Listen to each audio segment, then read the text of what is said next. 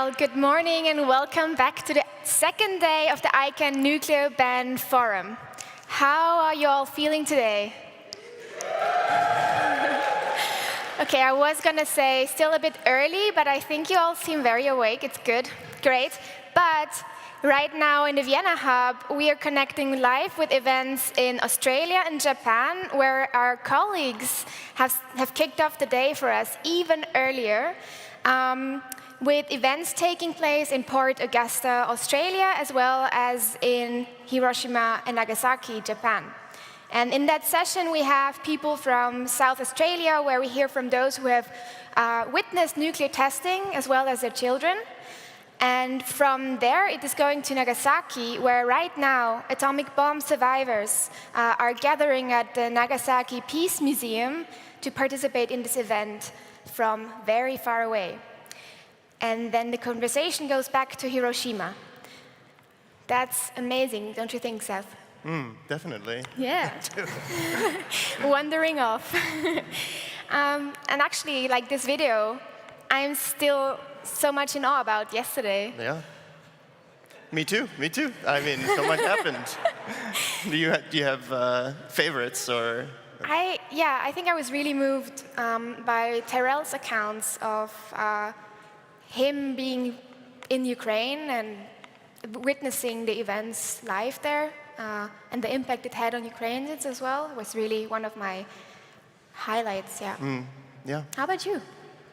Well, I'm still thinking about this, but actually, why don't we take this opportunity to ask everyone in the audience and at home to open up Slido. Just if we had enough practice with that yesterday, give that a try and maybe put in some answers of your own. What was your favorite part of yesterday? So to remember how to do that, sli.do if you're connecting remotely, but if you're here, you could also use the QR code to get to the Slido and give us some answers.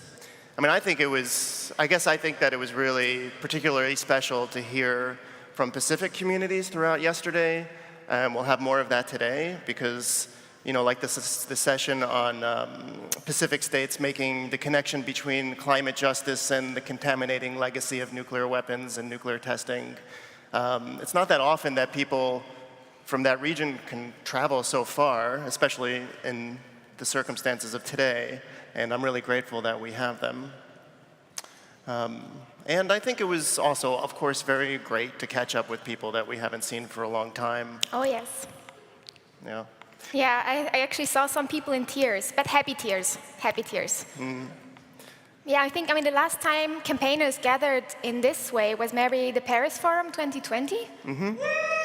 Yay, I get some attendance here. Nice. Frank, shout out, yeah. And I was also reflecting a lot on how, as we celebrate this milestone of this week and the first meeting of states parties that's going to happen this week, and we reflect on what we've achieved and who's here, I've also been reflecting a lot on who's not here and why they're not here. Starting with the generations of nuclear abolitionists who have passed on, but on whose shoulders we stand to get here, and just how many of us have lost so much. And that's been particularly the case, of course, during the pandemic.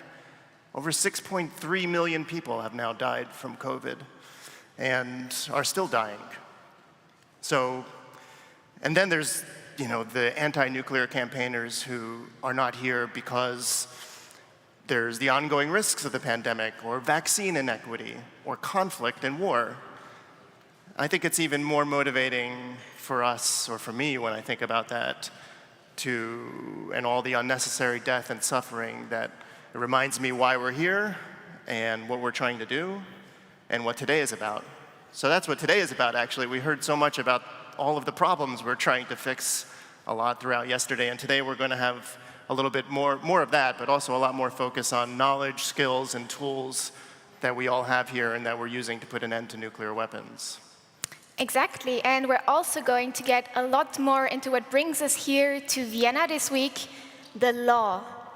So the first segments this morning will focus on international law, what it means, what it can and cannot do, and the ways that we're using it all the time. But before that, as an opening segment, we have a video message from Jacinda Ardern, Prime Minister of New Zealand, for us here in Vienna. And as you know, New Zealand is one of the states of the core group of the humanitarian initiative, and that helped advance the ban on nuclear weapons. So, film on. Kia ora koutou katoa. I want to acknowledge all those attending the first meeting of state parties to the Treaty on the Prohibition of Nuclear Weapons in Vienna. This is a cause New Zealanders believe deeply in, and which inspired a generation of protesters and activists. In our own region, the Pacific, we've seen the destructive legacy of nuclear tests, which is still felt to this day. That's why I know this is an occasion for celebration, hope and action against an otherwise difficult backdrop. While some countries seem drawn to nuclear weapons as either threat or deterrent, one thing remains clear: these weapons make our world less safe, not more. Now more than ever, the world must heed the message at the heart of the treaty. There is no such thing as a nuclear peace. The solution must move from mutually assured destruction to mutually assured disarmament.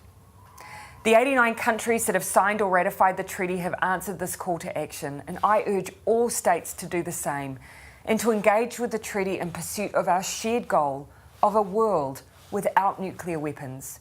I wish all participants at this very important meeting the very best and congratulate Austria on its presidency. New Zealand will be cheering you on, both in the room and from the other side of the world.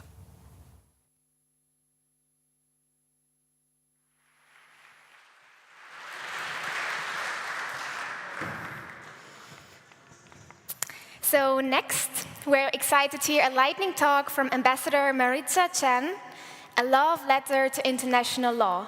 Ambassador Chan is a Costa Rican career diplomat and feminist activist, representing her country at multilateral meetings and dealing with international peace and security issues. Welcome, Ambassador Chan. The main stage is yours.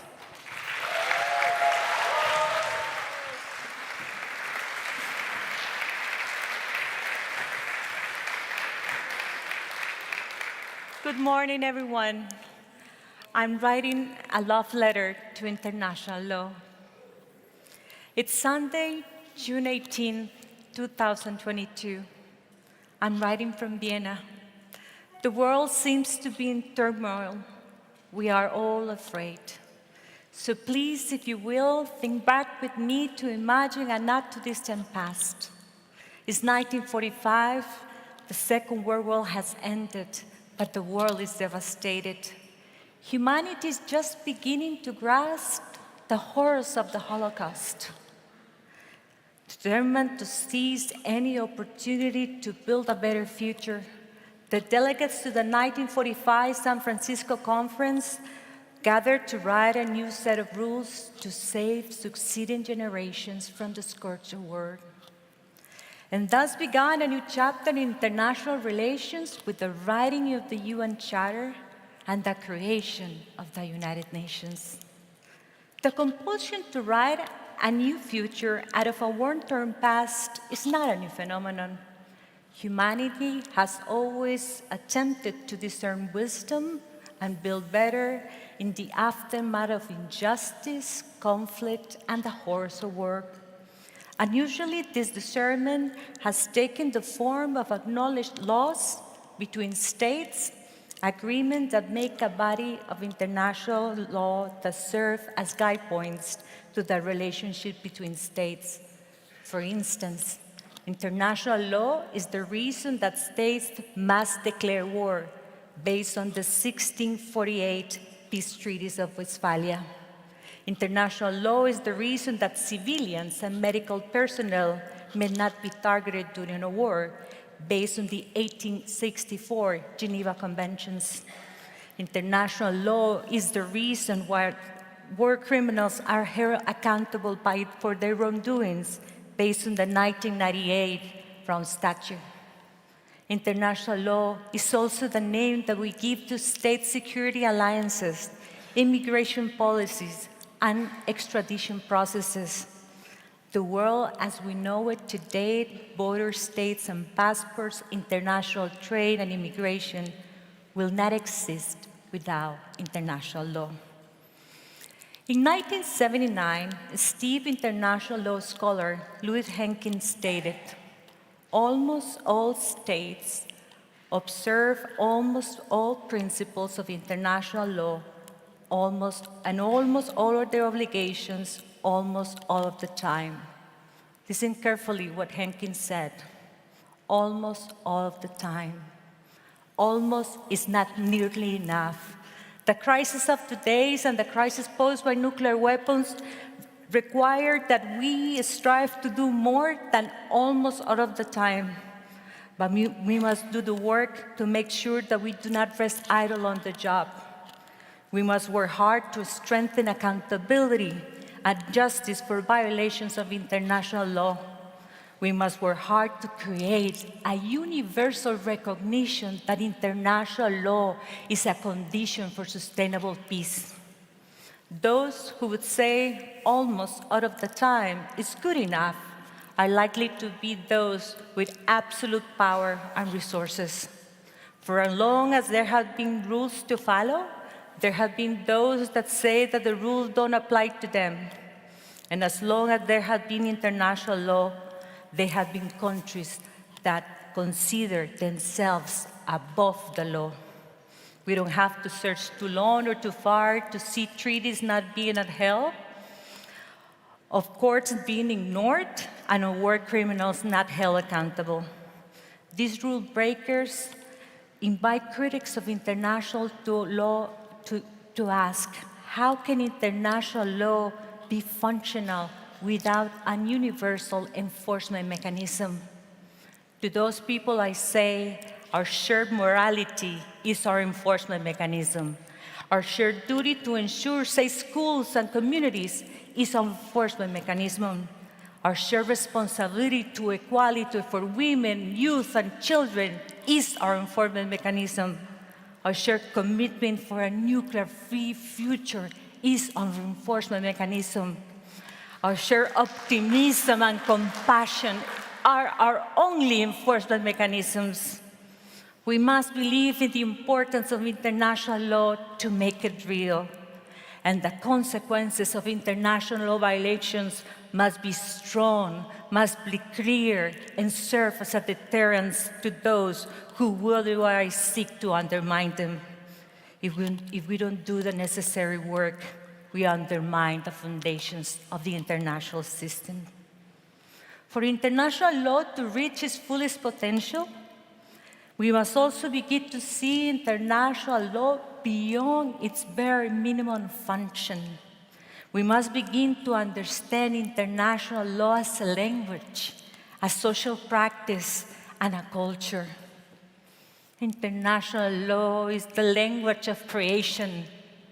International law is the rule book we write to ourselves each time we face a calamity so profound that we collectively exhale, never again.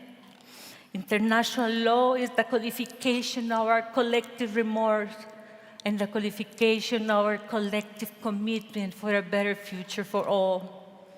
International law is the common equalizer. It allows everyone a seat at the table. In the case of my country, Costa Rica, we do more than believe that the pen is mightier than the sword. We were the first country in the world in 1949 to abolish our army.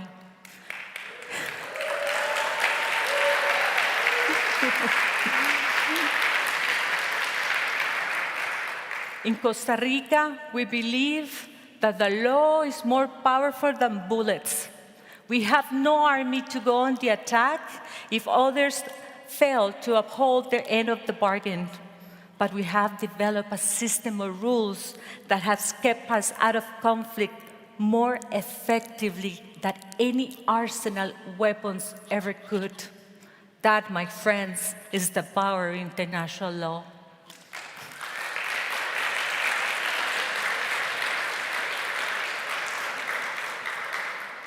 On the eve of the first meeting of state parties to the Treaty on the Prohibition of Nuclear Weapons, it's worth remembering that the TPNW was born of the resilience of our belief in the capacities of international law to effect meaningful and substantial change. The TPNW is utterly remarkable. It obligates absolute disarmament with no conditions. Who could have imagined that a group of pen-wielding diplomats and civil society leaders would end the patriarchy of nuclear power and claim that international peace and security could be written and not bombed? We did. We imagined that this was possible. We believed that the pen could be mightier than the sword, even in the face of the most harrowing weapons the world has ever created. The TPNW declares the calamities of the past were not in vain, that a different future is indeed possible. The TPNW is the only gender-sensitive nuclear weapons agreement in existence. It upends all previous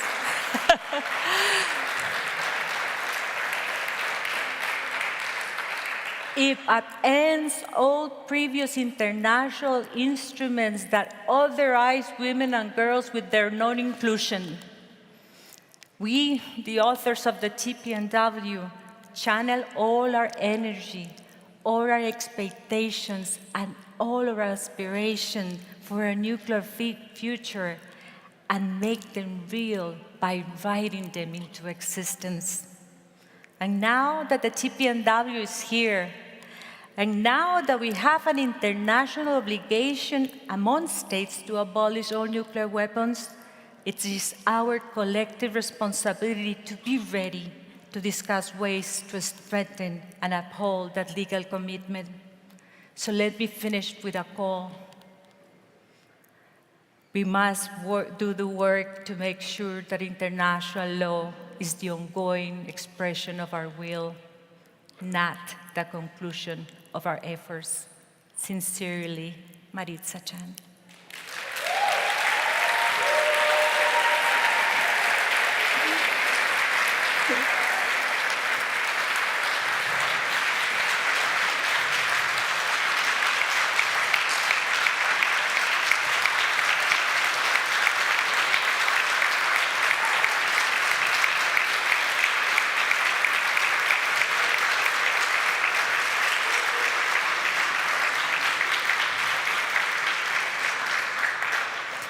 Thank you so much, Ambassador Chan. That was really inspiring to all of us here, I think.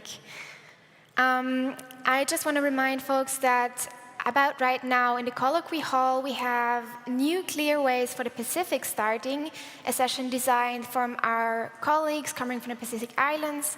Yesterday, we heard from Lena Normand how horribly impacted the Pacific Islands were from nuclear weapons explosions. So this session will go more into a discussion for people who want to check it out.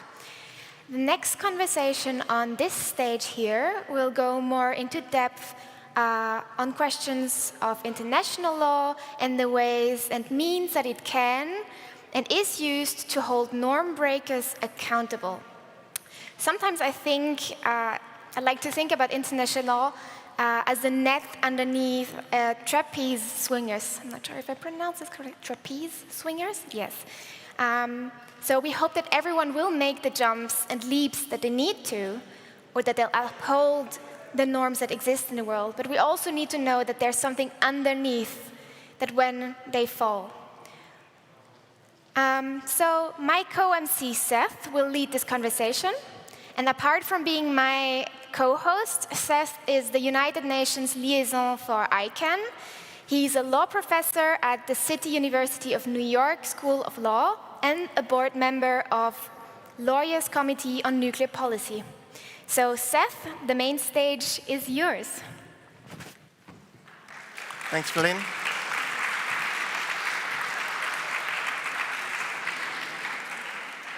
Thanks, everyone.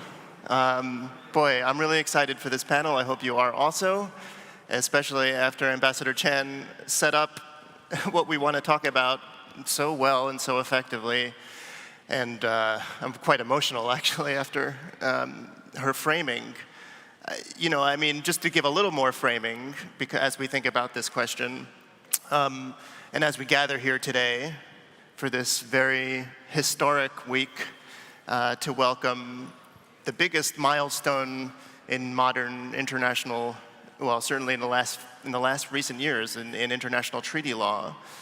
The TPNW, not that everyone here doesn't know this, but of course is the first global treaty that bans nuclear weapons. It includes a framework for verifiable elimination of nuclear weapons, and it has the first ever provisions that would provide assistance to communities and environments that are affected by nuclear weapons use and testing. International law can be written and not bombed, is what Ambassador Chan just said. And boy, that's so inspiring right now. And as we think about what's happening in the world and the bombing that is happening in the world right now, I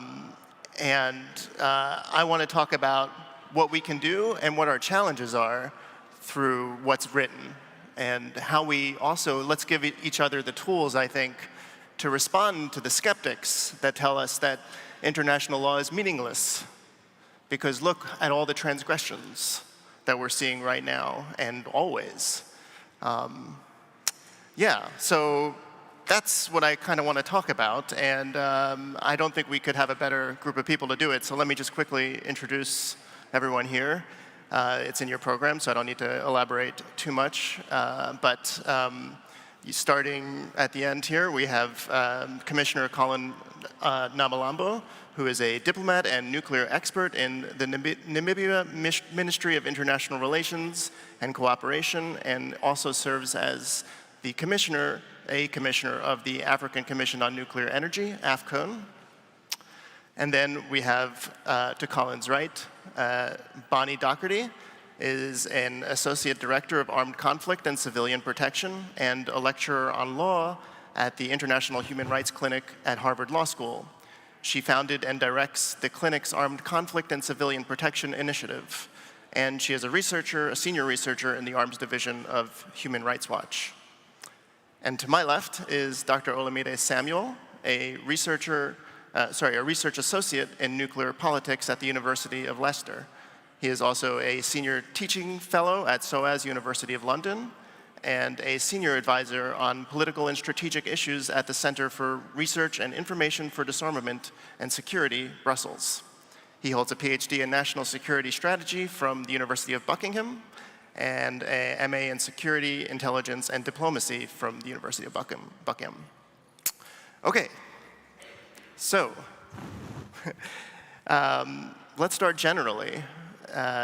Can you give me your thoughts on what is international law and how we use it to make change? So I'll start with you. I'll just go down the line here. Excellent. First of all, I'd like to give a big shout out to ICAN. This ban forum is amazing, and I can imagine the amount of preparation that went into this. So, congratulations for having such an excellent event. So, I don't think I can put it in any better words than Ambassador Chan already put it. International law is essentially the bedrock of state behavior. It's the one way in which we're able to sort of inhibit the most negative parts of human existence. We try to govern ourselves with international law.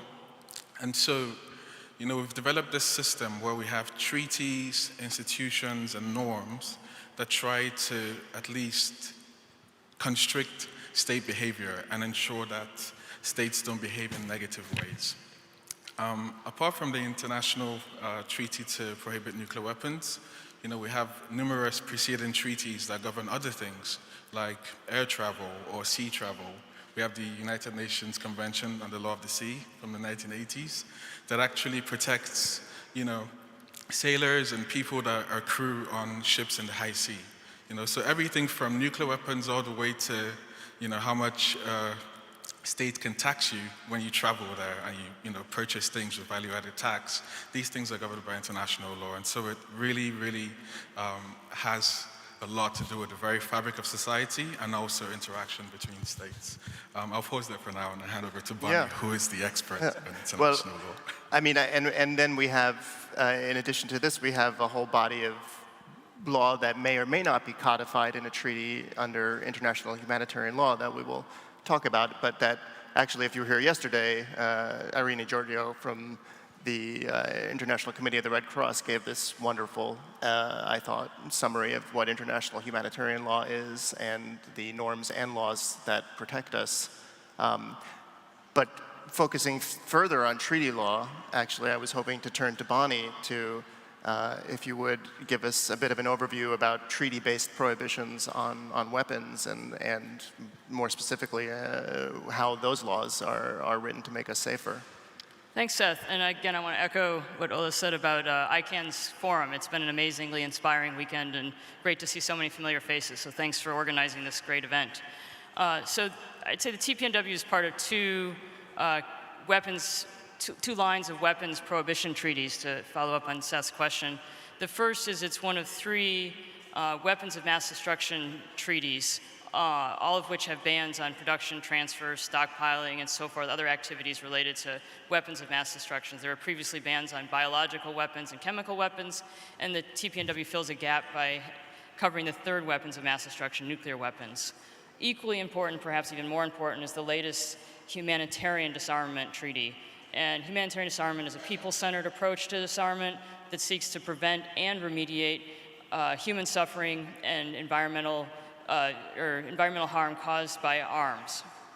These weapons treaties not only ban weapons, but also include provisions to assist victims and clear the remnants left behind, whether it's explosive remnants or, in this case, toxic remnants, the contamination left by weapons. So think of this as a humanitarian approach versus more of a security approach. So both of these are different types of prohibitions of weapons. Thank you very much, Bonnie. Well, Colin, maybe I put this to you now that we've set up some general ideas about international law frameworks and some specific treaties in the weapons context. You're working a lot with the nuclear weapon-free zone in Africa under the Treaty of Pelindaba. How does that fit into the picture, and how do these nuclear weapon-free zones, and specifically with Pelindaba, keep us safe? Yeah, thank you, Seth. And again, thank ICAN for organizing such a wonderful event. I like to always begin when I'm in these platforms, as I said, that there are no good or bad nuclear weapons. All nuclear weapons are weapons of mass destruction, so they're all bad weapons. So for some to say that they should have it and others not to have it, it's a no-go area. So all nuclear weapons, not good, not bad, they're all bad nuclear weapons. And I think coming... Hold it a little closer. There. Yeah, coming to your question, really, I think in general, if you trace the Treaty of Pelindaba, let's go back 1964, when the OAU then in Cairo decided on the denuclearization of the African continent. So that is really, really paramount. But we all know that nuclear weapons-free zones provide regional approach to strengthening international non-proliferation and disarmament norms. So those are really, really key. Now, in particular to looking at the Treaty of Pelindaba, for us in general, it's important to emphasize that when the OAU adopted the declaration of the denuclearization of Africa, already in, I believe, 1996, the Treaty of Pelindaba was brought for adoption. And again, that is really, really important. Fast track 2009, the treaty entered into force. And in terms of compliance with the treaty, the African Nuclear Commission, AFCON, was created. That is to mean that for them to be able to, in terms of state parties to the treaty, do in terms of compliance to this treaty. But I just wanted to note something very, very important. If you look at the nuclear weapons-free zone, you actually have to go, I believe, Article 6 of the NPT which clearly says that Article 7 says that noting nothing in this treaty affects the right of any group of states to conclude regional treaties in order to ensure the total absence of nuclear weapons in their respective territory. I think that is really the genesis when you talk about nuclear weapons-free zones. Thank you. Thank you very much, Colin. Yeah, so now I'm thinking that we set out some of these great protections that we have written down, but I wanted to spend a bit of time asking your thoughts on the question of, I guess, enforcement and what we do to hold lawbreakers accountable. You know, Ambassador Chan just talked about this, I think, and I apologize if I'm misquoting, but it was something to the effect of that our best mechanism for enforcement is our shared commitment to the rules-based order or something like this. But I think when especially a lot of our campaigners are out there convincing a lot of civil society of why these things make a difference, we have to answer these questions a lot of the time. Well, you know, how do we handle these transgressions? And well, I thought I'd ask for some of your thoughts on this, and maybe I thought I'd start with you, Bonnie, because I know you've been doing a lot of work on this in the cluster munitions context in particular. So what are your thoughts? Thanks, Seth. And I should have mentioned at the end of my last question that two of the classic humanitarian disarmament treaties are the Mine Ban Treaty and the Convention on Cluster Munitions. So I'll use that as an example, since that's also in the same line as the TPNW.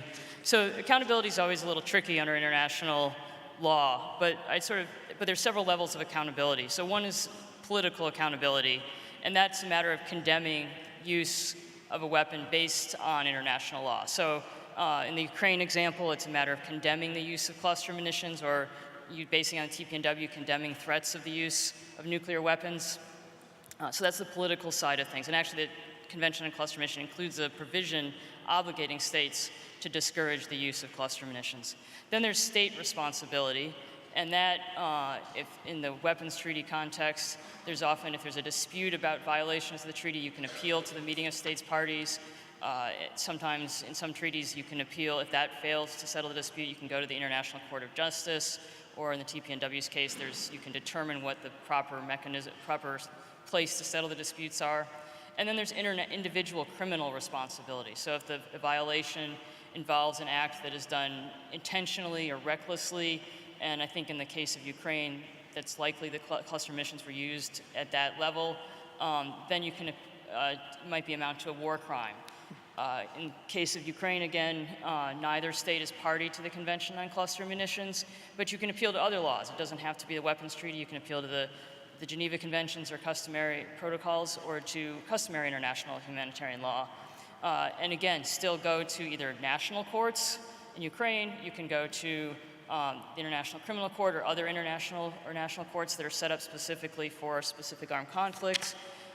If they had been party to a specific treaty, in this case the Convention on Cluster Munitions, you have to have national legislation that penalize violations of the treaty. The TPNW has a similar provision requiring states to set up penalties for violations of the treaty. So there's a whole range of different accountability mechanisms, and it's civil society's job both to advocate for prosecutions, advocate for accountability, and also to document harm. Just make sure that accountability mechanisms are used to the maximum extent. Thank you. I was thinking about that too in the context of the TPNW, what violations we're already seeing under our treaty, and was thinking about how the TPNW is the first global treaty, because we have some regional treaties, of course, that makes threats to use nuclear weapons illegal, right? And that's, well, quite meaningful in the context of when we're talking about the Ukraine attacks, because we've seen these threats. We've seen these threats in other conflicts as well, of course. And it's quite a breakthrough. And because, you know, effectively, that's how we're making deterrence illegal. That's what deterrence is a threat to use nuclear weapons. So it's just quite just reflecting on that as you were speaking. But Ola, may I ask you a similar question? I mean, what would you? I've read a lot of what you've written now around this, the Ukraine crisis specifically. But what would you say to the question of enforcement and how we manage to enforce our laws? Yeah. So I'm going to sort of riff off one of Bunny's answers, especially with regards to political accountability. So international law doesn't really have some of the characteristics that municipal law has, which is, you can't arrest a state or throw them into prison, right? So we have to find other ways to make sure that these states comply with agreements that they've mostly, signed on to and created. And so in the context of political accountability, we actually see some progress with regards to how states use weapons or deploy weapons on the basis of treaties that they've signed on to. So for example, in the context of Ukraine, as bad as the situation is, I would argue that it would have been perhaps worse if there was no INF treaty to begin with, the Intermediate Nuclear Forces Treaty to begin with, in the sense that although the US and Russia sort of abrogated their responsibilities or adherence to the treaties, Russia didn't have perhaps enough time to begin to redeploy and redevelop and re-strategize as to how they'll use intermediate nuclear forces. So in that unfortunate example, we still have some sort of restraint that is a direct result of international law. And there's many other examples. Colin highlighted the Pelindaba Treaty, for example. The Pelindaba Treaty, which is the African Nuclear Weapons Free Zone, actually isolates Africa in many ways from nuclear dyads and nuclear deterrence relationships. As many of you would know, Africa was subject to, periods of colonialism. They were subject to imperial powers, and their land was used not only for the extraction of resources, but also as strategic outposts, right? With the Pelindaba Treaty, protocols, states that sign into the protocols of the treaty have to ensure and have to agree that they're not going to use those remaining islands that they still have control over as stationing bases for their nuclear weapons. So in that way, we've at least been able to, isolate ourselves from the deterrence relationship that would otherwise have existed because of former colonial powers. So there's many of these, examples that we can give, and international law does work, regardless of what some might have you believe outside this forum. Those are really great examples, and also, we're often tasked with answering this counterfactual that we don't have data on. But the INF Treaty example you give is a good one to me. It's like that helps us make the case for trying to imagine what circumstances would be without these treaties. And now we don't have it, but we did have it, and look at the constraints that it put on some of the conflict parties here, particularly Russia in this case, and imagine that they weren't so constrained over the last decades. Well, Colin, maybe I could ask you a bit about what we think about in enforcement mechanisms in the context of Pelindaba, perhaps in the safeguards context or otherwise. What would you say to that? Well, I think for us in particular, with regard to the issue of Pelindaba, which is really, really key, is to ensure that Africa, in terms of our forefathers' declaration in 1964, in the total denuclearization of the African continent, you'd recall the issue of the Middle East. It's really, really key, in particular when you look at Egypt, which is a member state of the African Union, but vis-a-vis on the issues that are happening in the Middle East, there are some certain problems for Egypt to join and ratify the Treaty of Pelindaba. And hence, if you recall, most of our statements, and particularly at the conferences of state parties, we do call upon the Middle East free zone, Middle East nuclear weapons free zone. That is in particular of importance to the African continent. If we're honestly to say that, how do we really, my dear friend mentioned some of the islands, the issue of colonization, in particular some, that are there. But what is of essential here, that the African continent is usually in the middle of a geopolitical chess game. That really, really humbles our progress to move forward with some of what we think is part of our agenda in terms of whether it's the Agenda 2063, denuclearization, and some of these issues. So I think I just wanted to maybe stress out those very, very key important aspects. Yeah. You know, I was reading actually something you wrote, Ola, about the attacks on nuclear facilities in Ukraine and examining whether or not they violate international law or are war crimes. And I wondered if you would expound on some of what you've said about this, and also in the context of what Colin just said, I was thinking that Pelindaba has a special status in this regard. Yeah. Absolutely. So the article Seth is referring to is a recent piece I wrote in, let me try to remember the journal, but I've been writing a lot. It's a lot of venting writing I do over the weekends. But that particular article was looking at how we have this loophole in international law where we haven't perhaps thought about the physical protection of nuclear power plants in the context of war as much as we should have. Whether you're for or against nuclear energy is besides the point, but the fact that these installations are dispersed around the world means that they could possibly become targets of non-nuclear attacks and this attacks would eventually have a nuclear dimension to it, so radioactive contamination and fallout. And so I was just investigating how we perhaps need to protect nuclear installations much more stringently. And there had been historical precedents where Sweden in the Conference of Disarmament has raised the issue. They really flogged the issue from about 1978 till about 1989 without much luck. I was talking to a Soviet ambassador of that time, and he said, "Ola, if you don't want to get me tired, just don't talk about this particular period." But they really tried to protect these facilities from kinetic attack. They weren't able to reach an agreement, and so I think one of the insights that the Pelindaba Treaty has for the rest of the world is that actually in Article 11 of that treaty, African states understood that there's also a grave danger in not having legal protection for nuclear facilities, and so they were able to enshrine that. And I think that this is something that needs to be globalized in many contexts, precisely because as much as we don't want deterrence to spill out of hand, and we don't want conflict dynamics to go from conventional to nuclear in the sense of a state using a nuclear weapon, we also don't want to have a nuclear escalation in the sense of a country using a conventional attack to create a nuclear impact. So that was just sort of a loophole that I was trying to close there.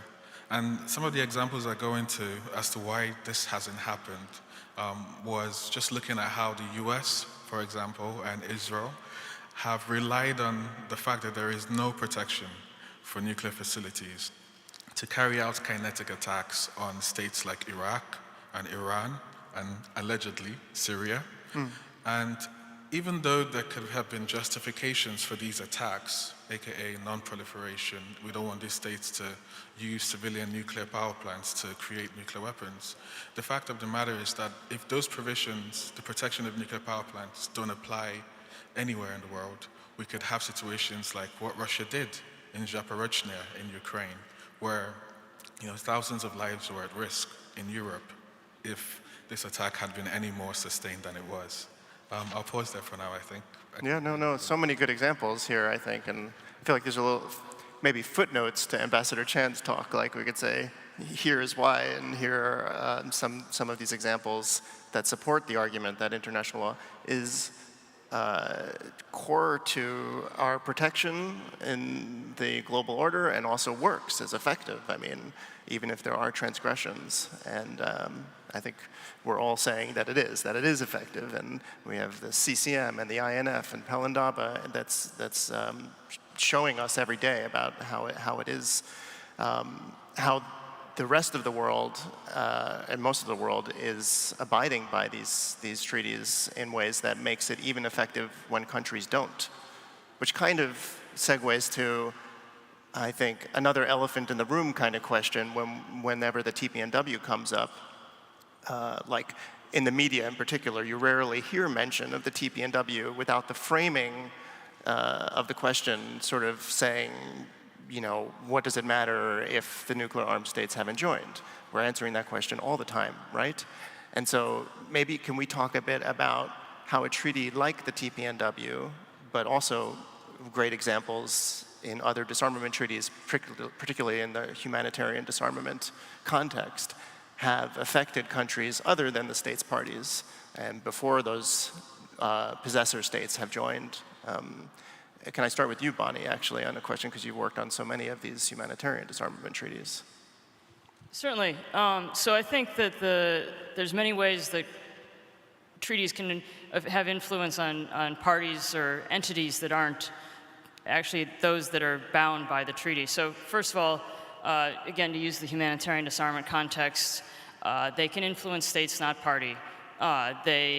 Using the Convention on Cluster Munition, for example, the US, which was a major user of cluster munitions, has not and widely used them in Afghanistan and Iraq, has not used them since 2003, except for one isolated strike in Yemen in 2009.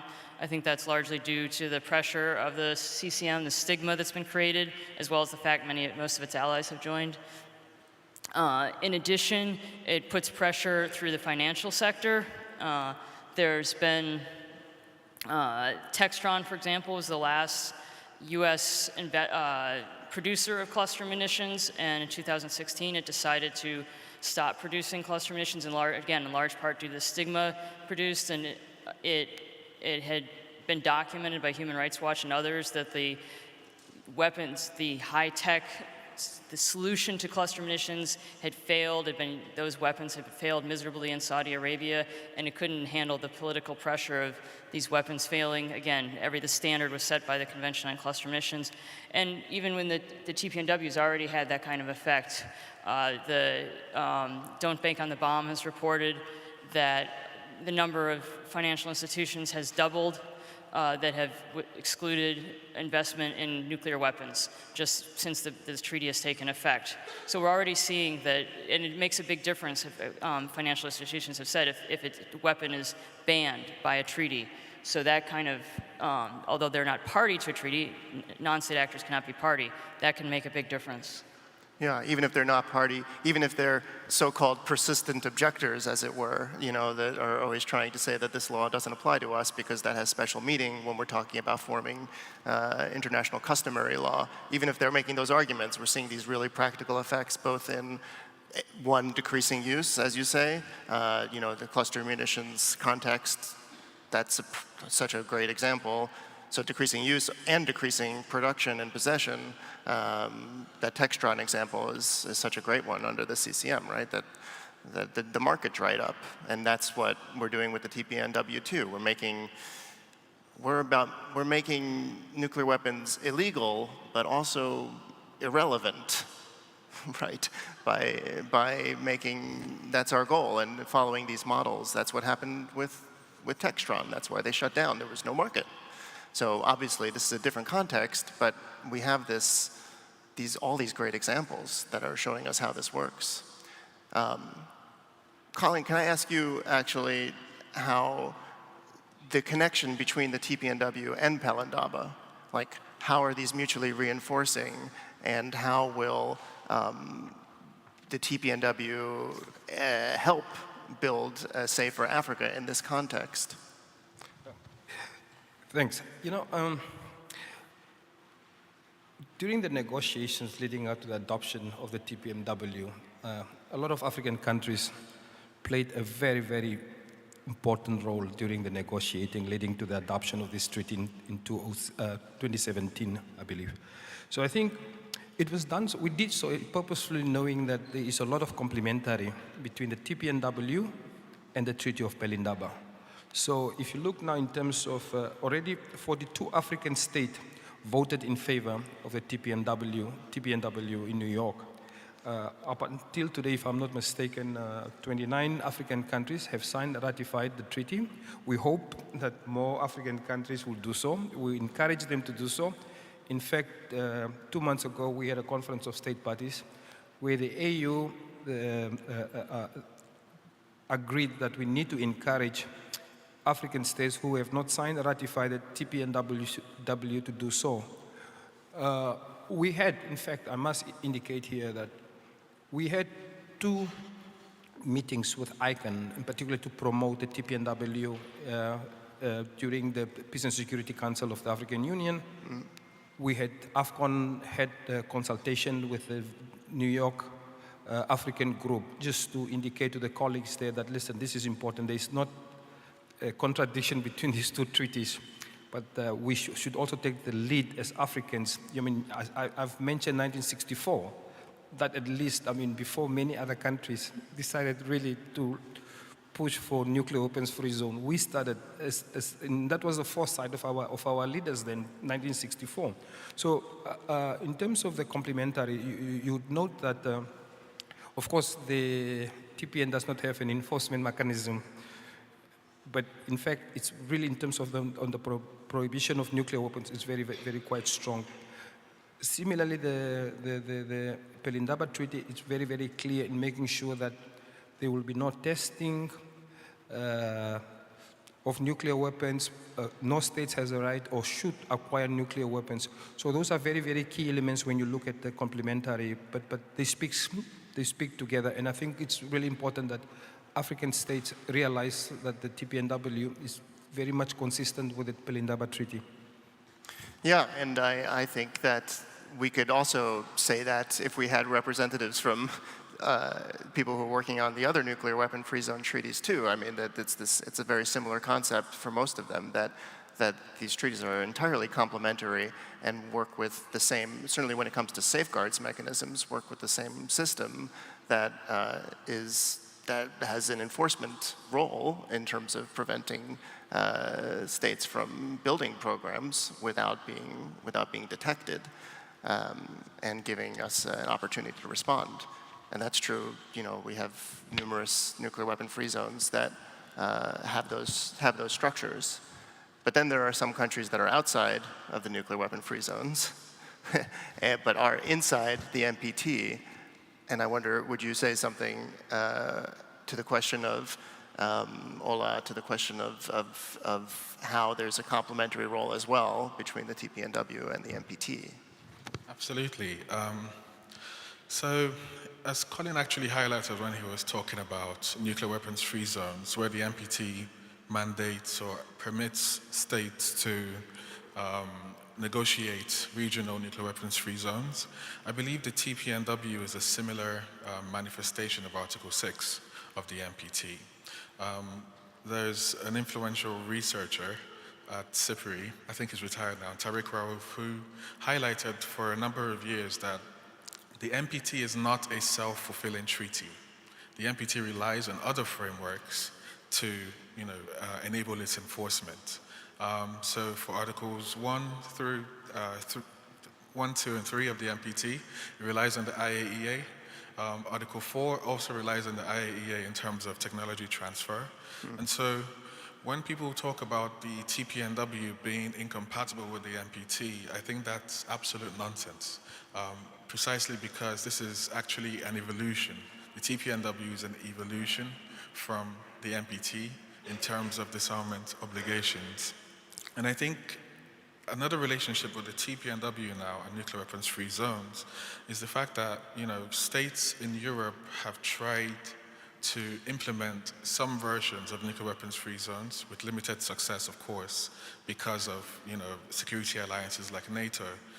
Austria, that we're in today, is a nuclear weapons-free zone, a single-state nuclear weapons-free zone, on the basis of, I think it's 1999, sort of federal declaration of nuclear-free status.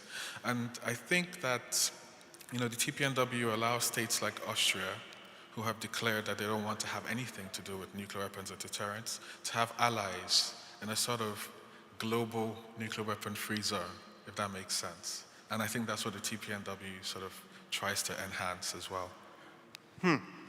That's very inspiring, our global nuclear weapons-free zone. Before we finish, I think I want to switch gears a little because I'm looking at the title of this panel now, Building Justice Through Law. So I want to take a bit of a turn and ask, beyond the prohibitions and the prevention mechanisms and the disarmament provisions of the TPNW and all the other disarmament treaties we're talking about, can we talk a bit about how these modern disarmament treaties that have come about in the humanitarian disarmament context in particular have helped advance a system of what one might call like rights-based justice? And again, maybe I could start with you, Bonnie, on this. Sure, thanks. So as I said earlier, and Seth just alluded to, the TPNW is the latest in the line of humanitarian disarmament treaties. And one of the key elements is not just to prevent future harm, but to address the harm that's already occurred. And it's recognized that this is the only way to comprehensively deal with the harm of any weapon is to look forward and backwards. So they require assisting victims, clearing the harm that's left behind, whatever the cause of that harm is. And these are proven successful in the mine ban context and the Cluster Munition Convention. And I'm very optimistic they will prove successful again in the TPNW context. And it's also important whether the nuclear weapons armed states have joined yet, they will, but whether they've joined yet, this is something that can be done now, and we should encourage states to start implementing these provisions this week. These are steps they can already start to do this week. And the TPNW draws heavily on the past models of victim assistance, environmental remediation, and international assistance. It's important to remember this is a package that other states should be providing assistance for this, but it adapts them to the unique situation of nuclear waste. For example, it recognizes that nuclear waste cannot be cleared by a certain deadline, probably can never completely be cleared, but it's a long-term process.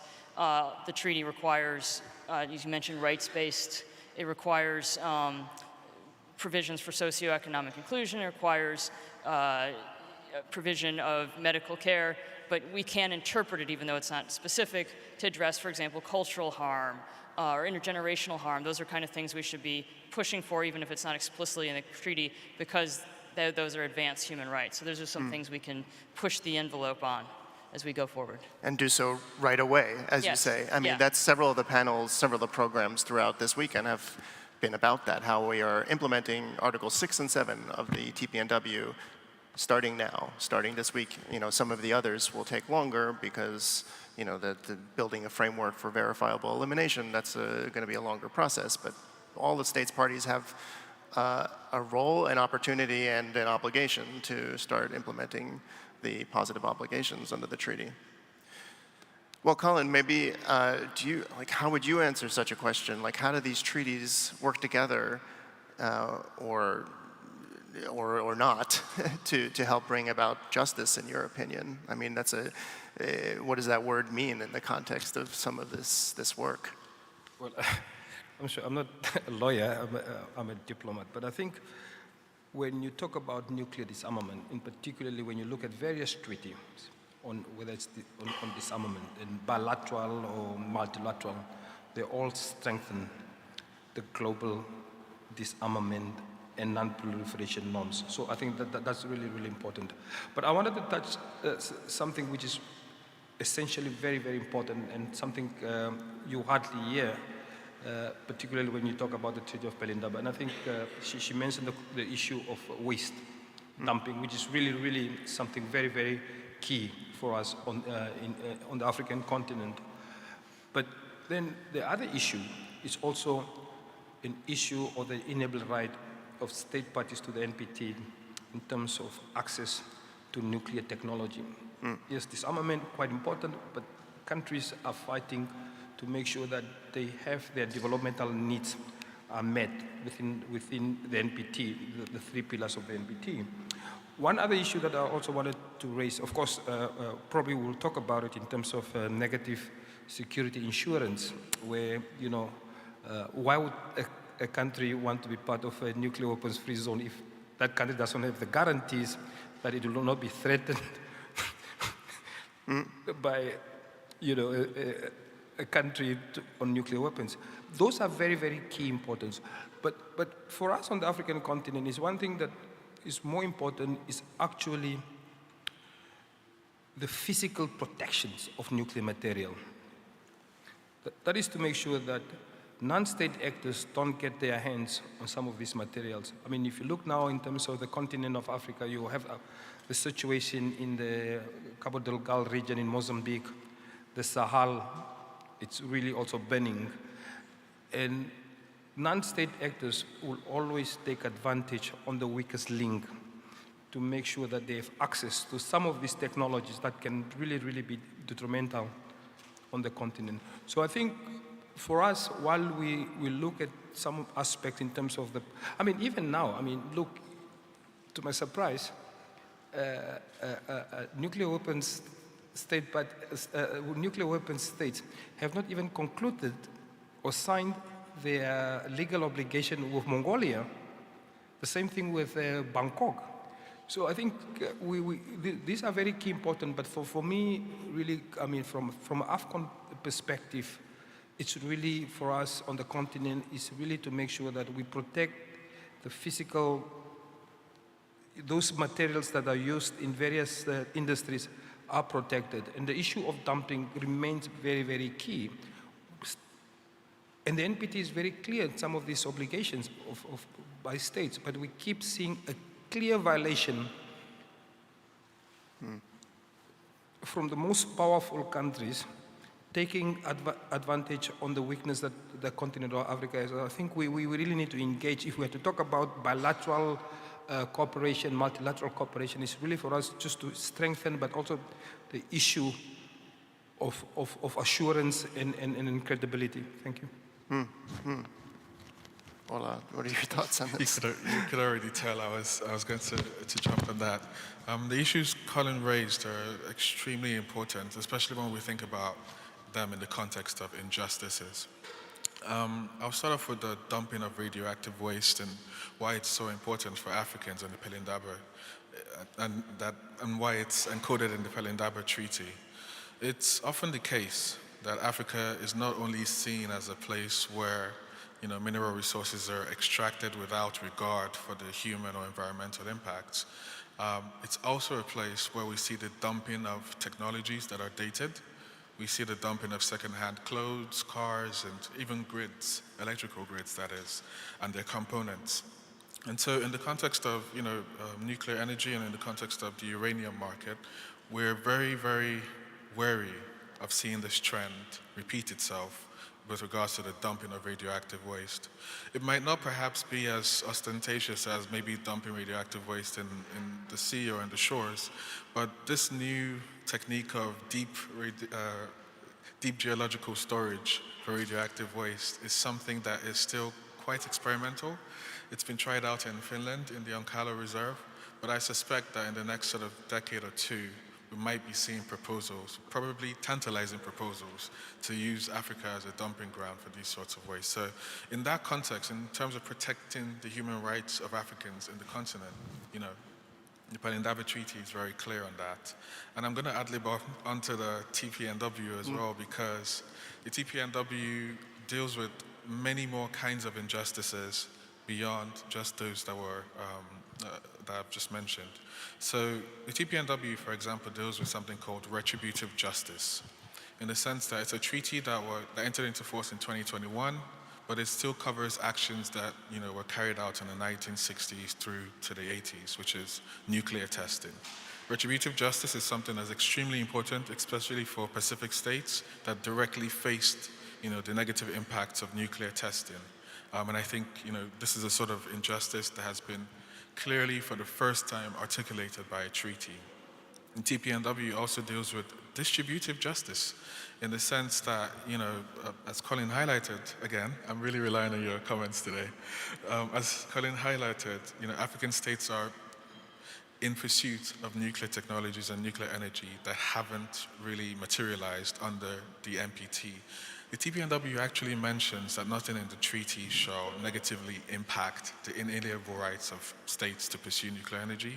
And I think that was an important component, especially for developing global South states, to ensure that even though they're pursuing disarmament, they're not closing any doors for their future development. So, you know, the TPNW really deals with a lot of injustices, and I think it's worth having a closer look at, you know, the full spectrum. Yeah, and it answers, I mean, it very, very perfectly for me why, you know, in the context of this 70+ years of nuclear weapons existing, we're always focusing on the rationale, the security rationale of possessor states. But viewed through this lens, it makes perfect sense why non-nuclear weapon states that both are threatened most by nuclear weapons and have borne the brunt of all of the harms from the nuclear fuel chain are the ones who have stepped up to lead this process. They have, and why this reframing has been so successful, that has led us to the great week we're having this week, because it's these states that have made the argument that you're framing nuclear possessor states, like your framing about this being all about your security is unacceptable and also just patently false. It's very much about our security, our health and well-being too, and that's why we need to bring about this massive reframing of this global hierarchical structure that, that we've been living in for so long. Well, with that, I just want to thank my panel. I think the next steps are, well, let's go make some international law. So thank you very much for helping us understand where we are.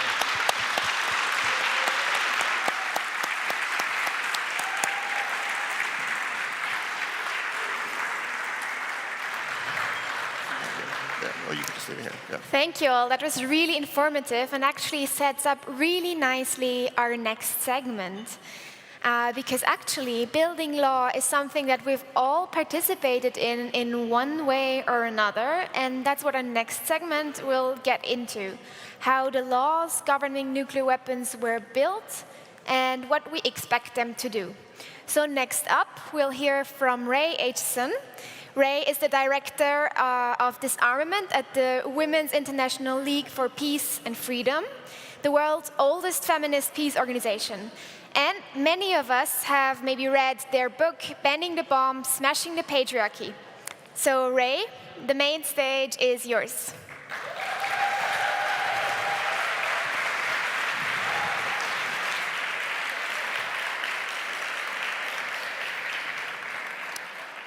Hi, everybody. Great to see everybody here today. So, that was an interesting panel on the law, and now I'm going to take a little bit of a zoom out from where we started. So what is the TPNW? It's our first treaty that actually categorically prohibits nuclear weapons and provides us, for the first time, with a framework to eliminate nuclear weapons. So as the panel that we all just heard described, this puts us already light years ahead of where we were in terms of nuclear weapons law. But what I really want to talk about is what's cool about the TPNW, because it's a really fascinating, interesting piece of international law. It's not dry and boring in a textbook. This was created by human beings, many of us in this room, many of our diplomatic colleagues from around the world. It's a treaty that already most countries in the world support. 122 governments voted in favor of this treaty on July 7th in 2017, which also happened to be my birthday, and it was the best birthday in the entire world. Thank you. More are joining this treaty all the time, of course. Here's some of our diplomatic colleagues that are amazing. And countries joining the treaty does not just happen, right? This is the work of all of you around the world, ICAN's fabulous universalization team, working literally around the clock to get more signatures and ratifications for this treaty. This treaty is also cool because it closes the gaps in international law, including around the use of nuclear weapons and the threat of use of nuclear weapons. And this is something that's particularly important and makes the treaty very relevant today, something that we can showcase as the value, the added value of this treaty in our international context. It's the only realistic response that we have to the threat of nuclear weapons that we're seeing now and that we've seen in recent past. The answer is not more nuclear weapons. It's not more militarism. It's not more investments in weapon systems. It's no nuclear weapons. It's peace. It's diplomacy.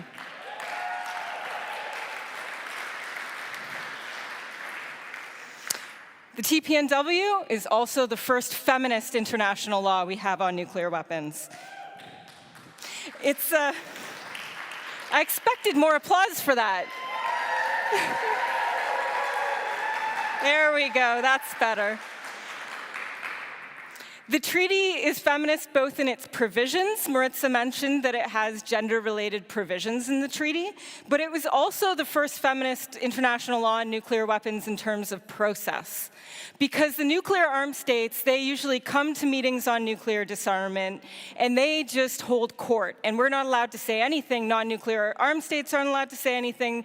There's patronizing, racist put-downs of countries that have opinions about nuclear weapons. And so this was a space where everybody had an equal voice and an equal vote, and that's why the treaty is as strong as it is. It's also the first treaty that recognizes the disproportionate impact of nuclear weapons on Indigenous communities. It's the first nuclear weapons treaty that has provisions around victim assistance and environmental remediation, and we just heard from the panel before how important this is.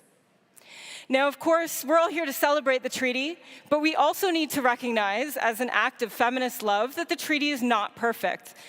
It was made by human beings, so the process was not perfect, the product was not perfect, but it is the strongest tool that we have ever had to address the threat of nuclear weapons. And it's up to us to make sure that it's universalized and implemented fully so that it becomes the strongest norm that we have and the strongest tool that we have for the elimination. So why does the TPNW matter? Even if the worst offenders, these guys, reject the treaty, it creates global norms against massive nuclear violence. It helps us to stigmatize nuclear weapons as unacceptable in our world today. And already we're seeing massive progress in terms of divestment from nuclear weapon producing companies, all the money that's been withdrawn from the Don't Bank on the Bomb campaign's efforts. We're seeing amazing work on cities as well, in terms of the ICAN Cities Appeal, cities around the world saying, we reject nuclear weapons and support the TPNW. Work going on with parliamentarians around the world to support the treaty and encourage their governments to join. And we're also making great inroads in terms of breaking alleged NATO unity, right? We've all heard this as the reason that so many countries won't join the treaty because they include nuclear weapons in their security doctrine.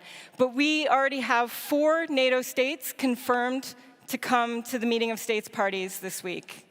And yes, and we have Australia as well that's coming. So it's up to us to get the other NATO states. We still have 2 more days. So I expect all of you who live in NATO countries to be using the names of the 4 states to say they will be here. Why aren't you here? And for me personally, Canada, why aren't you here?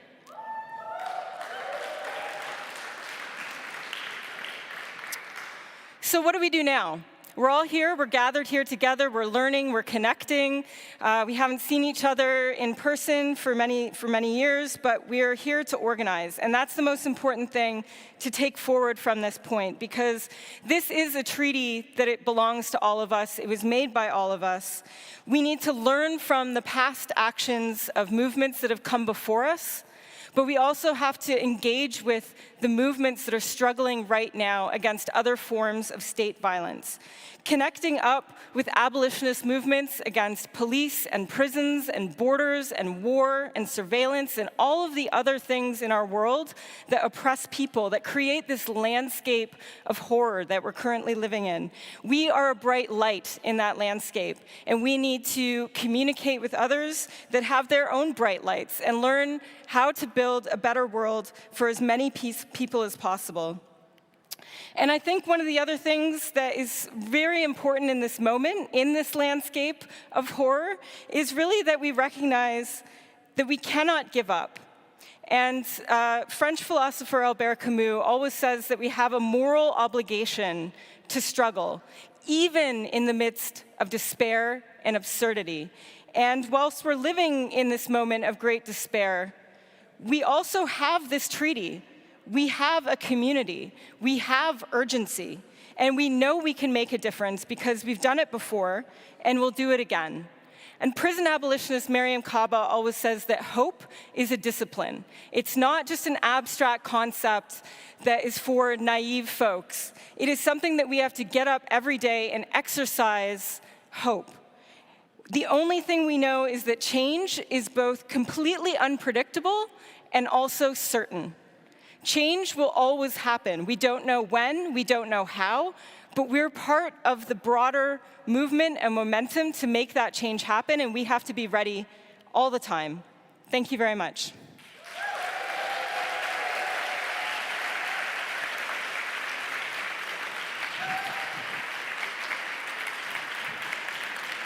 Thank you so much, Ray.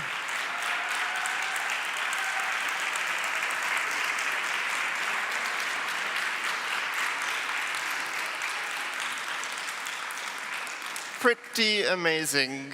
Ray, of course, has been a key architect of bringing us to where we are today, and in case you didn't know that before, I think you know it now. Before we get to our next program here, in just a minute, let me tell you about what's happening elsewhere. So in the colloquy hall, also in about, well, we have about 7 minutes. We have a program in the colloquy hall, which is one level down, Parliamentarians in Action, what parliamentarians can be doing to advance the TPNW. On the ground floor in the Vienna hub at the top of the hour, so at noon local time, we're going to have the panel Resistance Isn't Futile, a conversation about how impacted communities are making the connections between climate change and nuclear weapons and leading on both. And then in the town hall, also at noon, we will have a program, Academia's Advocates, a workshop on how think tanks and academics contribute to the overall discussion. Okay, also, 3 reminders. One, it's really hot today, in case you didn't know, so please drink water or something else that will keep you feeling okay throughout the day. 2, the VR experience, still happening. If you haven't done it yet, on the morning you wake, go downstairs, find Michaela, and reserve your spot, because it's just, remember, we're finishing today, so there's not much time left. And 3, t-shirts. Oh, yeah. Ha. Thank you. Remember that you can get these great band t-shirts that are on sale downstairs. Like, I say band t-shirts because it looks like, you know, like a band shirt where you've listed all the cities you've gone and visited, except we're listing all the things that are happening this week, which are, remember, historic and extraordinary, in case you forgot. Okay, and so now to our next program here on the main stage. The ban is the plan, and this is why. So as we've discussed throughout this weekend, we are all at risk if nuclear weapons are used, and we are all at risk even before they are used, today and every day. And that's why we are all stakeholders in the process of eliminating nuclear weapons, and moving the treaty to its next phase as we implement it is going to take a lot of different people. So this next conversation is an opportunity to hear about how all these different stakeholders are going to and already are working together to build the blueprint for the end of nuclear weapons. Now, I might be a bit early, but I think we're setting this up. I don't even see, is Nadia ready? Or is our panel ready yet, Susie? Or do we take a break? They're coming, okay. I got, how long? 3 minutes. I don't have anything to say for 3 minutes, not without Philene. Do we have the results from the Slido from earlier about what people are saying they're enjoying the most? No, probably not. Have you seen it? I'm joining you. Well, So you good, don't have thank to stay you. here Saving me. Yeah, how's your day? I think it's pretty good. I'm desperate for some coffee. Oh, yeah, yeah. And water. At least I'm really happy we have the AC in here. Yeah, yeah. I don't know how it is in the other rooms. And probably my biggest regret of this entire weekend is that I can't see the other rooms. Yes. But, yeah. I actually am happy that we don't see the Slido results because I really have FOMO, yeah. I'm pretty sure I've missed out on some really cool stuff down there. Well, also, the virtual reality, I didn't have time yet to go and check it out. Yeah. I haven't seen it yet either. I keep talking about it like, you must see this. I haven't seen it. You can tell us. Yeah, I've heard it's great. Okay. Sorry? Are we ready? Okay, yeah. Great. Okay, well, I hope you enjoyed that bit of unprepared banter. Now we are ready to welcome the next panel to the stage. So, Nadia, the main stage is yours. Thank you. Welcome. Fidi.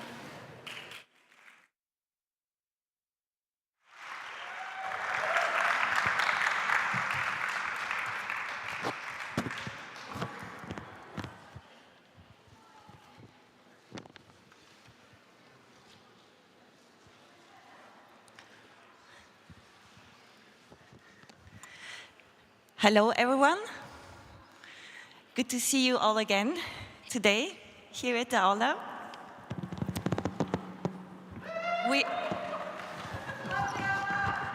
Thank you. Our panel is now called "The Ban is the Plan," and I have always been looking very forward to this panel because I have a very great panel here with me up here on stage. And also I think it's a very interesting, maybe, yeah, of course, interesting and important for you all because it's opening the part of today's sessions where we are preparing for the meeting of states parties. And I guess you all have questions. I want to again refer to the Slido. I just got the tablet here. So please start writing questions that you want me to give to my panelists afterwards in the Q&A. Very kind. Oh. Thank you very much. Thank you so much. So I'm going to introduce everyone very briefly, in the order, thank you so much, in the order they are going to speak, and followed by some general remarks by every speaker, and then we will go into a hopefully interactive Q&A. Yeah, first on my left, let me introduce you the Honorable Phil Twyford. Among a lot of other things, he is the Minister of Disarmament and Arms Control for New Zealand. Maybe not everyone knows that New Zealand has established a ministerial post for that. I see some Austrian Ministry of Foreign Affairs representatives here. I would personally think this would be an option for Austria too, or a wish for me. Yeah, I think this post... Thank you. This post was established as a result of New Zealand's Nuclear-Free Zone, Disarmament and Arms Control Act from 1987, right? And maybe also interesting for us all as campaigners, Minister Twyford also has a past in advocacy, as he is a co-founder of Oxfam chapter in New Zealand, but was also the global campaign director. Right. So welcome, Minister Twyford.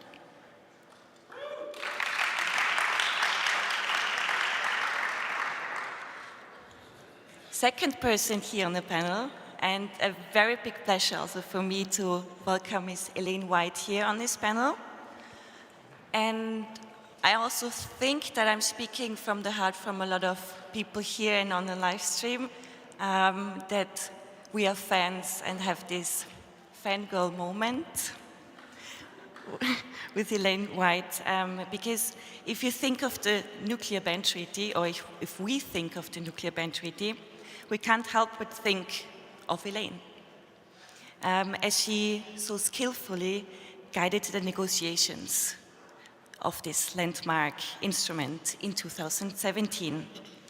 Elaine, it's so great to welcome you here on the stage on this panel. Thank you so much for coming.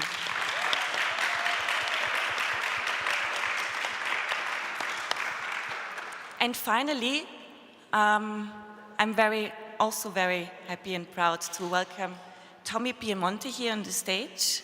He's going to fulfill this stakeholder shareholder perspective we're going to have here. Tommy Piemonte is the head of Sustainable Investment Research with the Catholic Church Bank für Kirche and Caritas in Germany.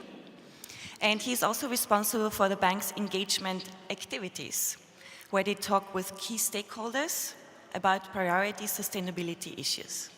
Right. Tommy, we're really glad to have you here on this panel. Thank you for having me.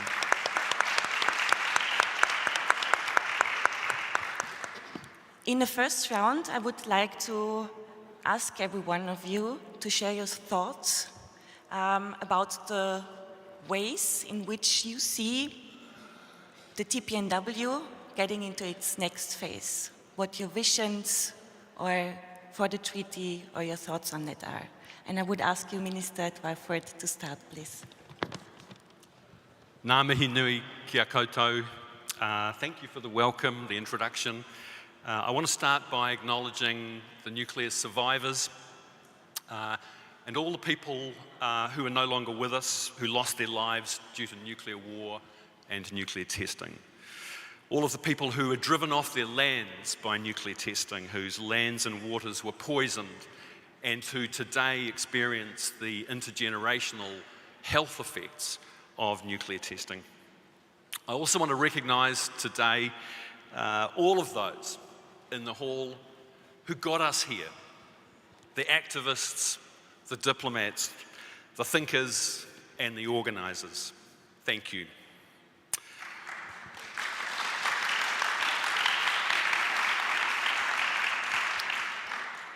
I'm a little bit honoured to be the only politician on this civil society platform, but perhaps it's appropriate. After all, New Zealand is about the size of a mid-level NGO. But we do have credentials.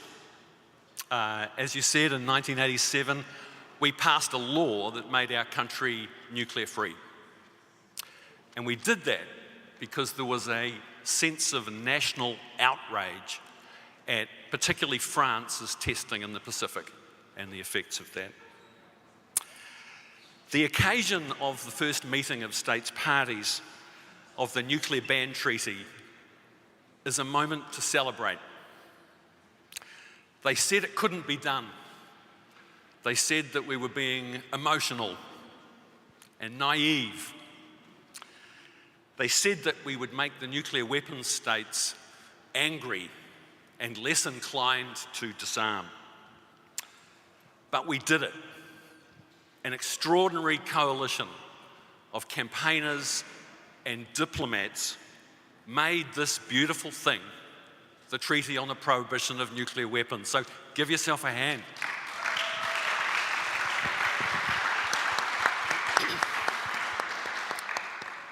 The nuclear weapons states and their allies say that a ban treaty without the countries whose nuclear weapons the treaty bans won't achieve anything. Notwithstanding the obvious circularity of their logic, no, you cannot join our ban treaty unless you get rid of your nuclear weapons. There is a clear and compelling pathway to abolition. And it started when the gavel came down in a conference room at the UN in New York on the 7th of July 2017. And at the beginning of last year, the TPNW came into force, and now there are 89 signatories and ratifications. Well, it's not hard, my friends, to imagine 150 signatories and ratifications. And imagine the growing stigmatization of nuclear weapons, with pension funds deserting the nuclear weapons manufacturers. That's already happening. And it's not a big step to imagine the growing isolation of the nuclear weapons states and their allies on this issue. And then, in democracies, as new governments are voted in and respond to pressure from their citizens to opt for the future of nuclear abolition, and even in undemocratic systems when regimes change. This is our future.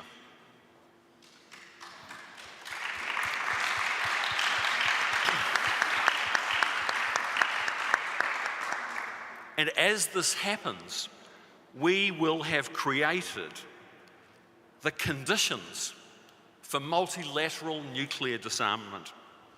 That is, demonstrated global support and a critical mass of political will.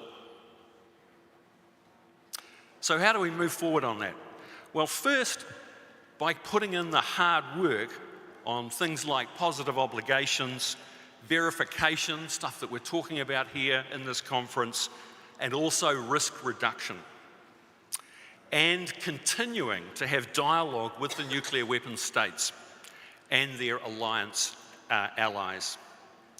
And it's heartening to me to see Norway, Germany, Sweden, Finland, Switzerland, Australia, Belgium, and the Netherlands all turning up to the first MSP as observers. That is an achievement.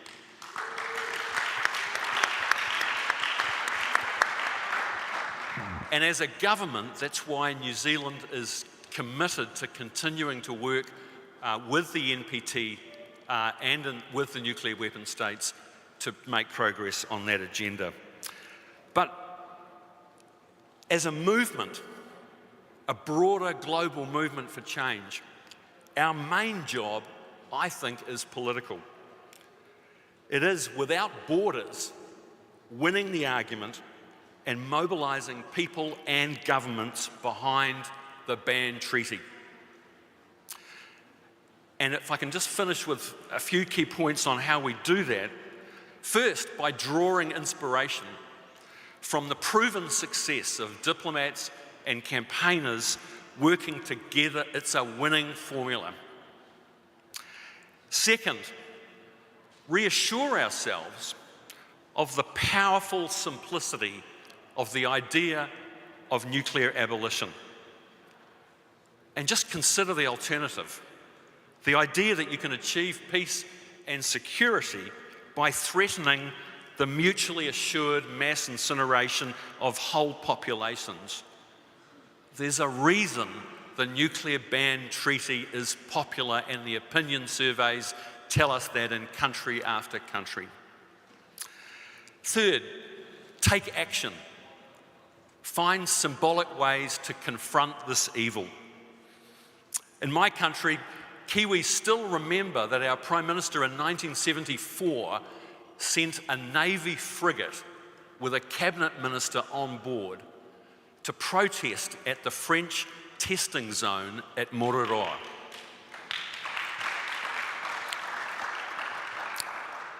And fourth and finally, let's take heart from the fact that not only are we making the world a safer place, the campaign for the ban treaty and the successful disarmament campaigns of the last 30 years have started something.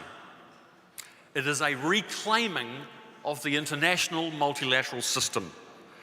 And the success of the TPNW is a rejection of the idea that the nuclear weapon states should be the ones to dictate the terms by which the multilateral system deals with or fails to deal with the threat posed by nuclear weapons.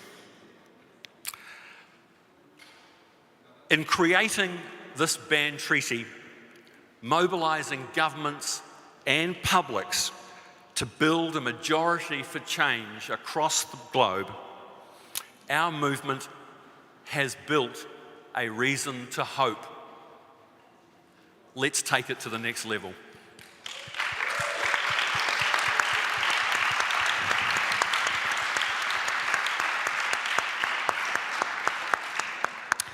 Thank you so much for that. Now, Elaine, you presided over the negotiations of the treaty. And where do you think the treaty goes next? And what are your general remarks on the ban is the plan? Well, good morning, everybody.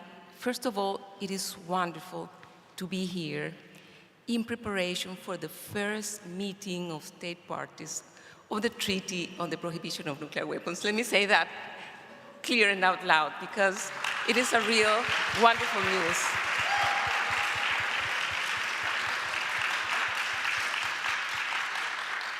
I am so pleased to see the strong conviction of civil society and this room full of enthusiasm and energy. I am pleased to see many of the leaders that worked very hard throughout the years to make this treaty become a reality, or to make the legal prohibition of nuclear weapons a reality. Very pleased to learn about the news of the new ratifications that are upcoming in the following days, new signatures, the youth conference that's going to take place also. So we have a new generation of leaders that are interested in promoting a world free of nuclear weapons, and we also have a conference on, with parliamentarians. And needless to say how pleased I am about the news of observer states that are coming to interact with us, including countries that are part of military alliances. We have one thing in common. There is no society in the world that is not afraid of a nuclear explosion, that is not terrified of a nuclear explosion. We have a global common goal, which is to have a security paradigm that does not threaten the existence of humankind and planet Earth. So we are very pleased about this coming together and finding this common ground to think about what it is that brings us together as humanity. I want to say that from my point of view, then the treaty, the regime is on good track. And the MSP is on good track. And I'm not saying this because of politeness towards the president-designate who is here, or our hosts. We are on a good track because it has taken 5 years after the adoption of the treaty to get here in a very smooth manner. Countries have been ratifying at a very good pace. It is 12 years after the first time in history there was a statement that acknowledged the terrible humanitarian consequences of any use of nuclear weapons for the first time at a conference of the Non-Proliferation Treaty, 15 years after the founding of ICAN, and 77 years after both the Ibakusha and the Red Cross and Red Crescent movement started the global appeal for the prohibition of nuclear weapons. So what do we have to bring on board for this new phase? If we think that getting advocating for a legally binding instrument, getting a negotiation mandate, strategizing, conceptualizing, getting all the advocates, to get the negotiation, to get the treaty to the point in which we are now, we are going to need more of that in this phase. But I want to say that together with those strategizing, thinking outside the box, articulating, I want to bring here to this new phase to mention 3 aspects that, in my point of view, are very important lessons from different stakeholders. First of all, Ibakusha and all the persons who have been affected by nuclear explosions testings have taught us a very important lesson. Conviction, resilience, and strategic perseverance. They never gave up, and so cannot we. Second, what did we learn from ICAN? The value of articulating, coalition building, strategizing, and thinking not outside of the box, thinking outside of the building. And from the 2, we have also learned, besides the strong conviction that many governments have shown, the value of building a high ambition coalition and a high ambition platform. This is what we need to do when we start this new phase, the phase of implementation of the treaty and the phase in which the treaty is going to start interacting with the rest of the non-proliferation and disarmament architecture at the global level. Thank you so much.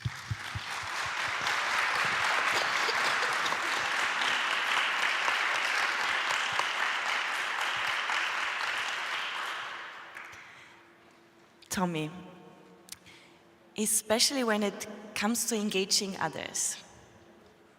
I understand that you have also a lot of experience from your work and on engaging with stakeholders. What is your general perspective? And the ban is the plan. Thank you, and thank you for having me here on this great event with this great people working around the TP and W. It's fantastic to see all this spirit and motivation, so thank you. So before answering your question, probably I give you a short introduction of Bank für Kirche und Caritas, so Catholic Church Bank, and what we have to do with the interest of banning nuclear weapons, because we are not scientists, we are not diplomats or politics that worked on the TPNW and all these fantastic things going around here. Thank you for that. As a human being, I'm saying thank you. And but what I would like to bring you in is a perspective, not from an NGO side, like ICAN is doing this great work, but as a financial actor from the financial market. So Bank für Kirche und Caritas is committed to invest and to doing the whole banking activity aligned to ethical, sustainable investment and credit strategies. And in doing so, we exclude clearly different parts of the economy and different parts of governments because of their involvement in, for example, nuclear weapons or weapons of mass destruction, or also human rights abuses and so on. So it's a quite big range of exclusionary criteria. And this, of course, is because we are convinced that implementing sustainability aspects into your investment strategy as an institutional investor that we are is a responsibility, because by giving money to governments or to companies that are involved in, I would say, non-sustainable or non-ethical aspects, gives not only the motivation for these companies and governments, but also the financial tools in continuing doing this non-sustainable activities. And so by banning for example, countries that have a nuclear arsenal, or by banning companies that are involved in the production or maintenance of nuclear weapons and other things, you put them under pressure from a financial angle. And this is, I think, quite important. But in doing that, you have not to stop as a financial actor, because only by excluding government bonds from the US, for example, because they have a nuclear arsenal, the United States wouldn't say, okay, let's stop to produce nuclear weapons.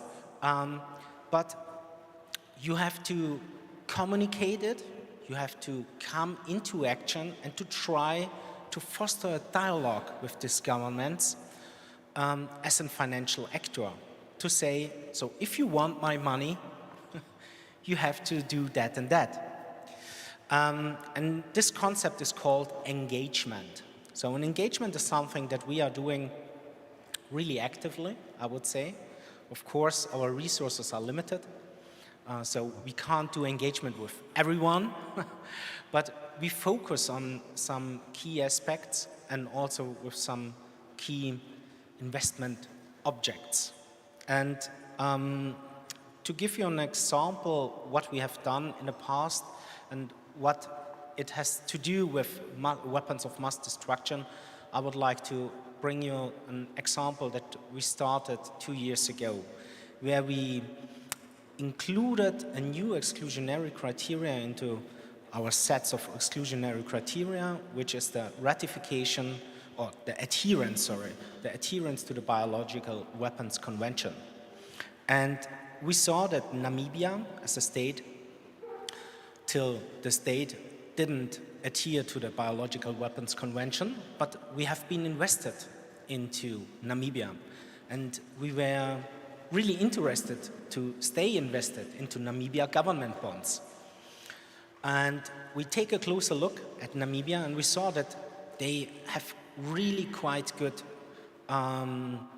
sustainability performance in many different sustainability criteria, like political rights, like civil rights, but also they adhere to the Chemical Weapons Convention. And so we said, okay, probably it makes sense to come into a dialogue, or to try to come into a dialogue with Namibia before excluding them from our investment portfolio. And so this was the reason for us to try to come into dialogue. But before telling you what the result of this engagement dialogue was, I would like to emphasize that we are doing this type of engagement because we are an ethical, sustainable investor.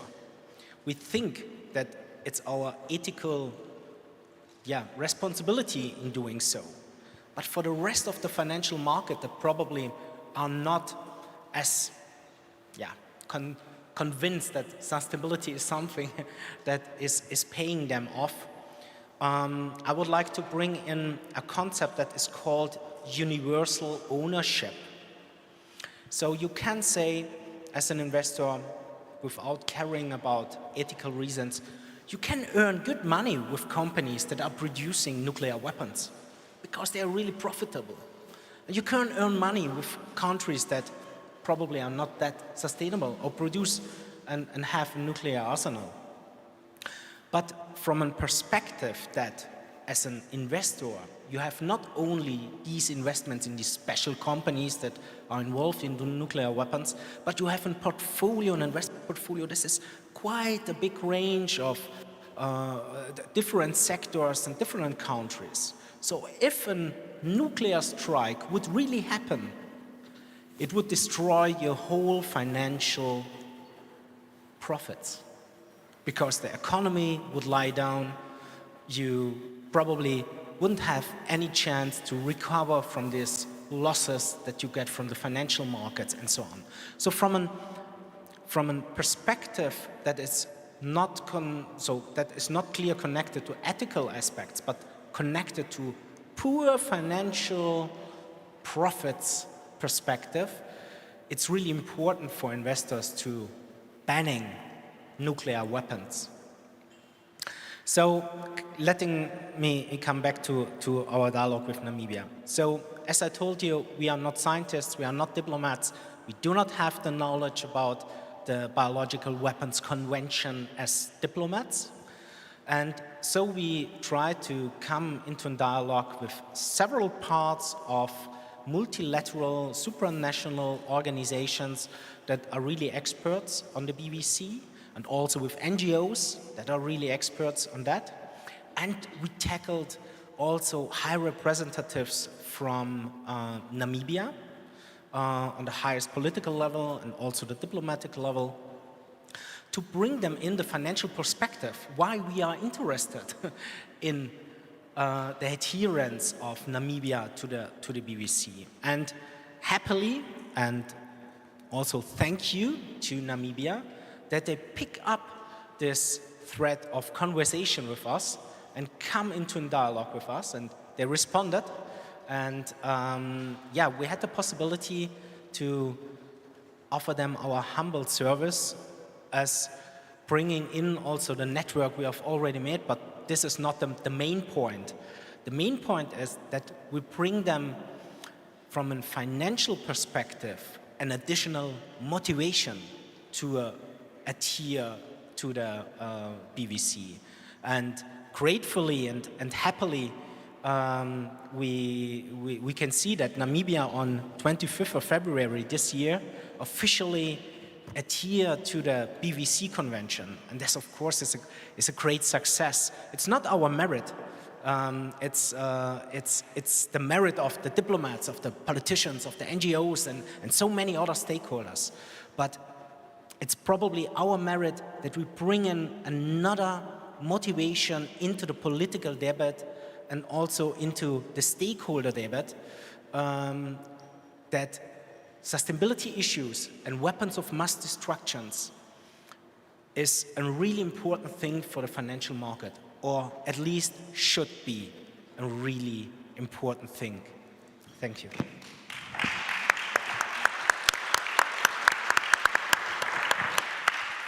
Thank you, Tommy. It was very interesting. So, as a takeaway from all your initial presentations, it takes a lot of different people from different perspectives and a variety of perspectives and also roles to work together. And maybe I ask like a follow-up question, which is also coming from here from the Slido stream, is which different types of stakeholders help to shape and influence like priority setting in general?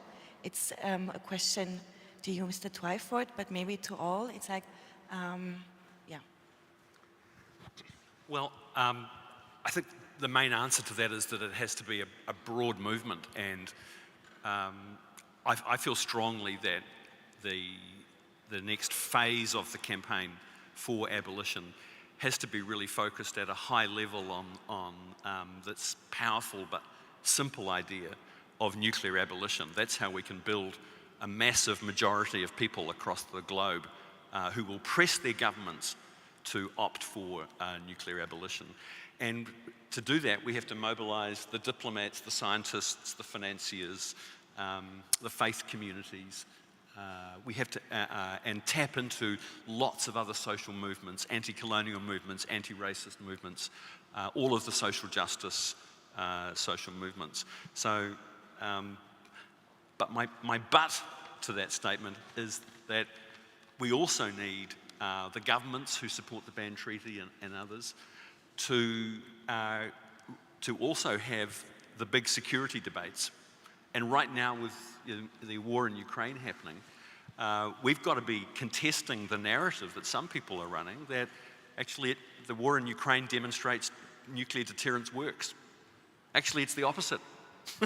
And we have to win that argument, and we've got to be willing and able to step into that space as a movement, but also as governments, and convince people that actually it's precisely the opposite of what they're saying. It's a demonstration of the madness of mutually assured destruction, and having someone like Vladimir Putin with his finger on the button, threatening nuclear annihilation. So, yeah, I hope that answers to some extent. Yeah, I think in this direction there are a lot of follow-up questions here on my Slido as well. But first I would like to ask Elaine, also the negotiations itself. It was a broad range of different organizations and the humanitarian initiative as a core group. And there's one question from the audience. What were the most challenging parts of the negotiations, and if you were at some point worried about that we couldn't get to an agreement? I have to say that the strength of the sense of purpose and strong political commitment on behalf of the governments and the organizations really didn't give me room to doubt about the possibility of completing the task. Of course, the most difficult part is to translate that into text and into specific agreements and overseeing the procedural. Something that I think it's very important in this phase, and I think First MSP has very well dealt with it, is not to allow discussions of procedure and institutional aspects to distract from the more substantive purposes of the negotiation. And so we were able, all of the conference was able to deal with all the procedural discussions early on so that we could concentrate on the substance. That's when I actually breathed and I said, we are on a good track. And after that, everything, it was just a matter of exchanging, negotiating, and also something that I feel very proud of about the overall conference is that we had such a wonderful interaction between experts, scientists, and delegates and diplomats in sessions that were informal within the same conference that allow for just for a substantive discussion that really helped and strengthened the negotiation process by deconstructing positions that people came with or the delegations came with and focused on the substance and the difficult challenges that we needed to address and open the minds and the flexibility of all delegates for negotiations. I think the other aspect that I would mention is that precisely in following up on my colleagues' remarks is that in this new phase we need even more participation and more diversity in the conversation. Because let me tell you this, when I studied nuclear deterrence at the university in the 80s, it was taught under a course or under the courses of great power foreign policies. What was the message? That it was only their responsibility and their power to deal with nuclear weapons. So when I arrived in Geneva in 2014 and in 2016 I attended the open-ended working group and I saw all of the colleagues from all over the world being so brave and discussing the very essence of nuclear deterrence. I understood that it is, as you were mentioning, it is not the responsibility of the nuclear weapon states. It is the responsibility of all citizens, of all governments, and all actors of society to move to a new security paradigm that does not put the whole humanity at risk.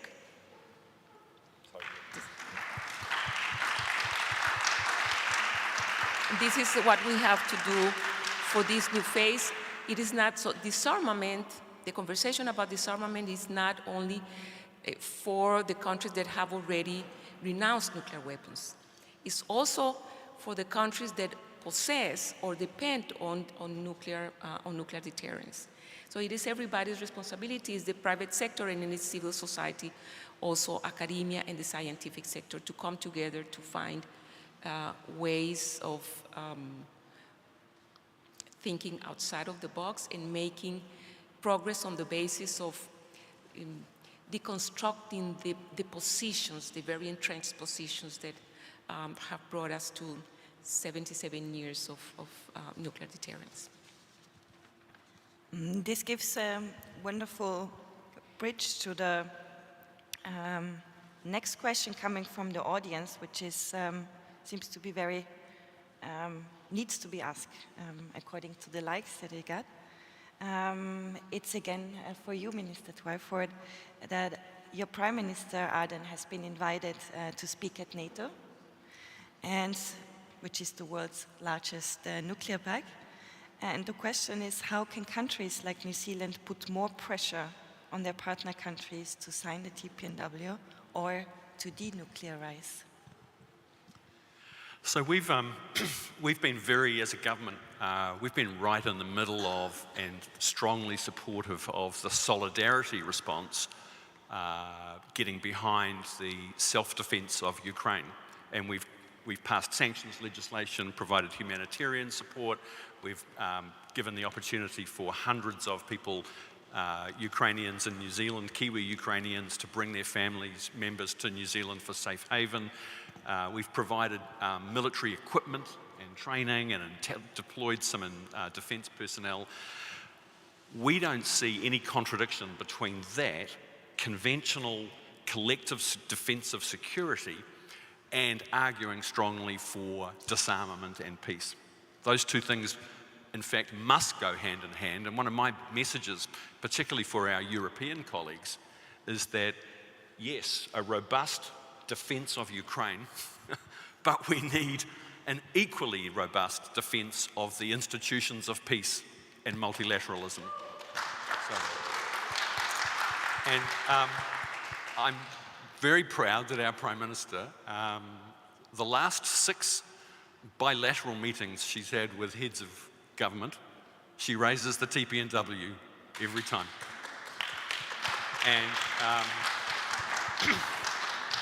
And as a government, and I know that, you know, I have huge respect for the work that Austria has done leading this process of our work. And as a government, we will continue to press for more membership of TPNW, more countries to sign up, and to foster a spirit of dialogue with those countries that remain in the nuclear alliance. And we must settle in for the long game to win them over, both at government level and at the level of society.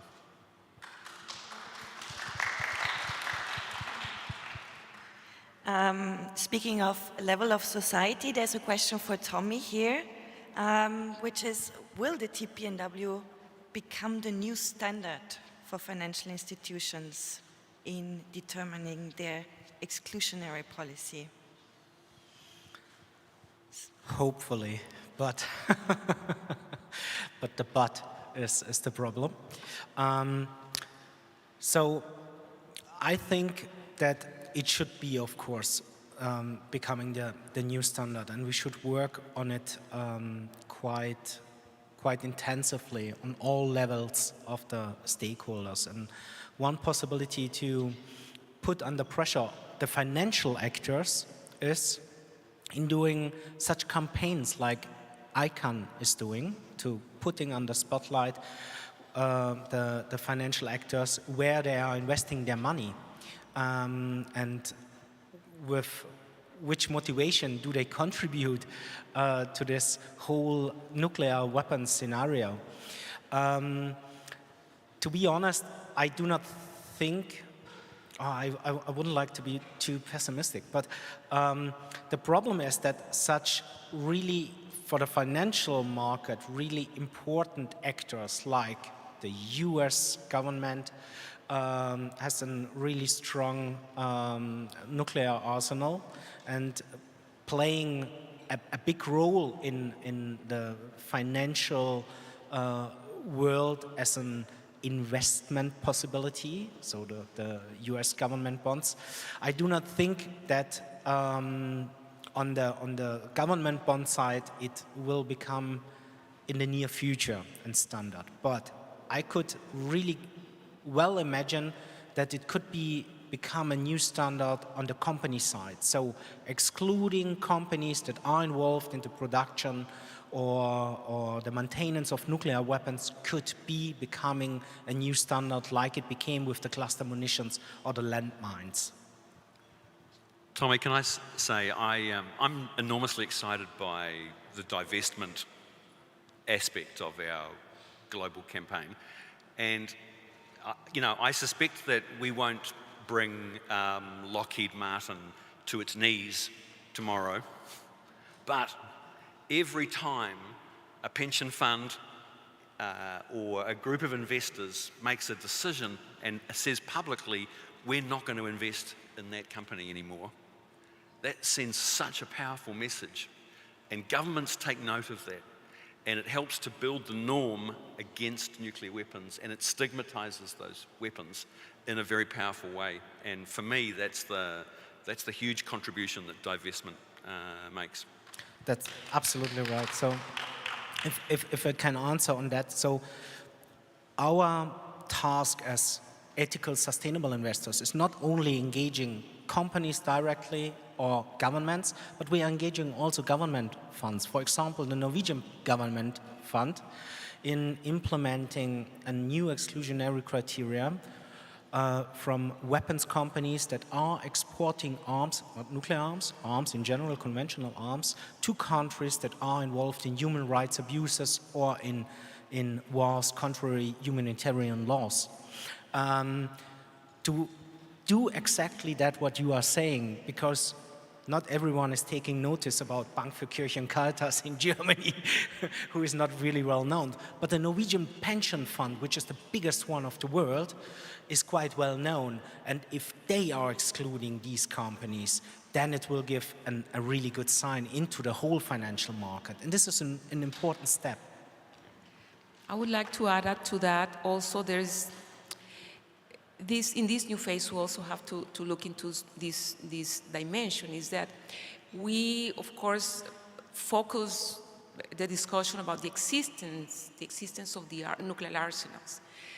But the existence of a nuclear arsenal is possible because there is a complex, that is only the tip of the iceberg. There is a whole complex of think tanks, universities, scientists, contractors, government contracts, and a lot of public resources that go to the investment in the building up and maintenance and modernization of those arsenals.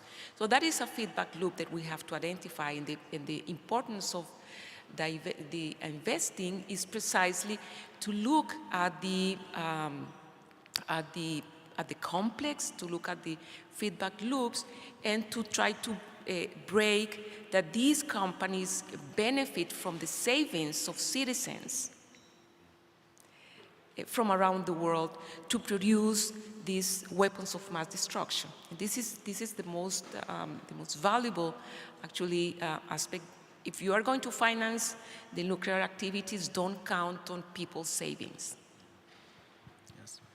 So if I can add one more aspect. So also to bring the perspective of media-sized institutional investors, not the biggest one like the Norwegian pension funds or the other ones around. As an investor, you are not the main stakeholder of a government. The main stakeholder are the people which vote them, who vote them. And the finance minister, which is probably your contact person as an investor, or the central bank, is not really involved into nuclear weapons conventions and other things. So you have the problem, which is twofold. First of all, you probably have not the right person on the other side which you can speak to them, And the other side is you are not that powerful because you are not the main important stakeholder. So that is the reason why institutional investors have to search allies and have to search the public attention about their divestment activities and about their engagement, to motivate the people in the country to put the pressure, to put the pressure on the economy of the country, to put the pressure on the government. So this collaboration of many stakeholders is quite important from my perspective. Can I add to that only one last aspect, which is, this is one of the reasons why it is so important that the TPNW was negotiated within the institutional framework of the United Nations, with all the credibility that this brings to the table, with a legitimate mandate, but by the General Assembly of the United Nations. So it gives also in the conversation the possibility of those of us who are engaged in speaking with the different stakeholders, the voice of this legitimacy of the international community that was expressed actually even with such a strong vote when the treaty was adopted, of the majority of the solid majority of the international community. Thank you so much for that, because we see now in numerous ways how it makes a difference, and how it already has an effect, right? We are running, unfortunately, out of time. There are a lot of other questions which I also would love to ask you. And as a next panelist, we have Alexander Kment, who is the president of the Meeting of States Parties. And maybe a last question round with you all, because we are doing this civil society forum now up front. Not only, like we said yesterday at the beginning, also to give hope in the situation, in the global situation that we are right now, but like we have put on the tote bags of everyone, like the blueprint for disarmament that we are looking for. And I think we already heard a lot of your visions and what the concrete effects are, but maybe we can make just a final round with what shall we do? What is certain points that you would really see also to come into effect? As your closing words, please. With you, maybe? Okay. Yeah. I'll keep it very simple. I think that the recipe for success is already there. The work that you all, this amazing global movement, has done, this coalition of diplomats and campaigners, governments and social movements, it's already been remarkably successful. And really, we should continue. And we should be loud and proud of being nuclear free. And if we focus on that powerful and simple message that nuclear abolition can and will make the world safer for our grandchildren, that will eventually carry this powerful global campaign to victory. It will come, and we must have faith that we can achieve that. All of the rest is detail, and we should have faith that that message will carry us to success.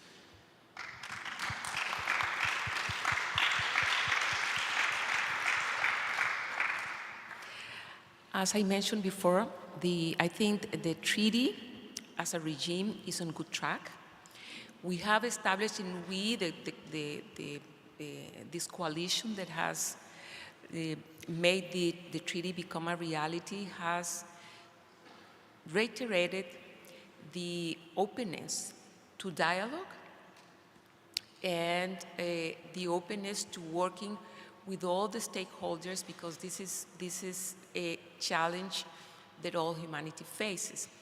The conference, the first meeting of state parties and the regime itself is on good track. We have to work then on growing the prohibition norm and bringing more countries on board, more signatures, more ratifications, so that we focus most of our work on completing our tasks in developing all the provisions of the treaty. We are seeing a very good proposal about how to take the treaty forward with intersessional working groups, with the very good idea of having scientific advisory to better inform all the discussions there are and the decisions that are of political and legal nature that the meeting of state parties will continue to make in the future. So we are on good track.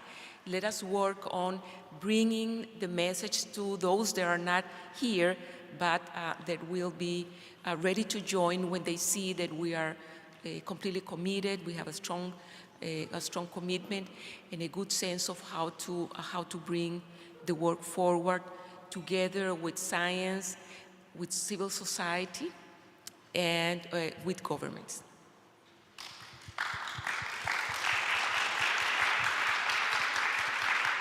Thank you.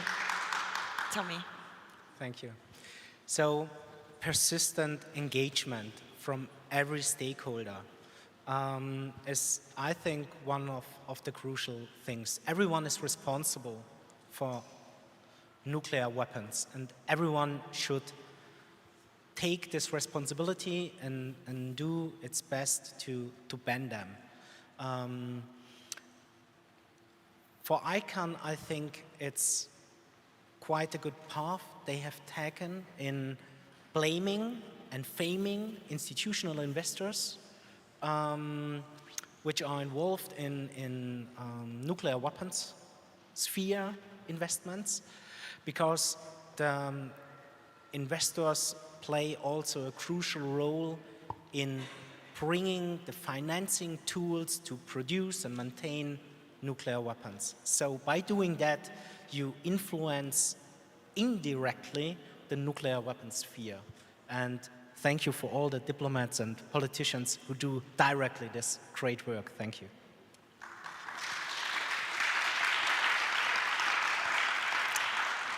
Thank you so much for your final words. I have nothing to add, except that my apologies that we took a bit over time, but I really hope that this was a valuable and good input for you all while we are still putting together our nuclear disarmament plan during the forum.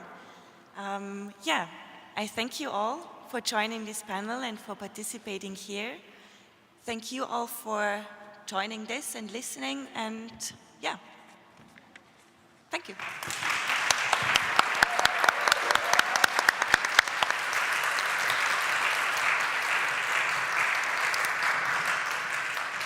Yeah, thank you all. I now have so many ideas on how to engage governments and other stakeholders in this plan we have of stigmatizing and disarming nuclear weapons. So on this stage, we're now going to take a couple of minutes of break. At 12:30, we will hear from Rico Robertson from Peace Boat and see a video their team has produced from the World Nuclear Survivors Forum that was held last December. So with this, see you guys in a bit at 12:30 for the movie.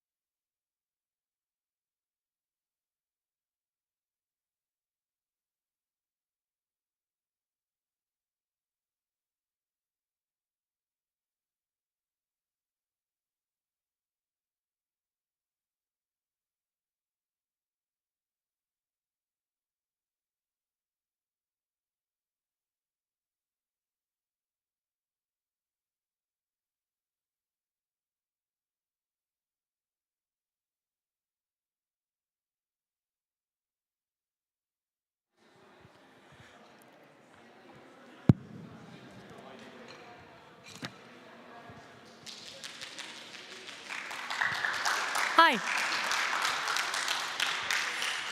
Hello, everyone. I'm Ray Acheson from Peaceboat. We are a Japan-based international non-governmental and non-profit organization that works to promote peace, human rights, and sustainability. And we are a member of ICAN's International Steering Group. In partnership with ICAN, Peaceboat organized the World Nuclear Survivors Forum 2021 last December.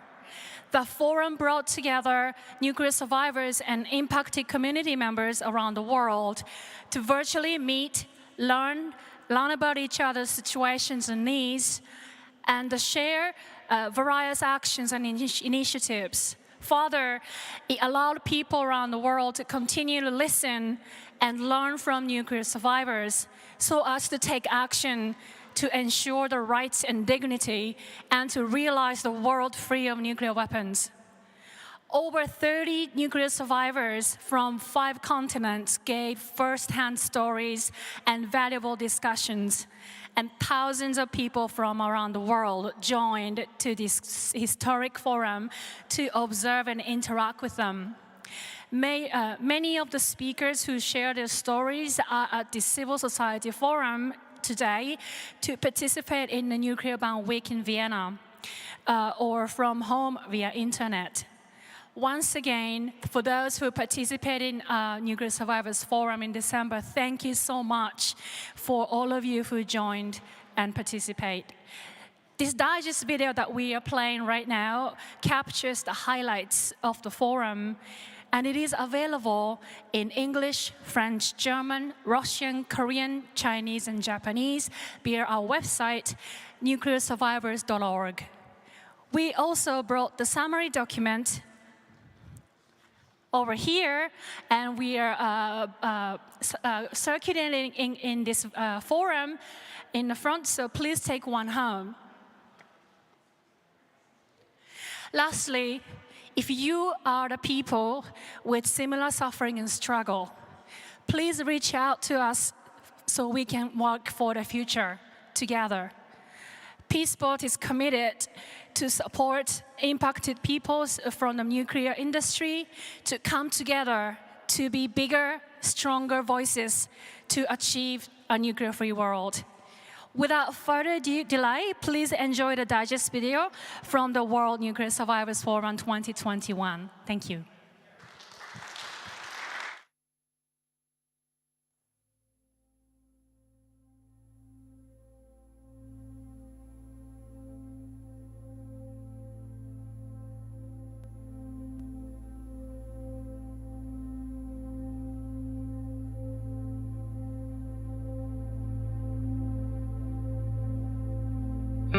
In 1968, the American told the Bikinian that Bikini was safe and clean for the people to go back to. And then in 1978, they said, whoops, sorry. It's actually a little bit more radiated than we thought. In my 20s, I was diagnosed with thyroid cancer. Every morning, a doctor came to my hospital door to point a Geiger counter at me to measure how hot I was. On my door and hospital bracelet were the radiation symbols. I was the radioactive material.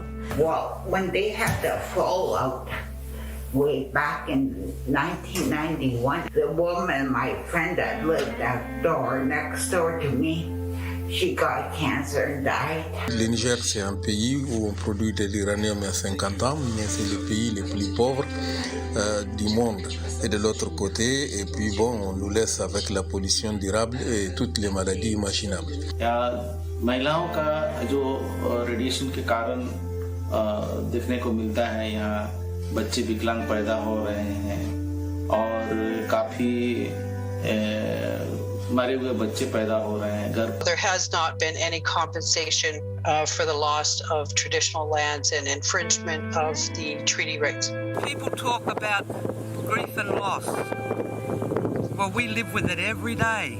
My father started building the plant in 1943, and then later into plutonium production at the Manhattan site there at Hanford. Many of my veteran friends have died early or suffering from an early age from radiation-caused diseases, although the British government do not admit that. なんでこんな病気にならなきゃいかんのかないと僕に言いよったけどね。結婚、就職などの差別を恐れ、被爆者であることを隠し続けている人たちも少なくありません。Those at greatest risk are young children who are at much higher risk than adults, and women and girls generally are about 40% more susceptible to the cancer risk than men.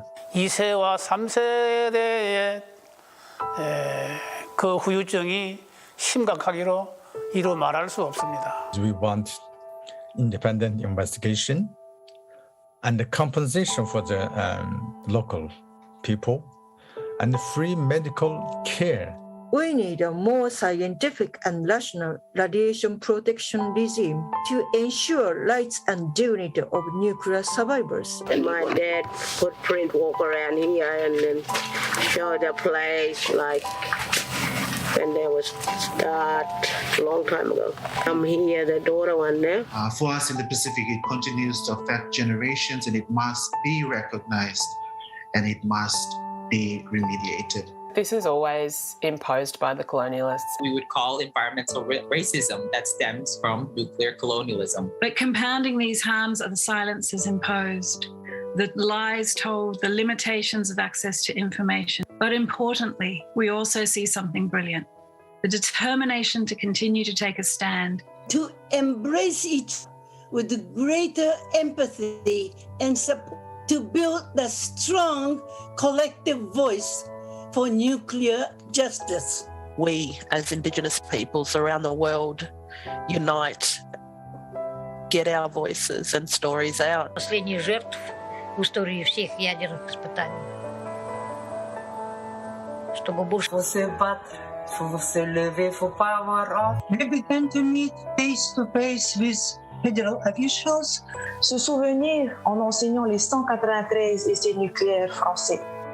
Pendant longtemps, ce sujet a été tabou. We need to make sure that the governments who did and the countries that made this testing and did this testing and affected these people sign this TPNW. We must better understand the needs of those harmed by nuclear weapons, and we must ensure that these communities are fully informed also of their rights under the treaty. Already this forum is a start to hear from survivors on what states should do, and the meeting of states parties will be an important step to take forward those recommendations. The governments, parliamentarians, civil society organizations, cities, activists, financial institutions, that they all take action based on the kind of knowledge that has been shared here today.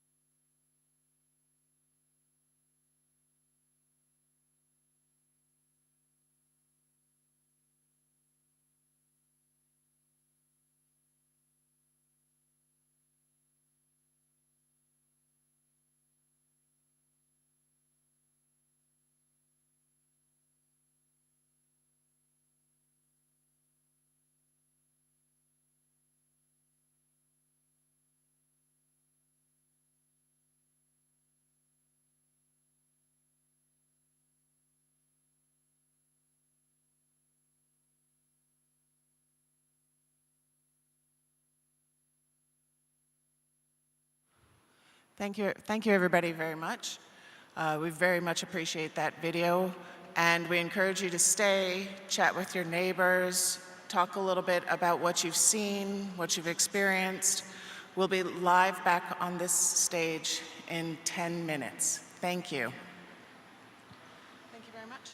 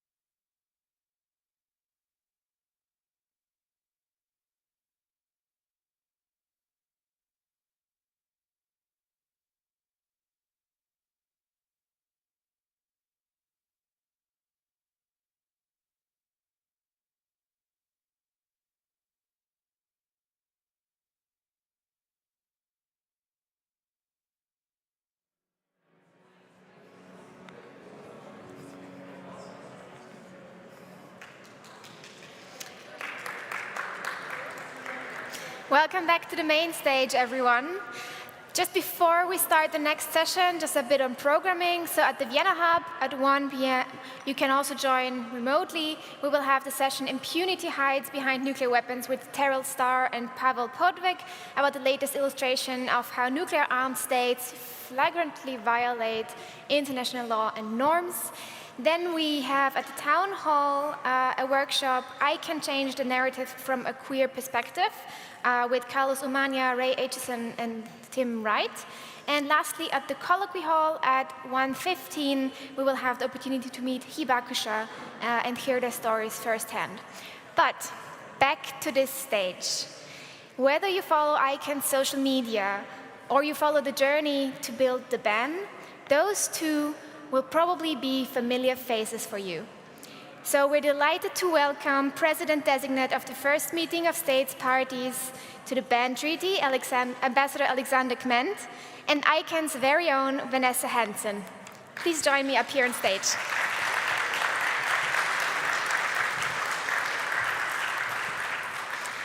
We're really glad to have you both here because we know how busy times must be. So without any further ado, the stage is yours.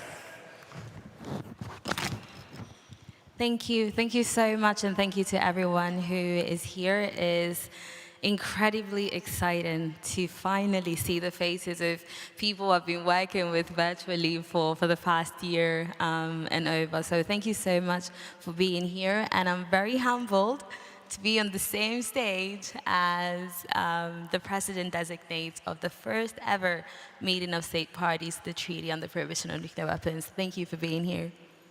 So without further ado, I'm going to kick into our conversation. And the first question, which is slightly cliche, but I think our audience will resonate with it quite a lot, is why did you personally decide to become a nuclear ban advocate? Because for me, for example, it was the intersections, right? The fact that when I'm advocating for nuclear disarmament, I'm also advocating for gender equity, I'm advocating against racism, and I'm advocating against colonialism, neocolonialism, and all of that. And so that, for me, is what kept me and is what has kept me moving. What was it for you? Thanks a lot. First of all, it's really great for me to be here to soak up all the positive energy from these meetings here, which is really important as we go into the next week. So I'm extremely happy to be here. On your question, I was posted to Geneva to work on disarmament issues 23 years ago, and started working very much on the Mine Ban Treaty. And that was already a time when work on disarmament in Geneva was very difficult because most of the processes didn't work really well. But by contrast, working on anti-personnel landmines was very dynamic. It's exactly the kind of cooperation between governments and civil society and survivors which made that work possible. So I was involved in these kind of processes fairly early on. And then, of course, I worked on nuclear disarmament in the NPT, in the Conference on Disarmament. And after a while, it gets extremely frustrating when you go to these meetings, you negotiate documents, you negotiate commitments on nuclear disarmament, and you see them not being implemented. And that was, for instance, very much the case in 2005 when the NPT was a complete failure. But in 2010, we agreed an action plan, and the action plan turned out, it was supposed to be an action plan with measurable steps for progress, and it became very quickly an action plan where you can see the lack of implementation. So it was measurable how it's not implemented. And I think that was the time when a number of governments and civil society actors and the ICRC, of course, started to think seriously about how to give new impetus to this work, and by reframing this issue from the humanitarian perspective. Because you asked for the personal perspective. It is really difficult to work on nuclear disarmament and see all this hypocrisy as well. So you're looking for, and not just me, many others, we were starting to look for other ways of trying to make progress. And then I have to say, at a personal level, I was in Hiroshima and Nagasaki in 2014, and that, of course, is something that leaves an extremely profound impact.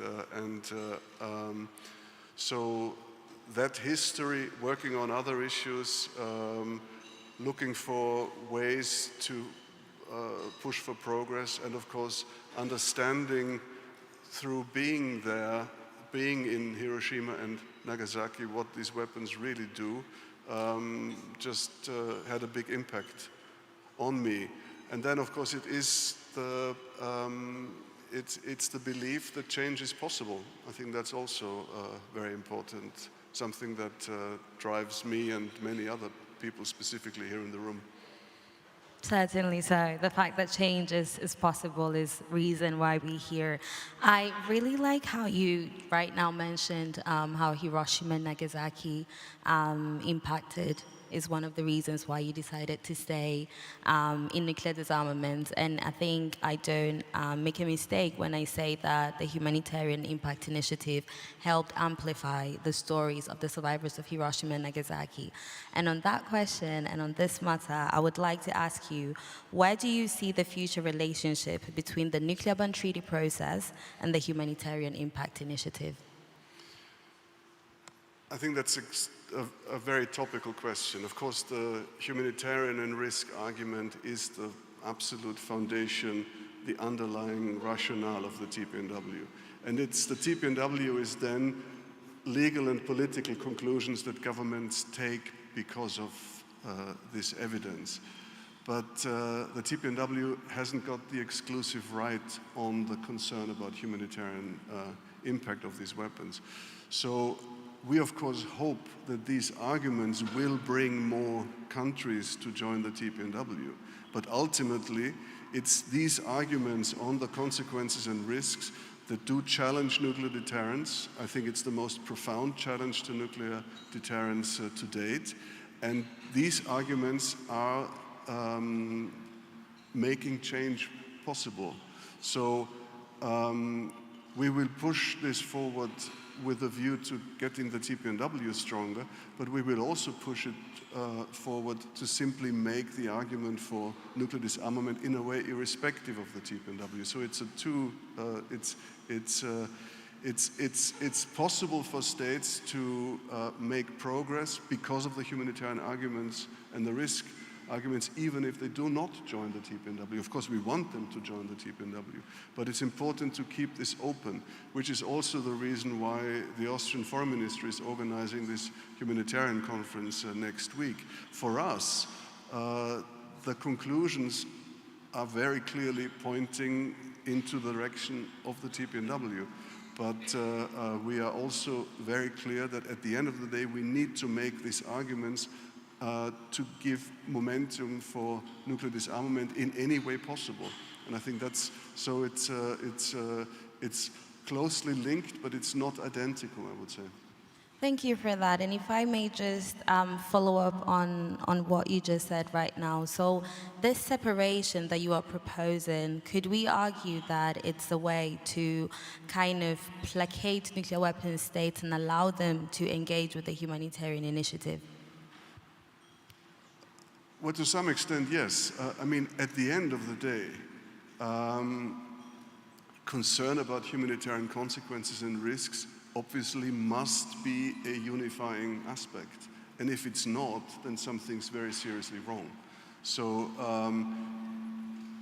we are drawing the legal conclusions in the TPNW, but at the end of the day, we need to make these arguments as a way to move the international community forward on nuclear disarmament all together. So in a way, it goes beyond the TPNW. So it's a way of engaging those in an extremely important conversation on consequences and risks, taking the nuclear weapons issue out from an exclusive security policy discourse to a much broader discourse. And for us, then the conclusion is clear. It leads to the TPNW. But I'm the first to admit that it's possible that states do not want to join the TPNW, but if they are seriously engaged in the debate on consequences and risks and take positive steps, that's a good thing as well. So for us, clearly the direction is the TPNW, but what we really have to push for is the concern and the better understanding and the evidence on the consequences and risks, which will lead to progress. Thank you. Thank you so much for that answer. So just before I read the next question, I just want the audience to know that if you have any questions at all, please feel free to send them through the Slido. And we have one question from the Slido. So first of all, this person says, thank you so much for your inspiring leadership. We are grateful to you for your effective stewardship of the MSB. What do you see as the potential stumbling blocks for state parties at the MSB? At the MSB, the meeting of state parties to the treaty. So what do you see as the blocks, as what would make the work of getting this treaty moving and actually implementing this treaty hard for these states? I'm not sure what is meant by blocks, but I think it's maybe I talk about what I see the key messages to come out. I think that's important. I think the absolutely most important message, also given all the contestation around the TPNW, is one of seriousness, that we are in this business with all the seriousness that we have. We prepared this in a serious way. The states parties went through the ratification process in a serious way. And we are serious about implementing this treaty. I think that's absolutely key, specifically in light of the antagonistic approach against the treaty from some. The second message, I think, is very clearly the one on the humanitarian consequences and risks as the absolute driver behind the TPNW. And then I think how we framed the meeting as well as that we are confident about the arguments and we are open to engage even with those who are not yet convinced, is extremely important and is successful, given how we see that more and more skeptical states are now attending the meeting as observers, because it's very hard to claim to be in favor of nuclear disarmament and not participate in a conversation of a treaty that is in force. So I think that's been a good message, an important message. And then maybe more for the disarmament and non-proliferation insiders, I think this whole message on the complementarity of the TPNW, that in fact becoming a member of the TPNW is the strongest sign of support for the multilateral regime and for the NPT. I think that's also an important message to come out of it. I hope that was the answer. Yes, absolutely. Yeah. That definitely did cover it, and it was very concise and straight to the point, so thank you for that. And on the topic of state parties, the other thing I would like to ask and I would like to know is, how does the nuclear ban commitment influence the position that states have when they are engaging in multilateral processes? I think the states that have ratified the TPNW have all been staunch supporters of nuclear disarmament, and there are many more out there.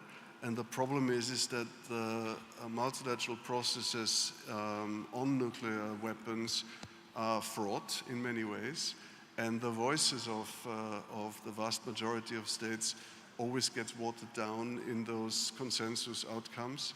So I think that's very important, that the TPNW is the vehicle for a crystal clear message. And I think it will have a big impact in other fora, in the General Assembly, in the NPT, that we have agreed documents, agreed statements with an undiluted message on nuclear disarmament and support for a world without nuclear weapons. I think this is very important. Thank you. Thank you so much for that. And I think that is one of the reasons why we're also here at the ICAN Nuclear Ban Forum, supporting that one message and amplifying that with one voice. The other question I'd like to ask you is, and of course I know there's not much to know about it as the MSP hasn't still taken place, but what political statements do you expect states to make in the final outcome of the MSP? You have to be careful there because that's of course still negotiated, and as we say, nothing's agreed until everything's agreed. But we've been negotiating, I think, a very strong political message, and it is of course clear message about concern about the overall negative developments that we see.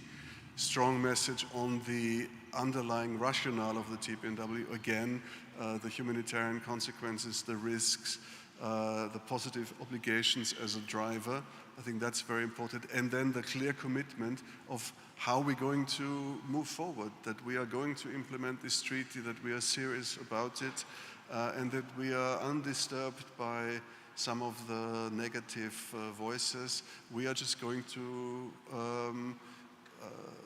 pull this through. I think that's the message. There are some discussions still on how to formulate it exactly, but I think the overall message is very clear, and states parties have from the get-go, ever since I started in that role, have been very clear that they want a strong political message to come out of it, and I'm very optimistic that we'll get a very strong statement. That is so good to hear and so exciting to hear, because a lot of times in these processes we see that it's very hard to come to a one agreement. It's very hard to get states to agree on one thing, on one statement, on one policy document, on one outcome. So your optimistic view gives me a lot of hope, and I really look forward to next week. So as the conversation goes on, don't want to talk about the MSP anymore because we have a lot of young people in the room. And I would love if you would please honor us by talking a bit more about your academic journey and how you got into nuclear disarmament and the role in which you are now, and then end it with any advice that you might have for a young person in here that aspires to this really prestigious role.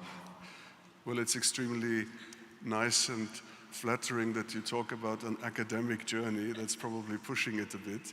I'm working in the Austrian Foreign Ministry. I'm a diplomat. I was on posting in Brussels, and I watched, of course, very much some of the criticism, some of the contestation about the TPNW, and a lot of, we are in the age of fake news, and there was a lot of fake news about the TPNW. And since I was very fortunate in my role to be involved in the sort of conception of the humanitarian initiative and the TPNW process, I felt I would really like to contribute sort of my best take on what really happened, because there was a lot written from people who weren't there and wrote wrong stuff. So and there were also some personal reasons, so I asked the Foreign Ministry if they would give me a sabbatical, which they did, which is actually fairly unusual in the Foreign Ministry, and then I organized a senior research fellowship at King's College in London to write this book. So I wrote a book. Thanks for giving me the opportunity to advertise it. It's called The Treaty Prohibiting Nuclear Weapons, How It Was Achieved and Why It Matters. And that is, from my perspective, there will be other narratives, but it's my best take on how this whole thing came about. And it's supposed to be a contribution to future academic study on the TPNW. So I wouldn't call it an academic journey.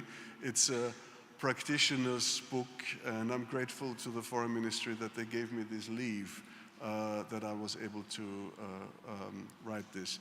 And I don't really think I'm qualified to give advice because I was extremely fortunate with being put in positions where I could, where I had the opportunity to do some of the things that I was able to do. So my advice is, yeah, I don't really have any good one. I'm sorry. That is totally fine. I love how I'm making things hard for the president-designate of the MSP, because this is the president. I'm making things hard for him. Okay. But definitely, I think it's like to say that your academic journey, your career journey is not impressive is a bit of an understatement. And I know a lot of young people in here really do aspire to what you're doing. And as the comment said, we are very, very humbled and very honored for your leadership for this first historic meeting.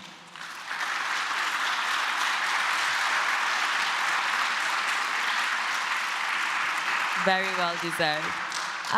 One thing that I would like to pinpoint on what you said that I really loved is when you humbly said that you were fortunate enough to get opportunities. And I think that is one thing that more organizations in this field should do for young people. Give us the space, give us the room. Because they gave you the space, they gave you the room, and look at where we are now, right? Look, we've first MSP. And so I just want to take this chance to all heads of organizations here, give young people the space, give us the room, give us the platform to speak, and we'll probably end here. We'll be in that seat one day, so just believe in us, right? So thank you for that.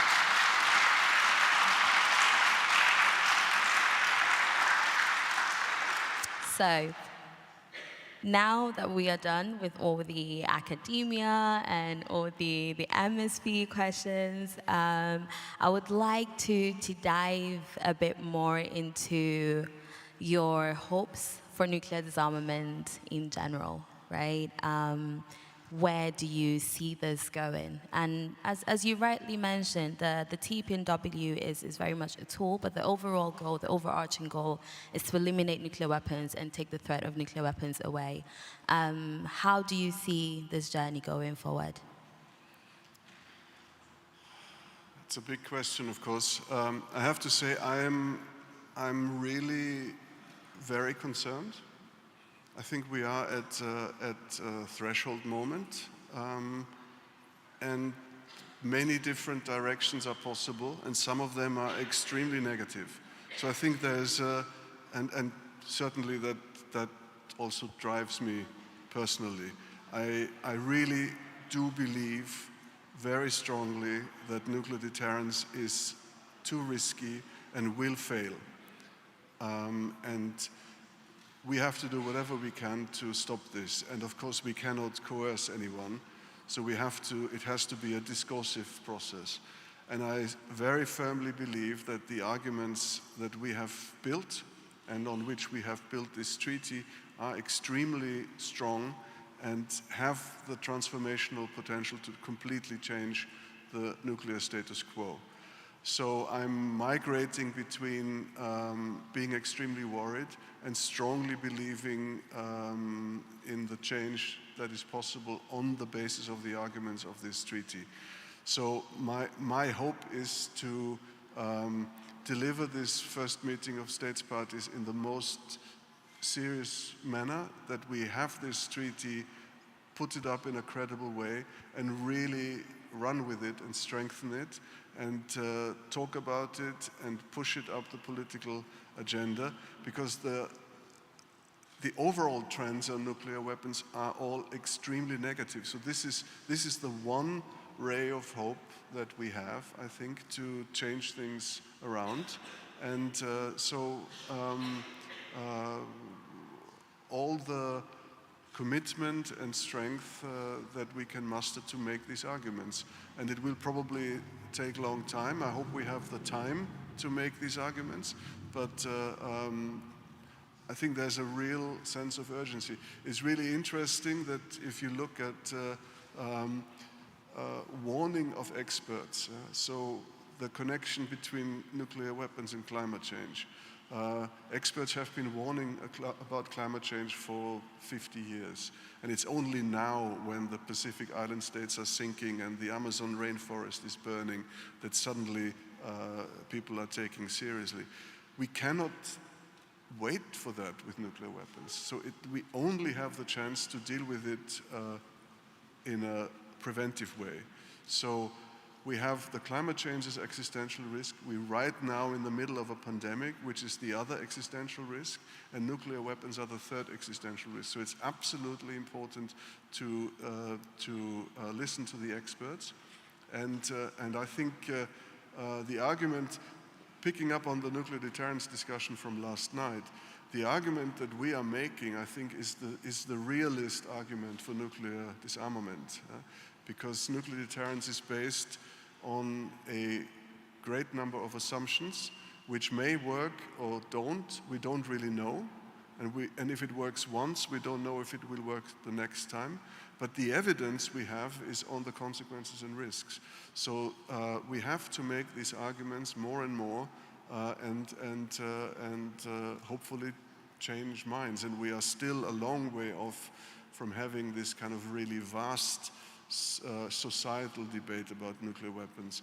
And maybe now with the nuclear threats that have been made, and with us hopefully pushing the TPNW forward strongly, we have a good chance to reach more and more segments of society. I think the beauty of the TPNW is also that it takes the discussion out of very limited security policy expert circles full of jargon. I think we can connect the issue to broader segments of society, to the humanitarian, medical, whatever, to all communities. I think that's the way to make a change on nuclear weapons. I think that response deserves an applause, right? Can we give an applause to the President? Thank you. Thank you very much for that.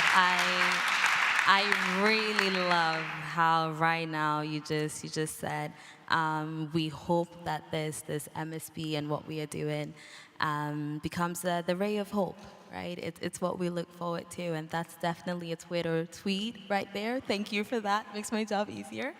And another thing I extremely loved is the last part of your answer, and how you mentioned that the TPNW takes us out of these usual conversations that we have around nuclear disarmament, which is very technical about the missiles.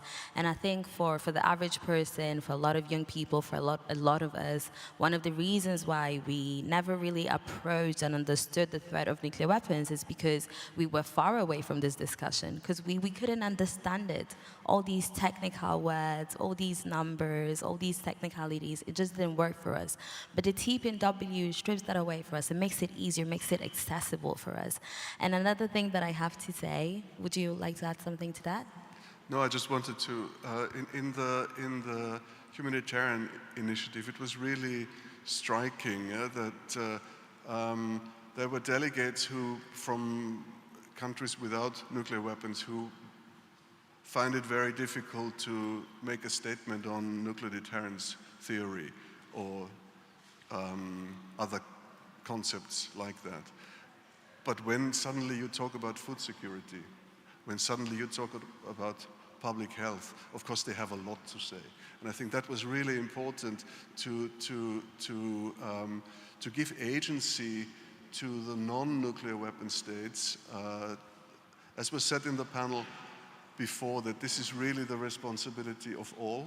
It's a common security issue, and it's not the sole prerogative of the countries that have these weapons, but it's actually a security concern of everybody else as well. And I think that was the really important contribution of the humanitarian initiative to enable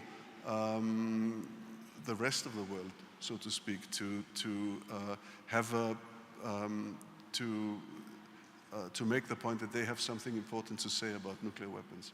Yes, thank you absolutely for that. And I think what you mentioned right now about states that don't have nuclear weapons still have an agency, because this is a communal problem, is so important. And it's one of the other reasons why I fell so much in love with nuclear disarmament. The fact that this treaty was created, it entered into force. We have the first ever historic meeting of state parties to this treaty without the states that have nuclear weapons.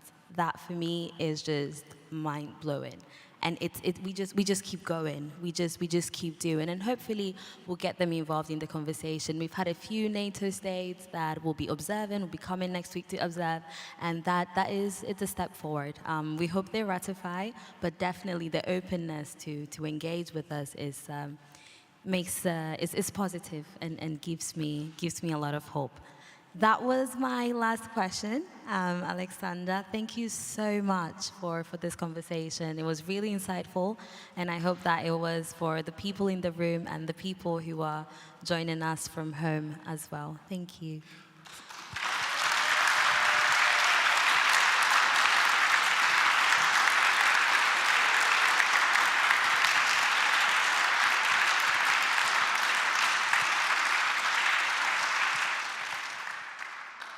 Thanks so much for having me.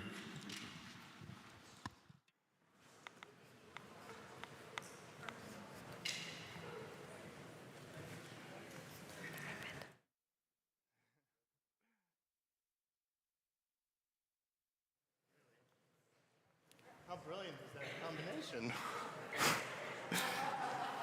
Ambassador Clement, I feel like you have a few things to do this week, so we really appreciate you taking the time. I know you're not busy. And Vanessa, it's like a master class in moderating. Thank you very much. That was really, really great. So the next segment here is going to be in just a few minutes. Let me just let people shift around a bit. We're going to have, in a few minutes, Benetick Madison is going to come up and introduce the world premiere of an animated poem that's been written by 6 Marshallese students living in Springdale, Arkansas, in the United States. As we move into this next segment, though, we want to set this up a little bit, maybe, with your help. It's going to be another Slido exercise. So, get out your devices, and online, you know where to go by now. sli.do.com. Nuclear Ban Week is the code. So, set that up and we'll get there in a second. Exactly, because when we look at the ways and means to change the world's opinion of nuclear weapons from they're awful, we need them, to they're awful, let's get rid of them, we can't underestimate the many different ways that people connect to this issue. Art, music, poetry, all of these things are why we work to end nuclear weapons. Yep. Oh, yeah, and I had a quote. You have a quote? I have a quote. As the writer Ursula Le Guin said, or Le Guin, I don't know, any human power can be resisted and changed by human beings. Resistance and change often begin in art. Resistance and change often begin in art. Well, I love that. I love that. That really jives with my background. I come from an artistic background before that, and before this work. And so as we shift over to talk about resistance and change, we wanted to take some time, someone's already answered this question, to get up on the Slido now and answer this question. Who is your favorite artist? Exactly. It doesn't have to be a visual artist. It can be poets, writers, dancers, musicians, whoever crosses your mind at first. Munch is just staring on the screen. That's a pretty good one, I think. I wouldn't say it's my favorite, but I mean, I do think about Munch's The Scream a lot when I think about nuclear weapons, for a few reasons, actually. Do you know this fascinating connection of that painting, The Scream, to nuclear weapons? No. I'm not sure I'm going to get this right either, but let me wing it. And I've learned this from, I guess I heard this from Alan Robach. He's the climatologist and co-author of the 2007 Intergovernmental Panel on Climate Change report that is very much connected to the work that we're doing. Because it's making the case for nuclear winter and what would happen in the event of, use of nuclear weapons and how that would cause this global climate catastrophe because of the, we're getting, fish is dominating the conversation now, but because of how all of the soot and debris from a nuclear explosion would go up into the upper atmosphere, block out the sun, and cause all this climate chaos for a long time. And what I learned from Alan is that that painting connects to that study that they were doing, because they are doing a lot of the modeling for nuclear winter climate effects using the the effects of the century-old volcanic eruption in Indonesia on Krakatoa. And that, of course, during that time after that eruption, we saw climate effects in regions of the world far away from Indonesia, including in Europe, the year without a summer, I think it was, which is when Munch painted that painting. Painted the painting using the crazy red sky in the background of the screen, because that's what people in Europe were experiencing that year. And there was everything looked crazy, and we can see how there were effects far beyond Indonesia. Okay, let's take a look at what others have said too. Oh, a lot of favorites there, definitely. I wonder if they also had a piece of art on nuclear weapons. I mean, Beyonce? Beyonce could do a piece on that. That would be awesome. Who's up for that? Beyonce singing about nuclear disarmament. Yay. I mean, we don't need only anti-nuclear artists. With Ai Weiwei, though. Oh yeah, Harry Styles, big one. Yes. A lot of musicians here. Mm-hmm. David Bowie, good one. Is your favorite up there? It's hard to decide, right, who your favorite artist is. I mean, I was afraid you would ask me my favorite, because I don't know what I would answer. It's hard. Yeah. Maybe, I'm not sure if we still have time for a second question. Let's, How are we doing? Probably not. This is going pretty well. Yeah. Okay, I was just wondering, because it's always amazing to see how many people at these conferences actually come from very diverse backgrounds and have their very own creative outlets, to cope with this whole daunting work of banning nuclear weapons. And I've heard that you're a bit of an artist yourself, Steph. Yeah, I mean, I was saying, before I did law, I come from a family of musicians and artists, so that's my background, is playing instruments, and but I'm focused on this now. You could do both, and in fact, I talk a lot about. Because I get this question sometimes in doing this work, like, what's the relationship between it? And then I spend a lot of time thinking about that. And what I've come up with as an answer, what I always say, what's the connection for me between artwork and law work? I say that, in building law and norms, we are striving to keep humanity safe. That's what we're doing. But when I think about why we're doing it, for me, it's art. It's like art and love and telling stories. And that's what we're protecting is, our humanity, which to me is expressed through art. Wow, what a statement, Seth.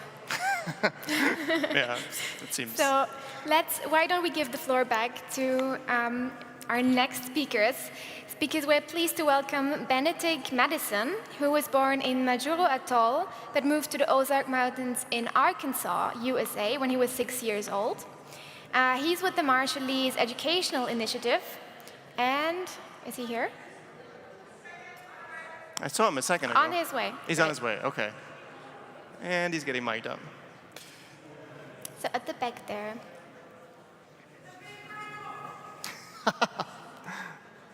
I can't see from there. Yeah, he's coming.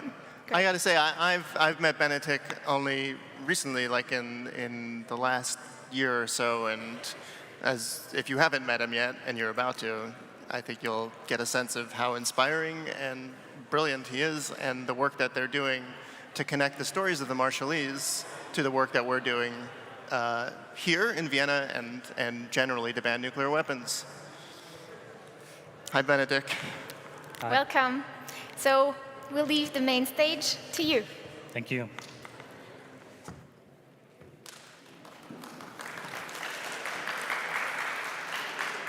Thank you. To move us from our home is tantamount to asking us to eliminate a society from the face of the earth.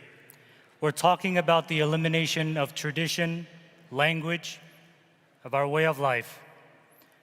The late Minister Tony de Bruin spoke those words when asked if the people from my home country, the Marshall Islands, would willingly leave their lands due to rising seas and climate change.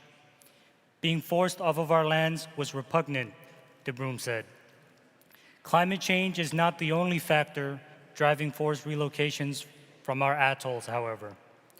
From 1946 through 1958, the United States conducted 67 nuclear tests on Bikini and Eniwetok atolls that forced those inhabitants off of their lands and contaminated the entire archipelago. These tests resulted in ongoing biological, ecological, and cultural changes. My grandmother was removed from Bikini Atoll in 1946 when she was 2 years old, so the United States could begin testing nuclear weapons. Due in part to climate change, I left my home with my family when I was 6 years old. I have not returned. Today, more Marshallese live in diaspora in the United States than in our ancestral homelands. The name Marshall Islands is not the name given to our lands by our ancestors. That name was given by a British sea captain who noticed that the lands where my ancestors had lived for 4,000 years were not identified on a Western map, and thus named them after himself. The traditional name for our home is Ailang Kainar, our atolls. I means ocean current. Lung is the sky or heavens, and Kain refers to the plants or land. It is a holistic view of life and our environment, and one that shows how all things are connected. I feel strongly that it is important to teach others about the importance of our lands and its sacred connections to our people, and about the twin issues, nuclear and climate change, that continue to ravage our people. This history is not taught in schools in the United States, and most of my peers and the younger generation do not know our history or tradition.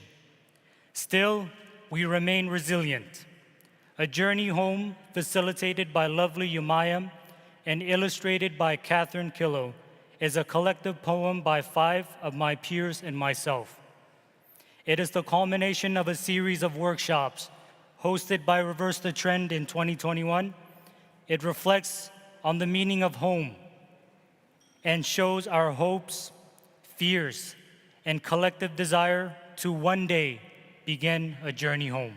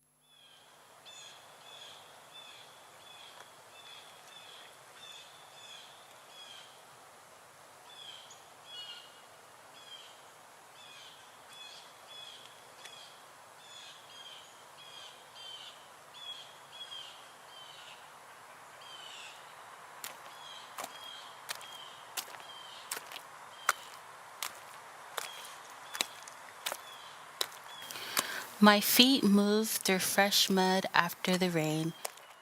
Spring leaves crunch under my shoes, careful not to step on the many-legged creatures that call this place home.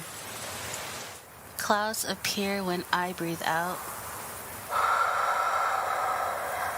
This earth is my home too. I find new paths every day, souls full of memories that I have made. Home is in the stillness of trees that flank the rugged road, winding into miles and miles of breathtaking wild. Home is in the loud hooting during football games. Woo, pig, suey!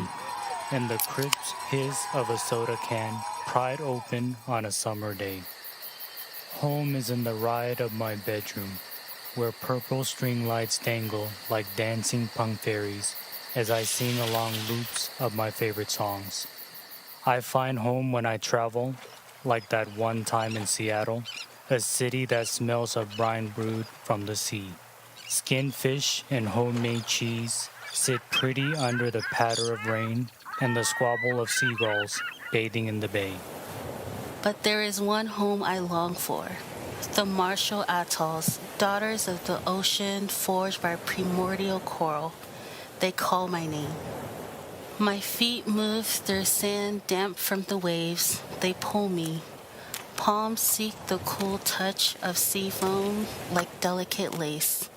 These islands are my inheritance, earthly gems under opulent stars. But I cannot walk further. The water is a terrifying mood, eating away the island lagoons. Seawalls battered, now crumbling. Storm split the leaning palms, the same one swallowed by nuclear plumes many years ago. Men gave atom bombs a place in world history. But what about this home? Smudged out of the story, I fear people only saw the dirty red cloud and not the bruised earth below.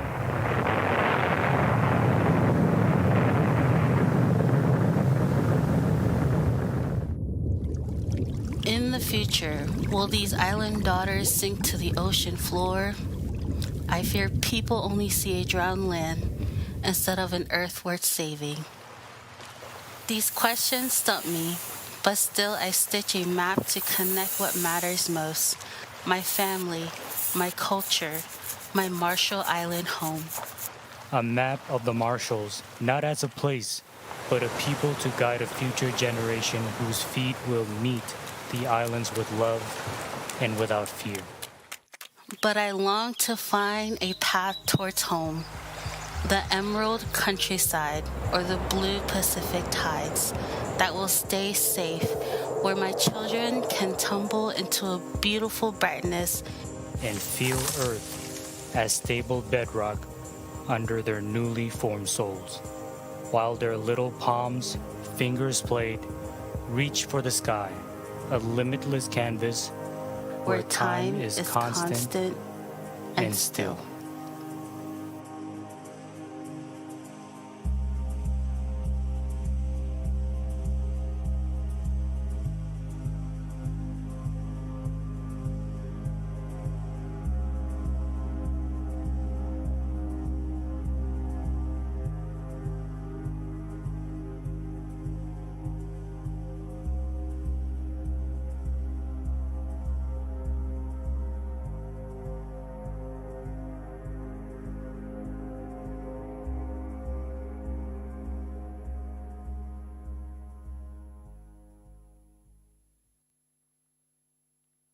Hi everyone! I hope you, as the first audience to watch the full film, enjoyed this short animation of A Journey Home, which is a poem that was created by a group of young Marshallese writers reflecting on the many meanings of home, from Springdale, Arkansas to the Marshall Islands. My name is Catherine Killow, and I'm the director of this piece. I worked in close collaboration with lovely Umayim of Bombshell Toe Policy Arts Collective and the team at Reverse the Trend, who led this docu-series of creative workshops. Coming from the field of nuclear nonproliferation, I've always felt that our work towards disarmament cannot be achieved without a remembrance of the past and a reimagining of the future. The voices and stories of those who are directly connected to the experiences at the center of our policy debates is critical to enacting the changes that we seek. art is and has always been a meaningful process of reflection. And I believe that art that has been developed in community, like this poem, through Lovely's workshops, mentorship, and the students' very personal writing, is what offers us a realer understanding of nuclear issues and how they reverberate from one diasporic community to another and to all of us. So thank you for watching and for carrying on this important work.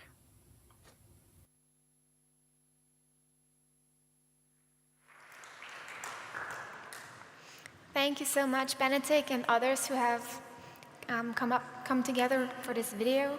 It was really moving, I felt, and really beautifully illustrated. It's always really inspiring to see how art gets people together and fosters this movement of banning nuclear weapons. Indeed, yeah. I think before we turn to the next speaker, let's have like a bit of programming info. At 2 p.m. at the Colloquy Hall, we'll have a program entitled Nuclear Armed No Thanks with Molly McGinty, Jean-Marie Collin. Oh. We were about to announce this video. I don't think it's up on the screen yet. I think. Confusing, thanks. Sorry, the video has started. Should we hold off on the video for a moment? You don't see it, right? No, I don't see it here. Okay. It just oh, here it is. Okay. Okay, hold on 1 second. Let's set up the rest of the. We're right, and then in the Vienna hub at the top of the hour, we're going to have a program by my ICAN staff colleagues. Tim Wright and Alicia Sanders-Zachary are leading a workshop preparing for the MSP to discuss the nuts and bolts of what's ahead this week for ICAN campaigners, what we can expect in terms of, and what we can do in terms of policy and advocacy work this week. Yeah. Exactly, and on this stage, we'll be turning to resistance and to change. We do have a bit of a program change, though. The next speaker on your schedule in the main stage was supposed to be Amanda Nguyen, the founder of RISE. But unfortunately, Amanda has fallen ill and is unable to join us. Right, and hence the video that you just got a slight preview of, we just received. This video message from Dimitri Muratov, the Russian journalist, who's editor of the Russian newspaper Novaya Gazeta, and the joint winner of the 2021 Nobel Peace Prize. So we're grateful to have it. I'm excited to see it. And then we'll be back on this main stage following the video at around 10 minutes after the hour. So with that, if we can cue it up from the start, we're ready for it. Yeah? Или недобрый. Меня уже 108 дней волнует один и тот же вопрос. Вот как получилось так, что в истории человечества и в истории Земли впервые и жизнь на ней, и судьба всего человечества зависит от нескольких пальцев, нескольких президентов, которые могут надавить ядерную кнопку, а другие надавить ее в ответ. Вот как так получилось? Еще совсем недавно я помню выступления мировых лидеров, которые говорили о том, что ядерная опасность отступила в прошлое, что больше ее, в общем-то, как таковой нет, что это самый контролируемый вид вооружений, что куда больше бед человечеству могут принести бактериологические угрозы, угрозы всемирного потепления, кибернетический терроризм, террористические организации, которые освоили новые тактики. А ядерное оружие — это уже так. Давайте оставим это для маршей 70-х, 80-х годов. А сейчас-то чего? И вот я наблюдаю в Москве по телевидению, по государственным каналам телевидения, как почти что каждую неделю, даже скорее почти что каждый день, кто-то из ведущих или приглашенных в государственные ток-шоу пропагандистов говорит о том, что ядерное оружие — это ок, что не надо этого бояться, что если Англия что-то там не то сделает, то мы в нее пошлем Сармат. Это такая ракета. Один Сармат равен одной Англии, говорит этот ведущий.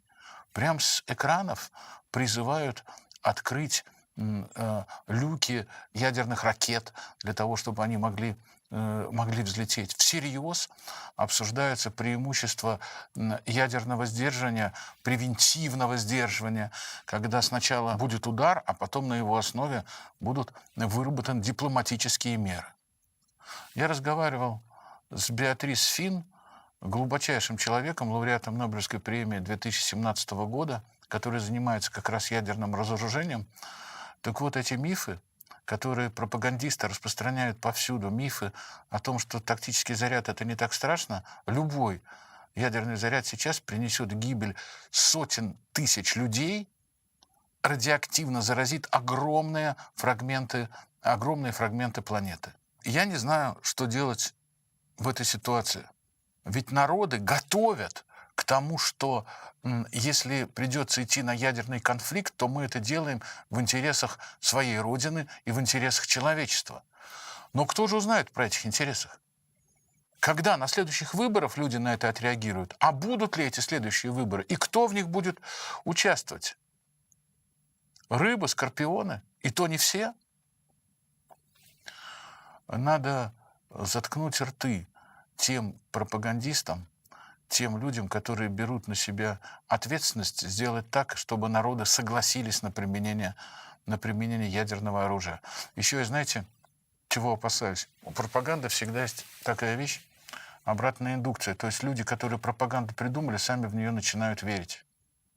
И вполне вероятно, мы сейчас сталкиваемся с ситуацией, когда те, кто это придумали для того, чтобы напугать, для того, чтобы сдержать кого бы то ни было, сами поверили в то, что это можно сделать. Обычная элита придумывает пропаганду для населения, а в нашем случае, мне кажется, она сама поверила в то, сама проверила в то, что придумала. Мы находимся на очень опасной грани.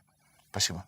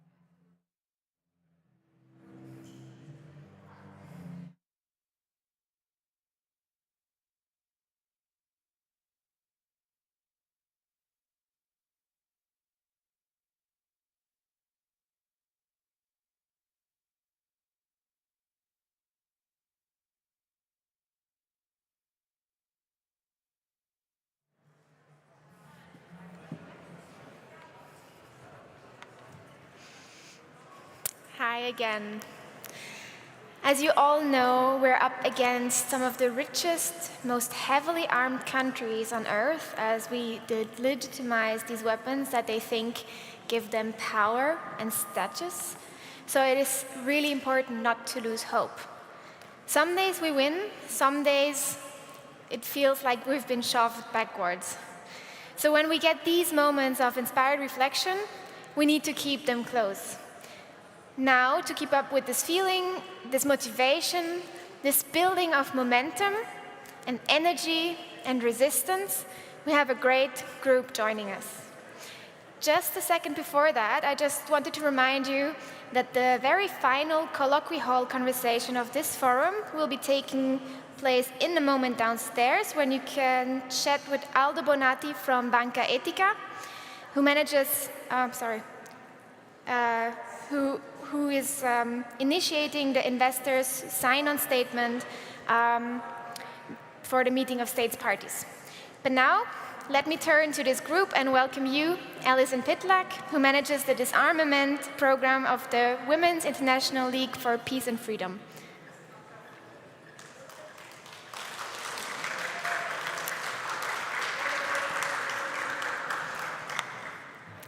Alison, the main stage is yours.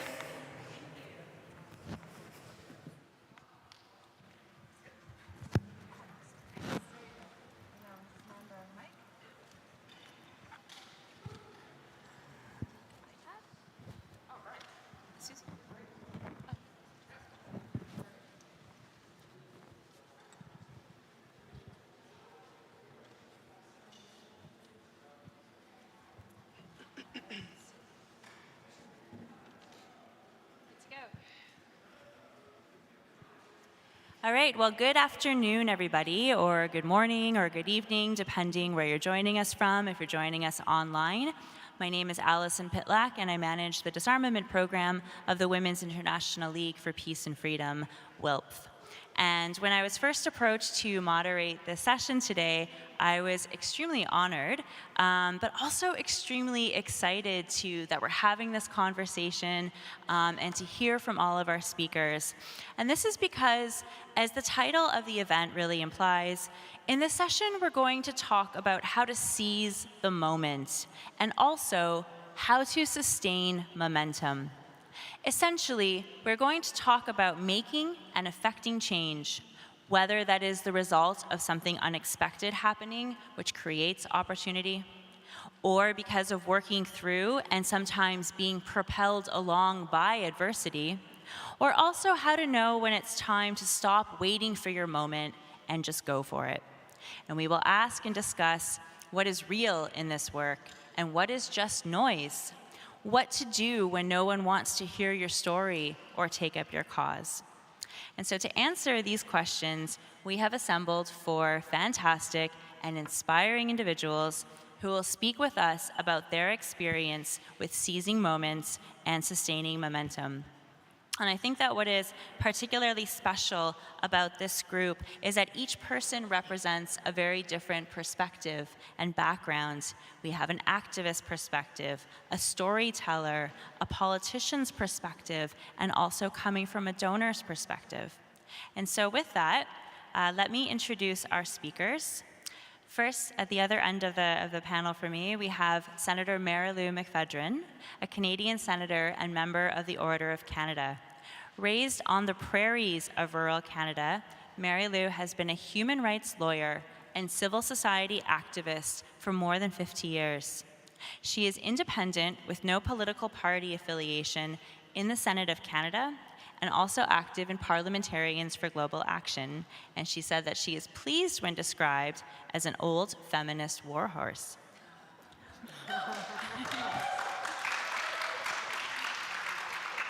And seated next to Senator McPhedran, we have Brian Fitzgerald, who is the director of Dancing Fox, which is a creative agency founded by activists for activists. Brian himself has been closely involved in the early innovation in the use of web as an activist tool in the 1990s. self-described, I guess, as a clicktivist and a ristivist, which I really like. And his activist resume includes things like delaying a nuclear weapons test detonation by camping out near Ground Zero in the Nevada desert with 4 colleagues, hanging a banner on the Statue of Liberty, and flying a hot air balloon over a military installation, all things which I hope we hear more about today. Next, we have Reverend Griffith Sekou, who is an international human dignity and rights advocate, cultural strategist, organizer, and public speaker. She is the founder and executive director of Dignity Project International and director of Healing Justice and the Global Village for Black Lives Matter.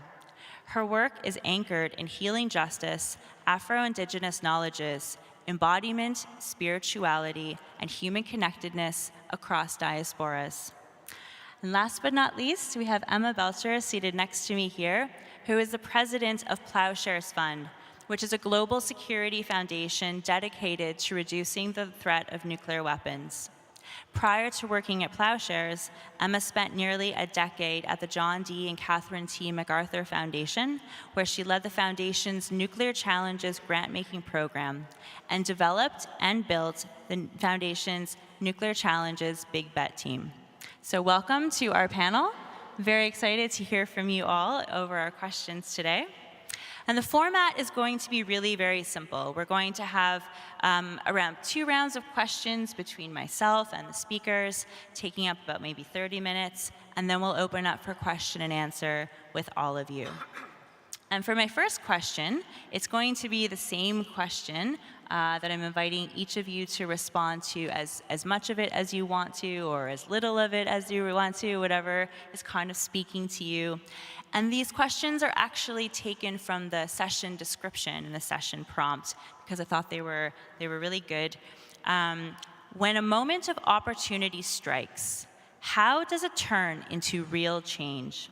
What kind of balance is there between the noise necessary to keep momentum going and the actual policies that make a difference? When are steps no longer enough and you decide to leap forward to that goal instead?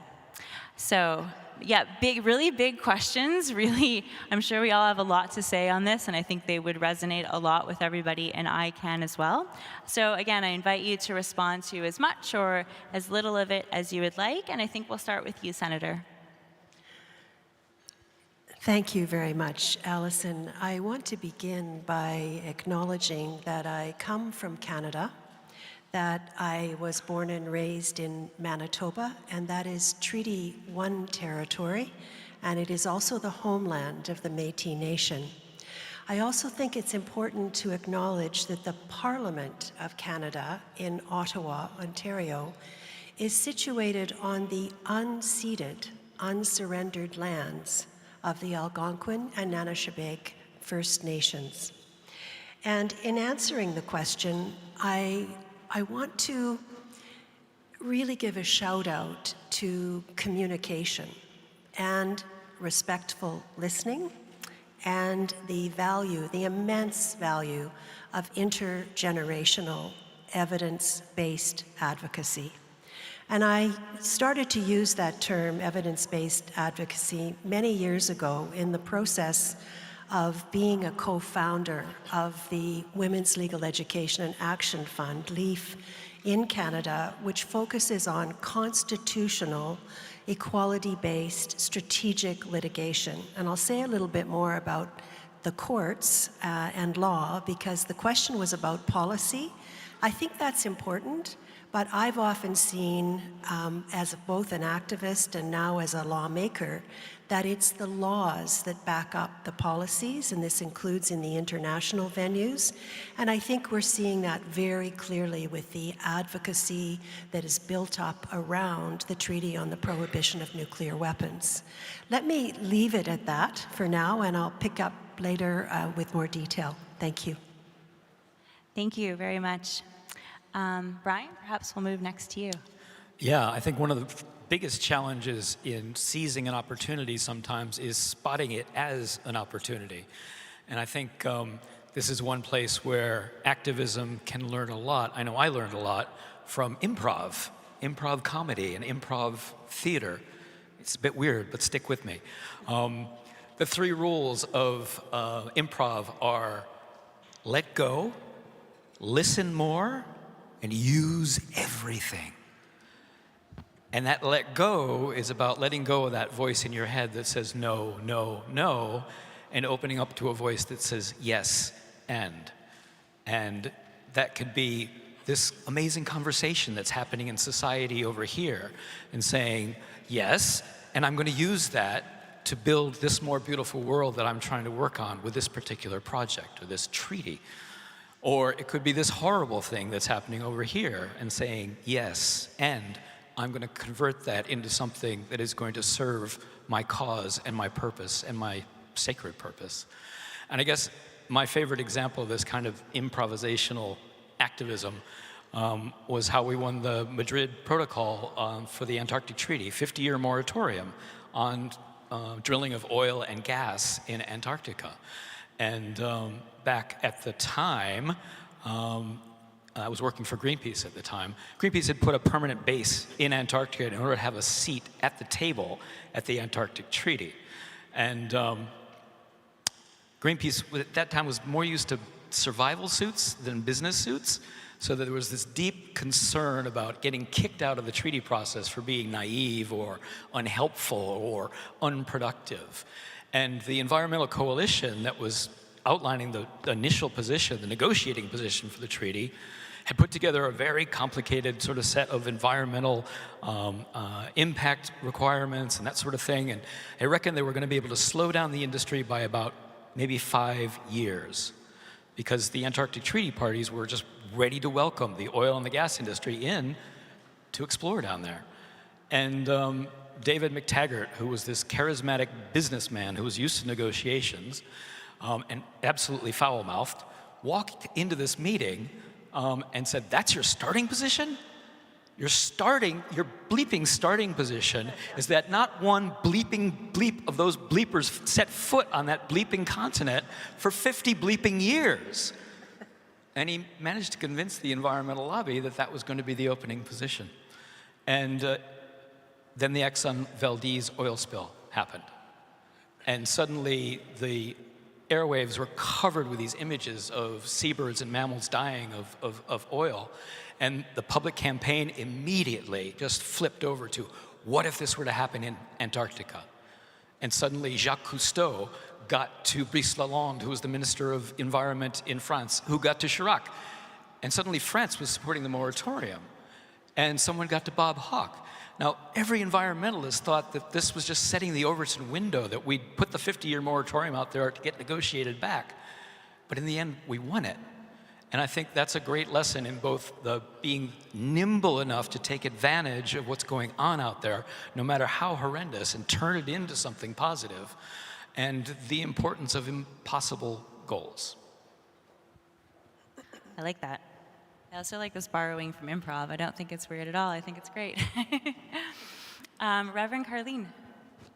Thank you. I'd like to take this opportunity to also thank my 9-year-old Lion, who took time out from his Lego building in the playroom to come and hear me speak. So thank you, Lion.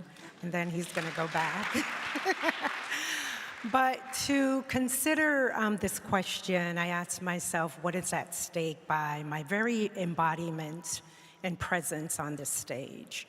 I come within a lineage of abolitionist and Black freedom struggle. I stand on the shoulders of the Jamaican Maroons, the Black freedom struggle in Jamaica and across the African diaspora. So I will take a moment to contextualize my presence and my responses. So within the context of much of the historical African diaspora and Black freedom movements, I anchor my comments within the legacies of imperialism, colonization, neocolonization, fueled by the mythological and delusional ideologies of white supremacy.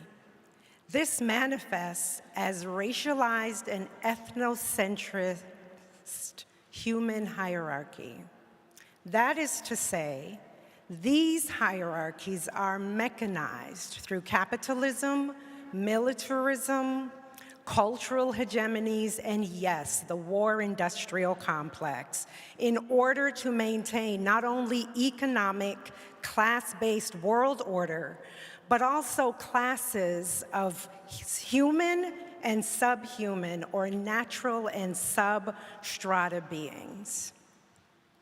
These demarcations have, across historical epochs, undergird state structural, systemic, and cultural violence against Black, Indigenous people at the intersections of race, and within race, pigmentocracy, meaning the lighter, one's skin and closer proximity to normative white cultural performativity and assimilation, the better one will fare, or may fare, right? Or reinscribe the delusion of white supremacy. These intersections all include gender, religion, sexual identity, and geography. So I take this question of a moment and situate it within the context of an ever-present spiritual and socio-political mandate to affirm the irreducible dignity and sacred worth of Black life, to resist subjugation and anti-Blackness, and to create the conditions for flourishing. The historical role that agitation, disruption of organizing movements and responding to injustice is a duty. It is a duty bequeathed to us by our radical and most righteous ancestors.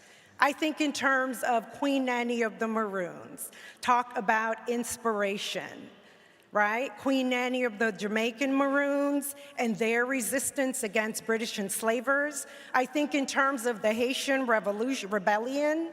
I think in terms of the Mau Mau Rebellion, Nat Turner's Rebellion, Harriet Tubman and the Underground Railroad. I think in terms of Fannie Lou Hamer. I think in terms of the Quilombos in Brazil, the Palenques in Cuba, and the Civil Rights Movement, the Black Panther Party, the All-African Revolutionary Party, and our current iteration, Black Lives Matter grassroots. For us, this mission and movement is not a moment. It is not just about our survival, but about our full dignity, our freedom, and our flourishing. So opportunities are ever present, as state structural violence and anti-Blackness are ever present. Police violence, ever present. Racialized environmental violence, etc. These mandates to respond to sustained and arbitrary police murders, the violence of racism, economic, educational, health, and immigrant violence in the United States and across Europe. Most recently, we see this with images of Black immigrants being refused safety and escape in the Ukraine war, Russia's incursion on the Ukraine during conditions of war, anti-Blackness. And so moments are not moments. They are missional. They are movements to affirm and continue this radical, most holy and righteous legacy of the Black freedom struggle, and to link arms across movements with other indigenous people, like the Palestinians, like the Dalits, like the Roma people across Europe. And so that is our strength, and that is how we sustain momentum and never lose sight, that we are struggling for a higher and most beneficial world for all of us in full dignity and full humanity.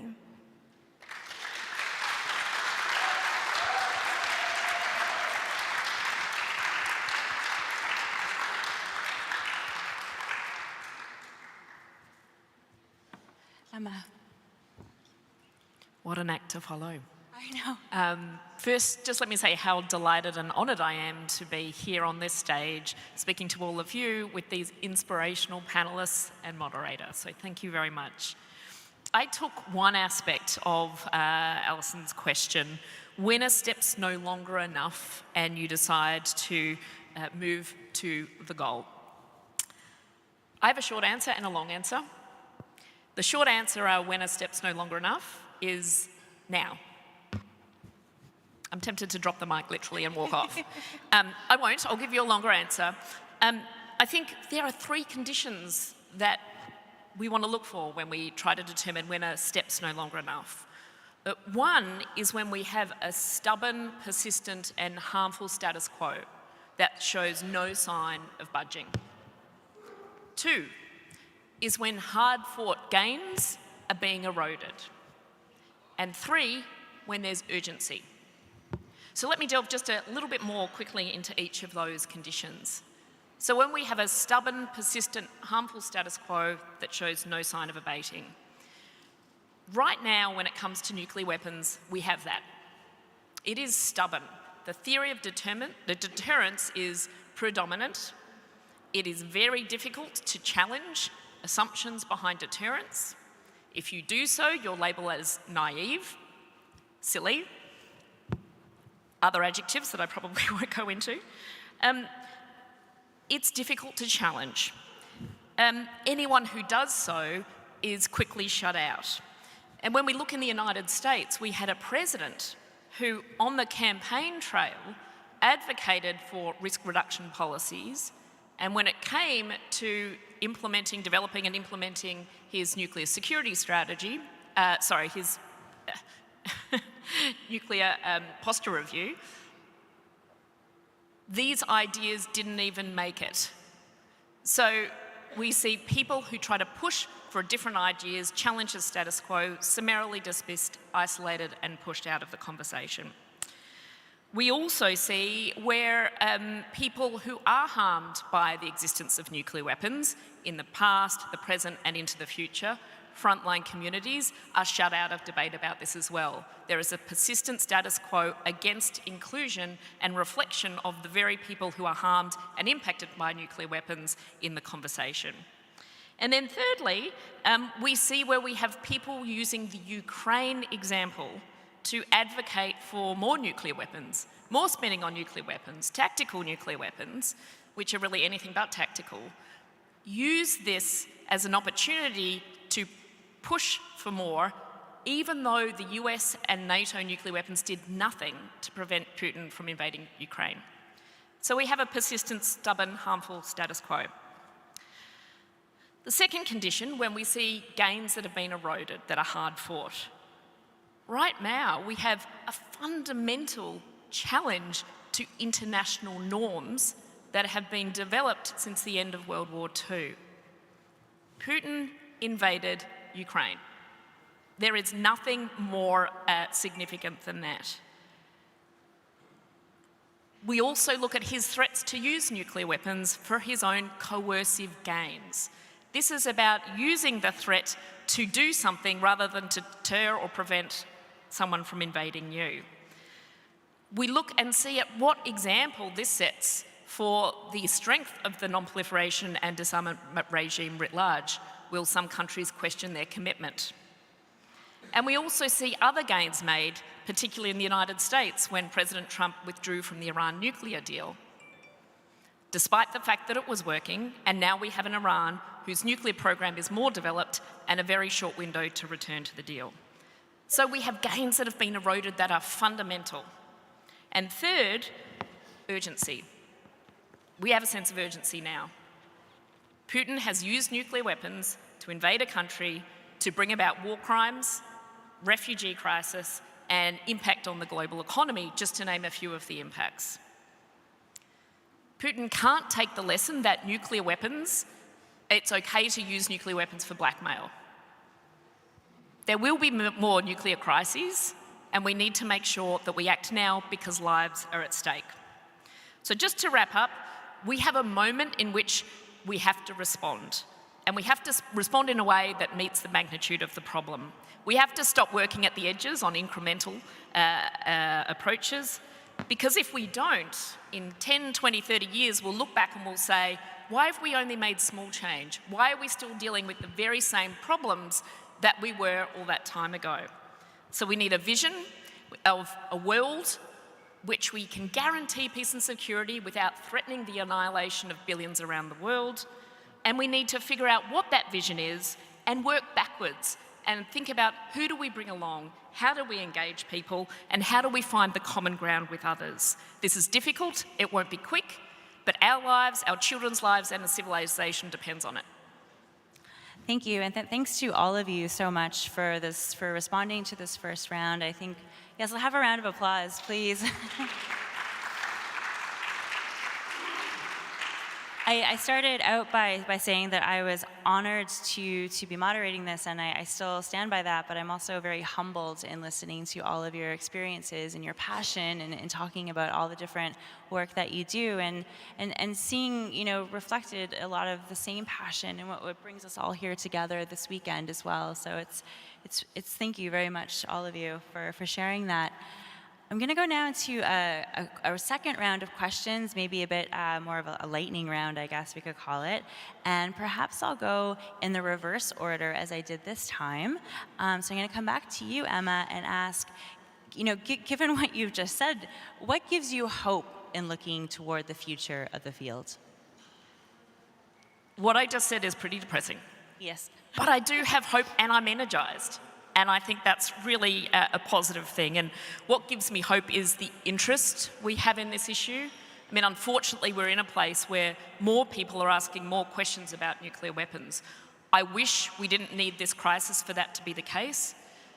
But we do, and we have a responsibility now to seize on this moment to educate, to bring people in who want to help, to bring in the funders, to give more funding to really support this cause. And it does give me hope because we're seeing that. We're also seeing not just money and interest, but we're seeing brain power and people who bring different experiences, different backgrounds, different skills, perspectives, lived experiences to bear on this particular problem. We see people from other social movements like racial justice and gun violence wanting to bring their skills to help us.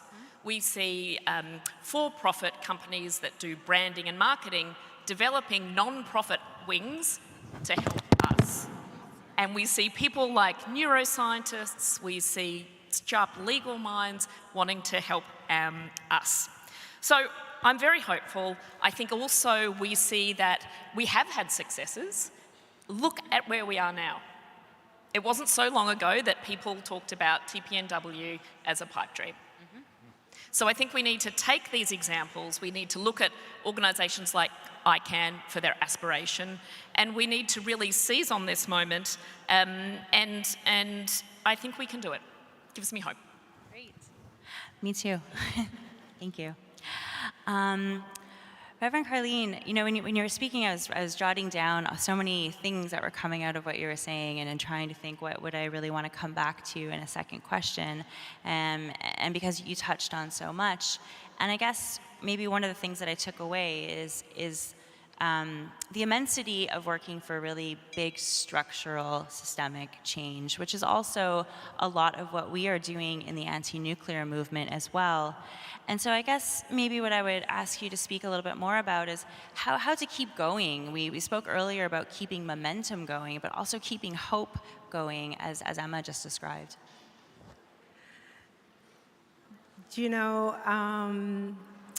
I feel like the mandate, as I said before, that we have, we are sustained by anchoring our movement as a spiritual movement, understanding that all of the movements are interlocking. There really are or ought not be no single issue movement, because we don't live single issue lives, right? Our movements are indeed intersectional. And need to be reflected. Racial justice is not separate from nuclear abolition or economic justice or environmental justice. There is a multiplicity that we live and embody in, and as one who anchors my life in the Black freedom struggle, it is crystal clear to me that Black people, or those who were enslaved across the Black Atlantic and beyond, have resisted because our lives manifest with full dignity, right? And that means creating a world, fighting for the conditions for flourishing, right? When we were said to be 3/5 human in the United States, we fought for enfranchisement. We've had to fight for inclusion into every structural and systemic, systemic way. With the death of Emmett Till, Sandra Bland, George Floyd, Michael Brown, and a white supremacist entering Mother Emanuel, and most recently, just a month ago, we saw a white supremacist travel miles just to come into a grocery store in Buffalo, New York, to kill Black people. After nuclear abolition, there will be anti-Blackness.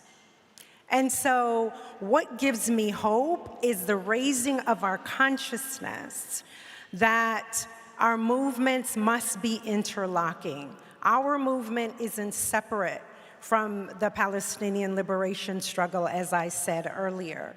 What gives me hope is this imagination of a new world that includes the knowledges, the ways of thinking and being that thus far white supremacist mechanisms have not been able to do, lacking a multiplicity of modes of being, of ways of thinking, right? In South Africa, Ubuntu says that we become humans, or really across the Bantu world, we become human beings in relationship to other human beings. So until we begin to see each other as equal and equally bringing resources and knowledges and ways of thinking and doing to bring bear to how we organize, how we move our agendas,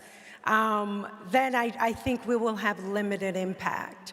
So I'm heartened that we are striving for that is aspirational. I'm heartened that it's intergenerational, because that is absolutely necessary in our movement.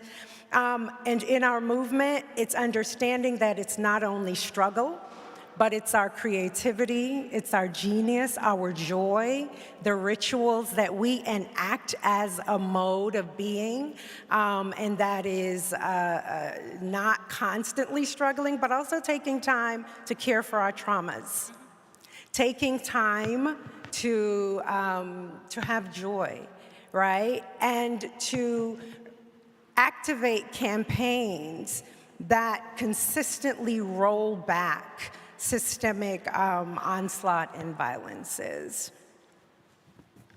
Thank you. And I think this observation that there are no single issue movements, it's a theme that's come up again and again this weekend, and I think it's one that we're all aware of, but particularly when we go to work in the UN system, or we're going to meetings at the multilateral level, things do get parceled out and we get divided up because of that. And it's really, I think, important as we move into the MSP and other meetings that we keep this in mind. Okay, Brian, round two for you. How do you maintain momentum around a seemingly impossible ambition? Oh, well, I don't have to ask anyone in the room this question because you've been doing it for ages and ages. I think we need to get better at telling the stories of when we won, of the things that we have done to advance, and how much we've changed.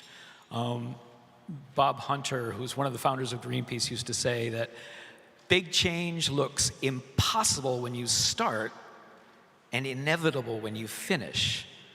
And I think that's both true and it's tragic because it does a disservice to the courage and the incredible bravery of the people who were working on those issues before things changed. It's easy to look back and think, of course, apartheid would have collapsed. It was just an offense to common sense. Or of course, women would have been given the right to vote. It's an offense to common sense not to have that. But it ignores the fact that common sense evolves, and what was once weird becomes normal, and what was once normal becomes weird. And that's social activism. That's what it is bringing that fringe belief into the mainstream and holding it there. And, you know, it's easy to forget how much courage it would have taken as a student activist to speak out against apartheid, or for a woman in London to walk out into the streets in a pair of trousers, bloomers, instead of a corset. How much courage that once took. And on the flip side, I think it's also an encouragement to think that if you're not working on something that feels impossible, maybe you're not working on something big enough. So I think everyone in this room is working on something very, very big.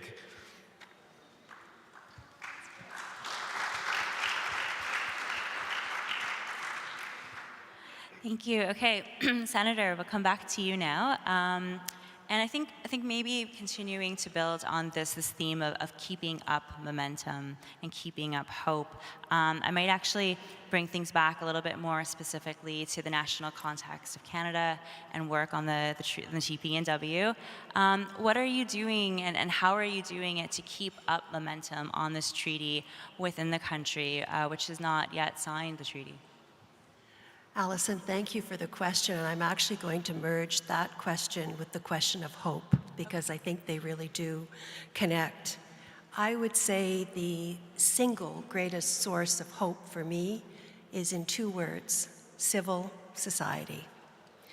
Intergenerational civil society activism, as I've previously mentioned, sees organizations like Rotary International, operating at the local level in Winnipeg, where I'm from, bringing together young people and people of all ages. And I'm going to ask two of the interns from my office who are here as a result of support from our community in Winnipeg, Roj and Sarah. And they're going to bring a message that we will be taking forward to the first meeting of the states parties.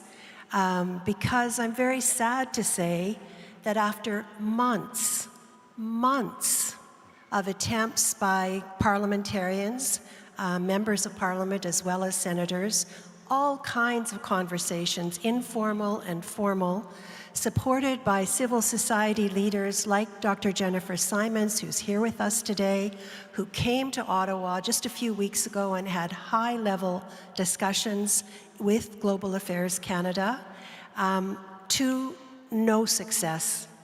So as Canadians, we have to look for all kinds of hope here, because although, yes, we do have some official representation here, and we will also have for the parliamentarians meeting and the Humanitarian Impact Conference, our officials at this point must leave before the first meeting of the state parties, and that's a decision taken at a much higher level. I think that the primary reason that I've asked Roj and Sarah to join me is to make the point that there is a wide range of strategies that we have to be prepared to use, that this is more about respect than it is about popularity. And sometimes you have to step out and do the unpopular. So I don't expect for a moment that the Government of Canada is going to be happy about this. But I think it makes a point, because the polling that is done in Canada before Ukraine was over 70% in favor of the Treaty on the Prohibition of Nuclear Weapons. So it's not the people of Canada that our government is listening to. There are discussions in back channels and back rooms that are stopping Canada from following Belgium, the Netherlands, Germany, and of course Austria as hosting, and Norway, all NATO members, all sending observers to the first meeting of the state parties. So when you feel stuck, it's the mobilization among people that then takes that message to the decision makers.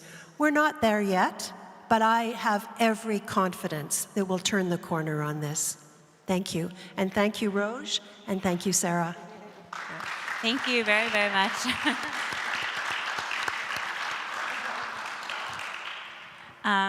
I've done a terrible job in managing the time. We have only 5 minutes left. I'm very sorry. I do want to read out, there are 1 or 2 questions here. And I think I'm going to go with this one. And it's not assigned to any one speaker, so it's kind of up for grabs. What happens when the attention goes away? How do you cope when the attention to an issue starts to feel like a spectator sport of visual harms and the humanity seems to disappear? So once again, big questions, but important ones. So can I just jump in as a lawmaker, and I'll be really quick? Okay. There's really only one way from the perspective of those who have to make the laws and the policies and allocate the resources. We have to continue to keep hearing from people. And one of the single most helpful groups is media. Mm-hmm. And so that means building the relationships and flowing the information and never turning away and thinking that we have to give up. Never. Never give up. Never give up. Never give up. Was the question around when the attention goes away? You know, as I said previously, our movement is fueled by a deep commitment to a call, and also, unfortunately, state violence doesn't go away. Our movement is also fueled by Black death. So our constant need to organize, and to stay present. Every week in LA, our team is front of the police station fighting for the reallocation of county funds for jails, right? To be reallocated for housing and reentry and jobs and mental health. Always advocating for new legislation that enfranchises or reallocate resources into our communities. So there's always an opportunity. And the impetus is on us to never, ever stop. So agitate, organize, and be present to our movement so that the world can also be present to the changes that need to happen. Fantastic. So never give up, agitate, organize. We've got some good themes coming up here. Emma or Brian, do either of you want to come in on this last question? You prepare for the next crisis, because unfortunately, there will be more in each of our areas. I wish it weren't the case, but you build and use that opportunity so you are ready to act. And what you do is you show up for others in their time of need who have shown up for you. So we need to partner. It is very intersectional, and we can't just be about you come and help me, but how do I show up for you when you're in crisis? Yeah. And tell the stories of your minor victories, no matter how minor they may seem, and tell them the way that wonderful documentary that I saw last night, The Vow from Hiroshima, tells them, which is not just the story of a victim, but the story of a warrior and her persistence and the collective persistence that ICAN put into this seemingly impossible goal of making this treaty come to life, and the hope that can give us all for the seemingly impossible goal of abolishing nuclear weapons forever.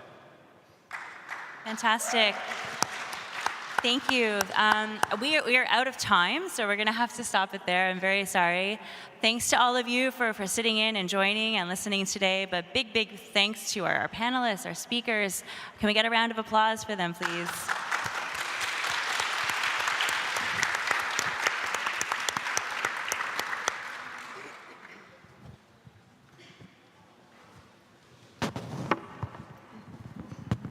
Thank you, Allison.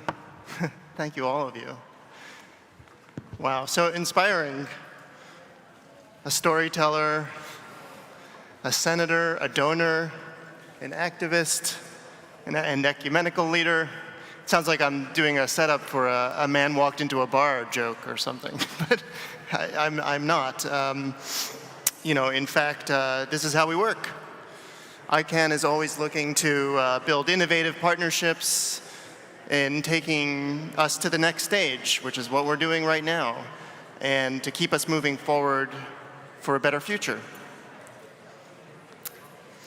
So, we are getting close to the end of this whole forum and to the beginning of what's next for the Nuclear Ban Week. But before we close, we want to tell you a little bit more about ICAN. A lot of you know that we are a campaign, a coalition, but did you know that there are more than 600 organizations in ICAN, 635 to be exact at the moment, in 107 countries. Where's our map? It's coming. Oh, okay. Are we? Okay. We're not ready to do this part yet, evidently. Oh. Instead, we will tell you that there are still shirts left. Exactly. Like for the smaller people, you might have to be satisfied with a USM or EU. No, US small, EU M. But I think there's plenty left. But there's plenty left. Okay, so. Yes. What's that? And extra, all different sizes could work, I suppose. I think there's plenty left. Yeah. And what else? Are we all excited for this week? I hope so. How many, by show of hands, will be at the MSP this week? Oh yeah. We're going to overflow that MSP. Those who are here, it's most everyone, I think, are coming. We can't, I'm afraid. We could, I suppose, do a Slido and ask the people online, but I suppose they're probably not coming for the most part.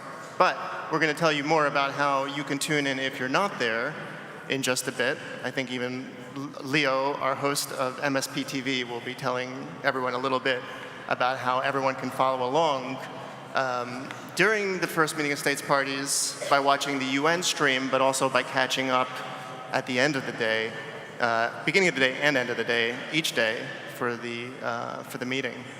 I think you might have seen postcards lying around here already with MSP TV. Yeah. Well, I won't steal Leo's thunder any further because I think he's going to tell us a bit about that in a bit. Oh, you want to tell us now? Okay. It's to save us in this awkward moment, we'll have Leo Hoffman come and tell us about MSP TV. Is this how it's planned? No, it wasn't planned this way, but let's get you a mic. We have like a bit shift of program, so. Okay. But we can also wait. Yeah. Number 5. See Susie coming? No. Here you are. So yeah, just to mention what we're going to do with MSP TV. We're very excited to get the inaugural show today at 5:30 p.m. Oh, this is... Please make your way up to the main stage for the closing session, choosing the end of nuclear weapons. If you're already at the main stage, don't go anywhere. This is exactly how we planned it. Exactly. So now that everybody is coming up to the main stage, let's mention again. MSP TV is basically intended to give a wrap-up of the conferences of the day. I think it's easy to lose a bit the overview of the many conferences. Turn around, we have them all listed here on the shirt, but nevertheless, in order to basically give a summary of what happened that day, give an outlook of what's going to be coming up, and speak to a few of the speakers of that day, so that also people who are not here in Vienna really get an overview of all of the conference proceedings and what's going on here. So it's going to be every day from at 9:30 a.m. and 5:30 p.m., twice a day, in the morning and in the evening, to give you a live update from Vienna on on basically both the substance and the buzz of all of the conferences and how the MSP is going to be wrapping up.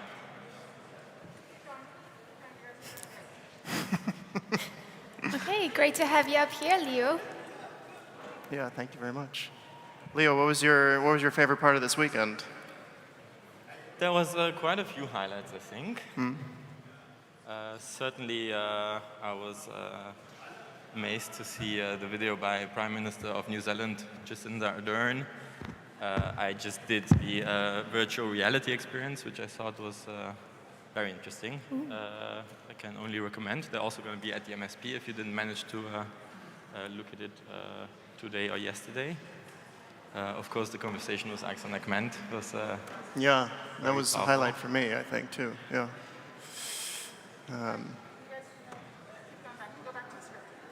Okay. Thanks, Leo. Thanks for telling us about that. We'll see you soon.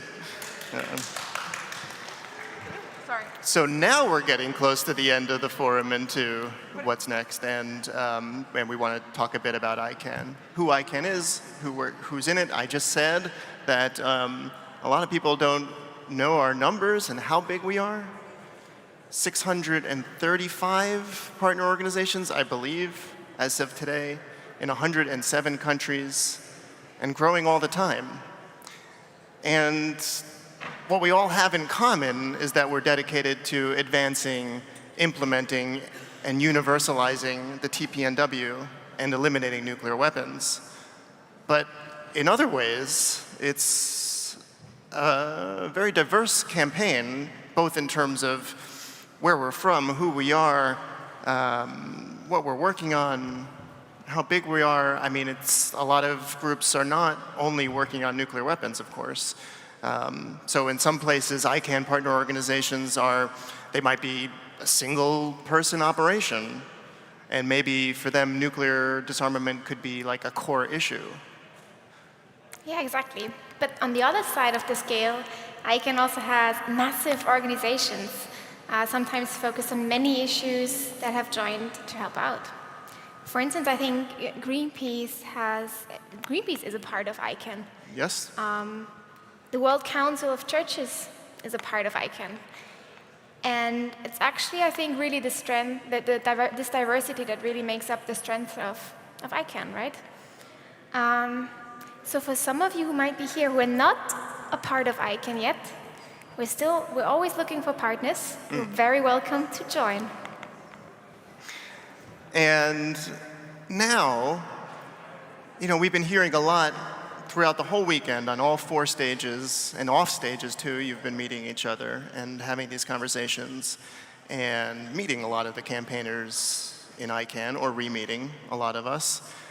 And we're going to have this brief segment just to give people here and who aren't here a taste of who some of our partners are, who some of our campaigners are, and what they're doing to get their country on board, their region on board, or if their country and region is already on board, what they're doing to keep support strong in those countries, especially as we move into this meeting of states parties. Exactly. So right here, we'll have some of the ICAN campaigners to come up and tell us what they're working on. And I think the main stage is yours. Yes, we're going to Gottfried. Gottfried, it's all you.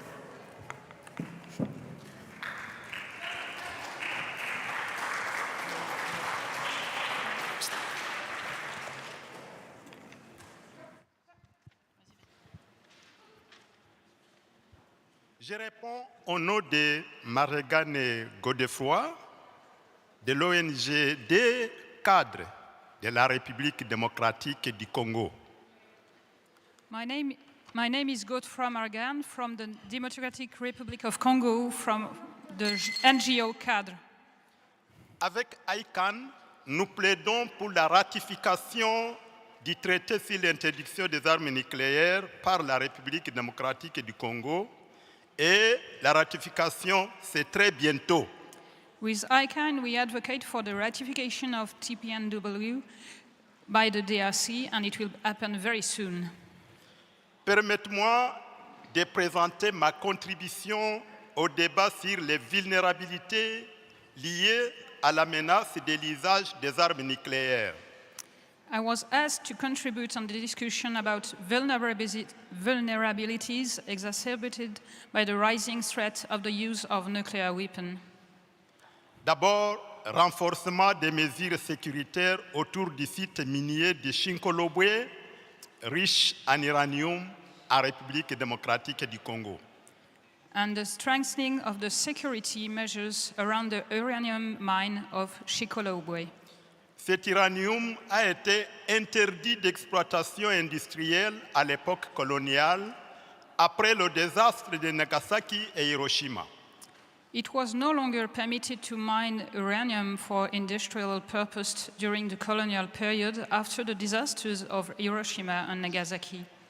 En 2002, la libéralisation des activités minières ouvrit cependant une brèche aux exploitants artisanaux qui se lancèrent dans la mine interdite. In 2002, however, the liberalization of mining activities opened a loophole for artisanal miners who started working again in the forbidden mine. En 2004, suite à un éboulement meurtrier qui emportant plus de 80 personnes, l'exploitation artisanale de l'uranium fut également interdite. In 2004, following a deadly landslide that killed over 80 people, this artisanal uranium mining was also banned. Depuis mars 2022, la République démocratique du Congo a été élue membre de la Commission africaine de l'énergie nucléaire après ratification du traité de Pelindaba portant sur le projet africain de la création d'une zone exempte d'armes nucléaires. Since March 2022, the Democratic Republic of Congo became member of the African Commission on Nuclear Energy after ratification of the Pelindaba Treaty that aims at making Africa a nuclear weapon-free zone. La RDC tient à sécuriser les matériaux nucléaires et radioactifs et à protéger l'environnement et la population impliquée dans le travail de l'uranium et assurer la traçabilité de l'uranium. The DRC works hard to secure nuclear and radioactive materials to protect the environment and the population that is involved in uranium works, as well as to ensure the traceability of the mined uranium. Je vous remercie. Thank you.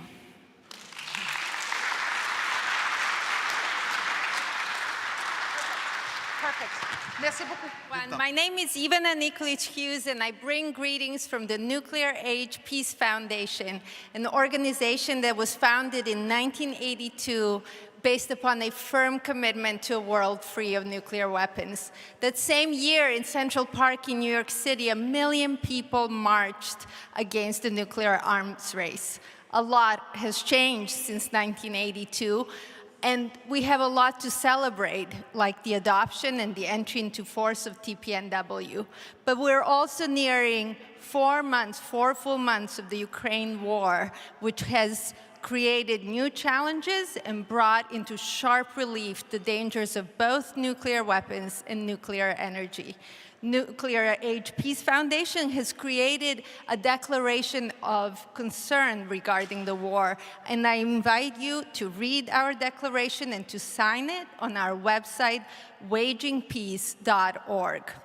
As Setsuko Turlo has put it, the entry into force of TPNW is just the beginning. We need time to make the treaty universal. We need time to actually dismantle and destroy the many thousands of weapons that are out there. And we need time to assist nuclear victims around the world and to remediate the affected environments. We should set 2045 as the year by which the number of nuclear weapons in the world will equal to 0. This would allow us to truly celebrate the 100th anniversary of the founding of the United Nations and to honor the victims of Hiroshima and Nagasaki. Thank you, everyone, for the amazing couple of days here. Thank you. Thank you to ICAN. Great, thank you very much. Use the words blueprint. Hello. Get the trend. Blueprint. My name is Alimjan Akhmetov. I'm from Kazakhstan. I'm a founder of NGO Center for International Security and Policy, which is a part of ICAN since 2017. And my piece to Blueprint for Disarmament is to encourage our countries, other countries in Central Asia region to join TPNW. As you know, Central Asia region is a region weapon-free zone from nuclear weapons. So these countries, our neighbors, have no objection to join TPNW. Thank you.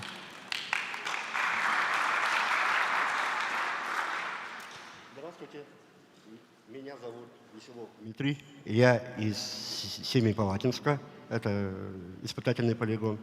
Я мог бы способствовать информированности человечества об опасности ядерного оружия, так как я являюсь пострадавшим во втором поколении. Спасибо. Good day. My name is Dmitry Veselov. I'm from Semipalatinsk, which is next to former Semipalatinsk nuclear test site. And my piece to Blueprint for Disarmament is to inform human beings about catastrophic consequences of human tests, as I am myself the survivor in second generation. Thank you.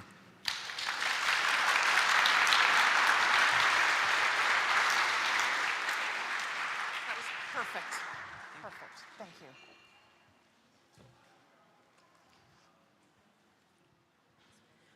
Hello. I am Lina Hjertström. I live in Stockholm, Sweden, and I am a member of Women's International League for Peace and Freedom, WILP.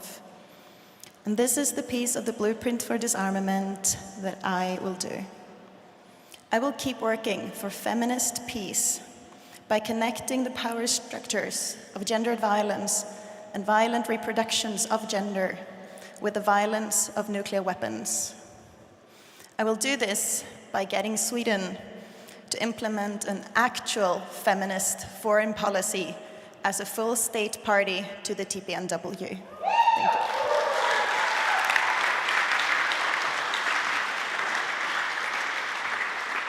Perfect.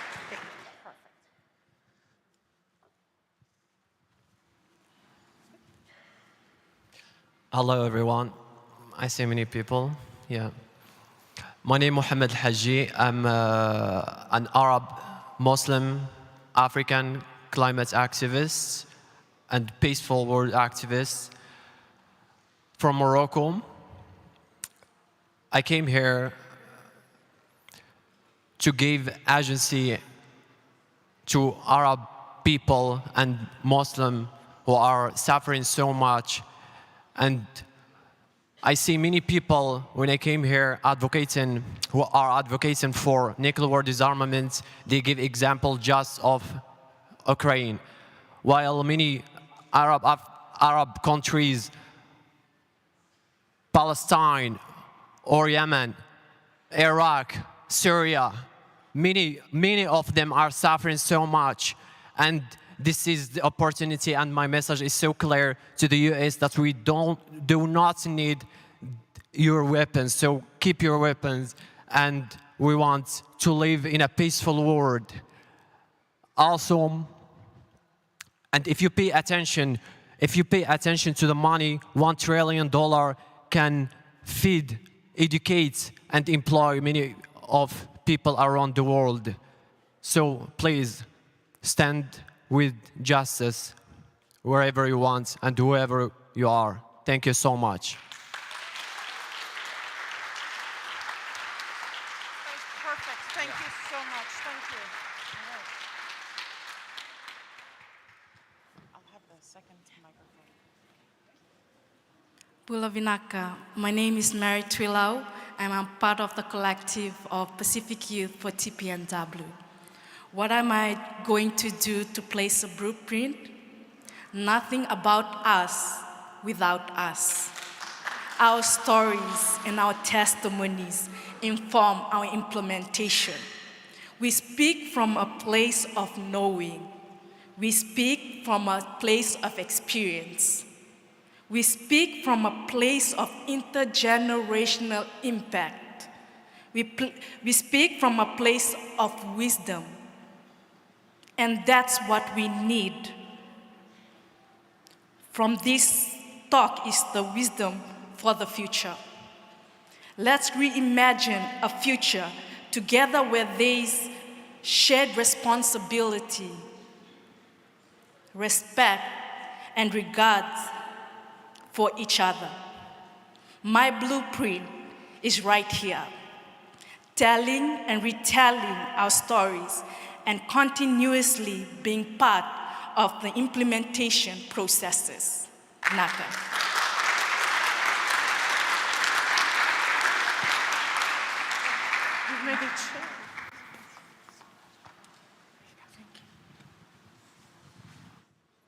Good afternoon. My name is Masumi Matsumura from Peace Boat, Japan. And I have 3 points to propose to work toward a nuclear disarmed world. Point 1, collaboration with other fields or industries. We should make contract with them for ongoing shared project while respecting their works. This can take many forms. For example, this crane was made out of cloth by kimono maker based on young girl idea and who want to promote both her product and peace. Point 2, reaching children with hibakusha's stories. At the 100th anniversary of bombing of Hiroshima and Nagasaki, children who are now 7 years old will be 30, and society will be theirs to shape. We should make contracts for ongoing workshops or classes at schools and more with Seiko Thoreau's recently published picture book, for example, or Akiko's piano, A-bombed piano. Point 3, employment for young people in the peacemaking industry.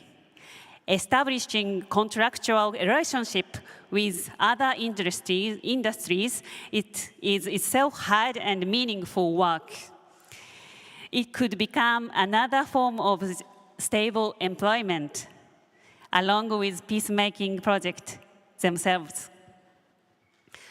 We must make many changes, but what has to remain unchanged is the humanity of hibakusha, their individual experiences.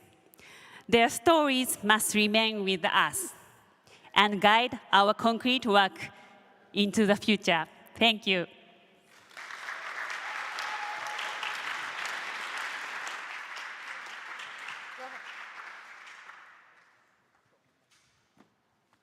Hello, everybody. Hello. I'm Nadine. I'm a 25-year-old activist for climate justice, for gender and peace, and I'm from Germany. And today I'm here on behalf of the Peace Workshop Mutlangen, who has its own very strong message that civil disobedience can lead towards nuclear armament being withdrawn from a military site, which had happened in Germany in the 80s, which is a great success. But this is not where it ends, so we need to continue fighting, and we need to continue to pressure Germany to sign the TPNW and to take the responsibility it has as a country from the global north and realize what it has to do in order to keep global peace. Yes, and Chi. I'm Jie from Taiwan, and also part of a German delegation peace workshop, Mundagen. And we another organization, TND Teachings in Taiwan and around the world.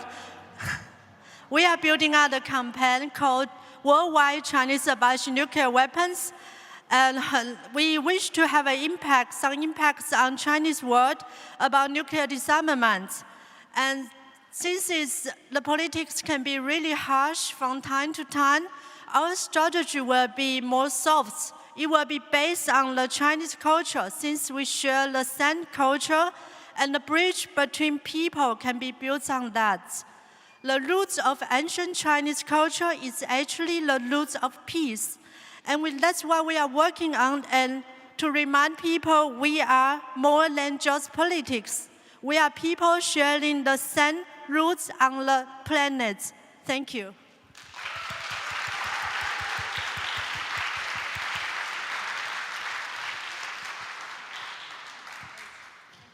Hello, everyone. My name is Catherine Trainer. I am a science communicator and video producer from the United States. Just a show of hands, how many of you are familiar with the 1995 Black Brant missile incident? Great. So tomorrow night at 6:30 p.m. in Bourg Quinault, which is close to downtown, my brother's documentary is going to be screening, and it's about this incident. So in 1995, when US-Russian relations were actually pretty good, the Norwegians and a bunch of international scientists launched a converted missile into the atmosphere to study the aurora borealis, and the Russians thought that it was a nuclear attack and pulled out the briefcases. So this film explores how that happened, told in the voices of the people that were there in that incident, including Russian generals who we no longer have access to as Westerners. So I invite you to all attend the film. And the ultimate purpose of it is to show that the blueprint forward has to include international structured dialogue. Thank you very much. We'll see you there.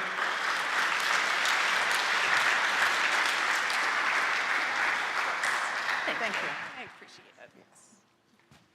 Cool. Hi, hello everyone. Hi, my name is Yuta Takahashi from Japan.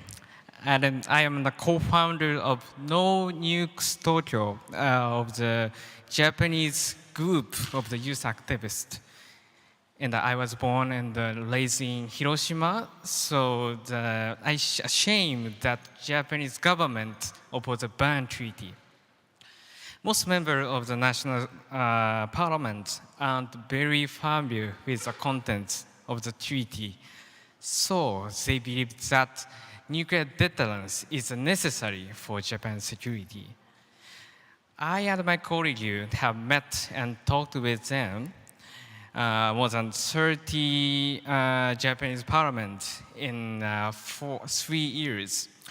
I have continued to tell them, when you decided the nuclear policy, what's the most important thing is the lives of Japanese citizens and the people around the world, not position of other states or theory. We have created a website that allows you to see the position of all members of TPNW. It's called Giin Watch, this site. And the Giin means a parliament in Japan.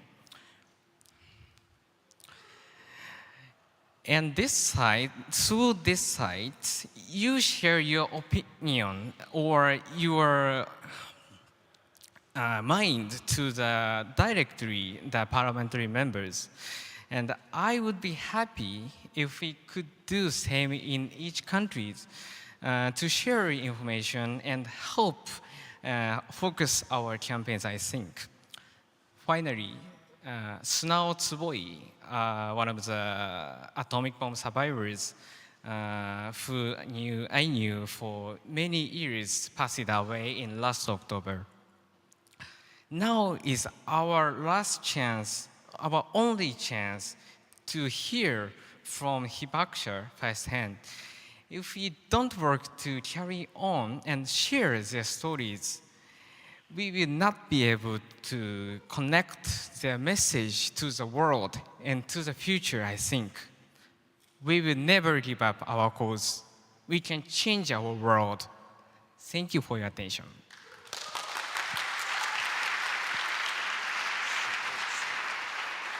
Great, thank you. Hello, my name is Ben from the United Nations Association in the UK. We are a UK-based organization that rejects militarism and we support human rights around the world. We are also a proud ICAN partner, along with a good many other UK organizations fighting in a very, very difficult circumstance on this issue in the UK, and it is fantastic to be here. The piece of the TPNW jigsaw that we hope to contribute at UNA UK is about Articles 6 and 7 and environmental remediation and victim assistance. The UK carried out 45 explosive nuclear weapons tests between 1952 and 1991, yet the UK is in denial that there was adverse effects from these tests. Now, we are trying here in the UK, we are trying to raise this issue up the agenda, and one of the ways we are doing this is we are calling for the UK to attend as an observer here in Vienna for the first meeting of states parties.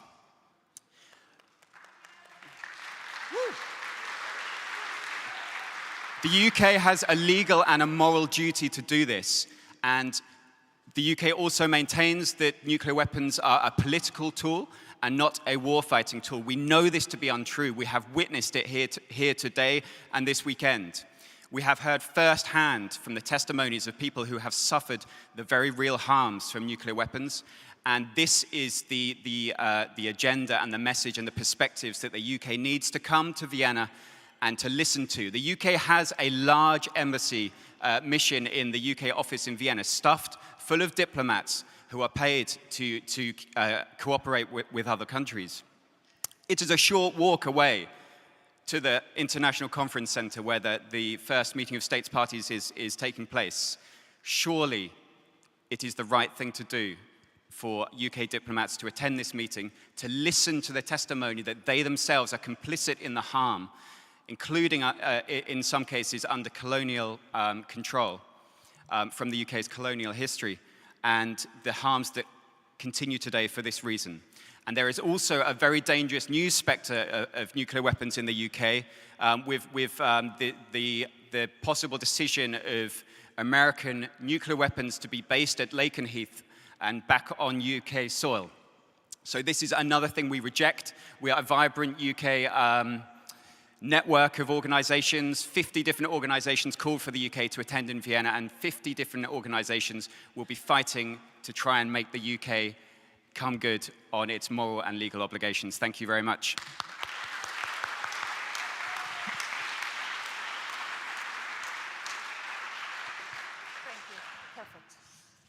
Good day, everyone. My name is David Onazi. I'm a medical doctor from Nigeria, and I'm currently serving as an at-large board member of IPPNW. And I guess a lot of my people from IPPNW are here. Well, I'm happy to be here in Austria, Vienna, for this ICAN Campaigners Forum meeting. And I must commend ICAN for putting together this great meeting. A lot of seasoned experts on this subject are here right now. And I really want to talk about some of the blueprints. Permit me to talk like a doctor now. The treatment plan. We have the diagnosis. We are going to go home with a treatment plan. What's the blueprint? I think the point where we are at the moment, I go around so many information on the media, and I found out that a lot of people across the world are ignorant about the subject of nuclear weapons. A lot of people don't know the effects the nuclear weapon poses to humanity. And when I was in the arms control industry, I brought up about the radio show in my country that gained a lot of momentum. A lot of people became aware about the effects of small arms. And I want to bring that same kind of strategy to nuclear weapons, letting people know the effects of nuclear weapons on health. I've been around this activism against nuclear weapons for the past 17 years. And I joined the IPPNW on this ground because I want a peaceful world. I want a world that will achieve peace through health.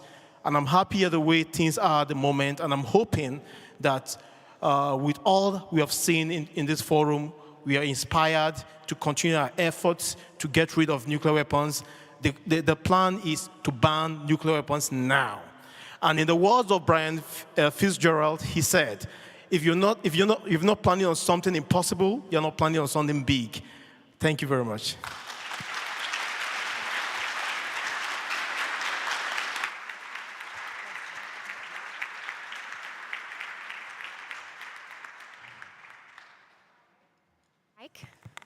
Mike? Yes, great.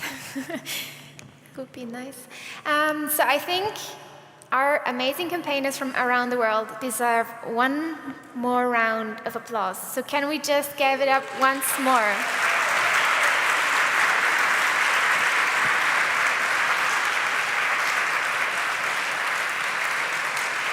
Yeah, that was super powerful. I mean, thank you everyone who is up here, everyone who's out there, everyone who's out there, for everything that you're doing, both on the public stage with media and workshops and demonstrations, and also behind the scenes in negotiations with governments and your political leaders. This is the team, this is the coalition, this is the group that's changing history. I think it was fortuitous that Leo came up in that last transition to tell us about MSP TV, because in a sense, Philin and I are now handing over hosting to him for the rest of the week. So he's who you'll see over the streams throughout the rest of the week. It's going to be brilliant, and I can't wait to tune in. Yes, me too. I'll be sure to check in the mornings and in the evenings. Definitely. I think it's actually the end of our time up here. I had a lovely time being hosts to this audience, and I hope you had a great time too. Yeah.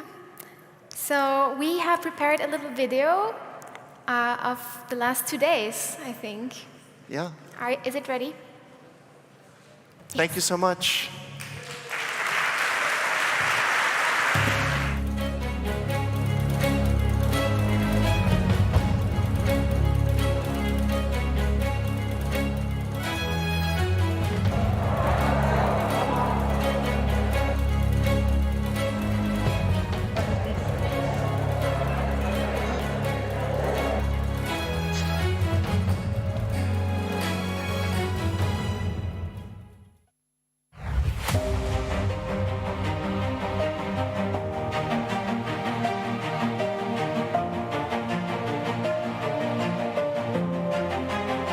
We know what nuclear weapons really do. We've come to tell our stories. We want to make sure that what happened to us never happens again.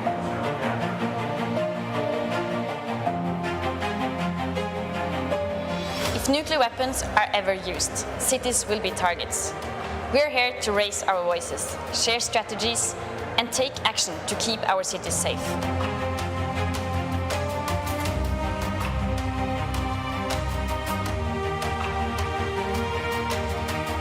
We have so many experts here, so much evidence, so much data, but now it is on us to bring that to the masses.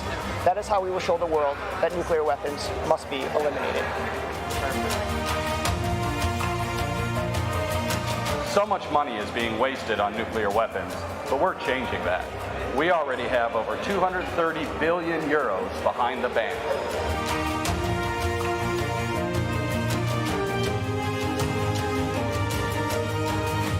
We had a vision, we negotiated the treaty, and now we're putting it to work. It's so great to have all the energy and support at the forum.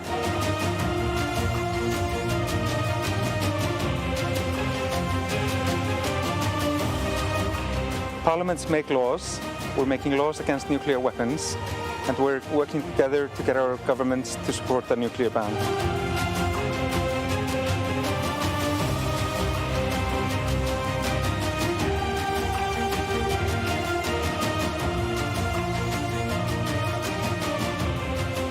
So many ideas here, so much energy. I'm really charged up. Let's do this.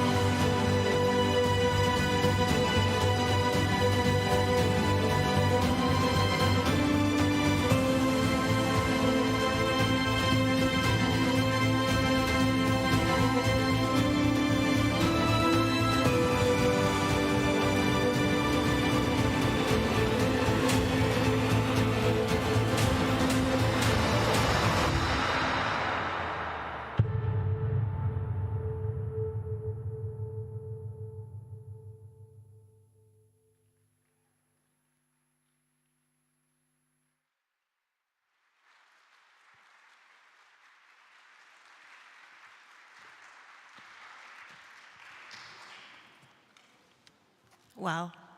Wow. I was trying to play cool, but no. I can neither.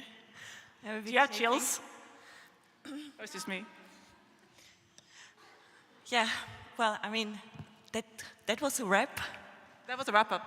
I don't think we can top that. We still have some things to say. First of all, the MCs, because they left the stage, but Philin and Seth, thank you so much for this.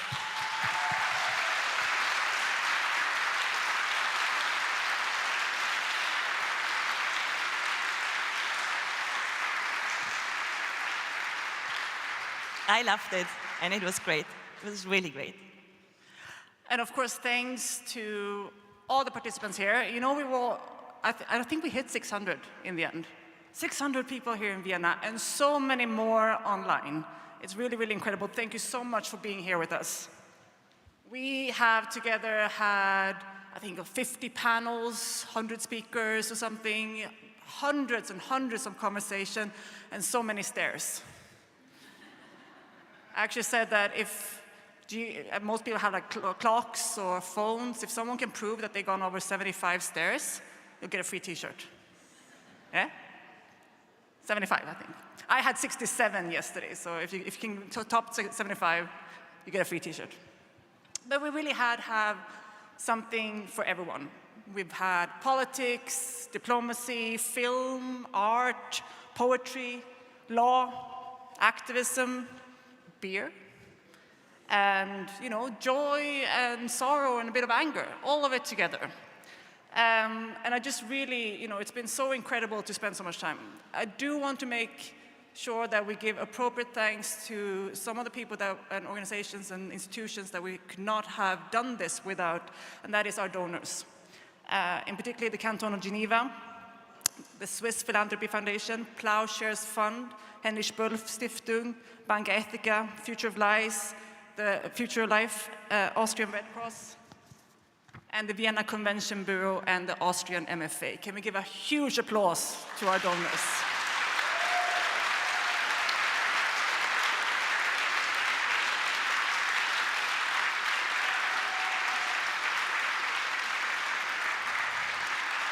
Because many of these donors have funded ICAN long before the treaty was a reality, before it was still a vision, before the Nobel Peace Prize, before the treaty entered into force, and before the whole world woke up to the nuclear threat.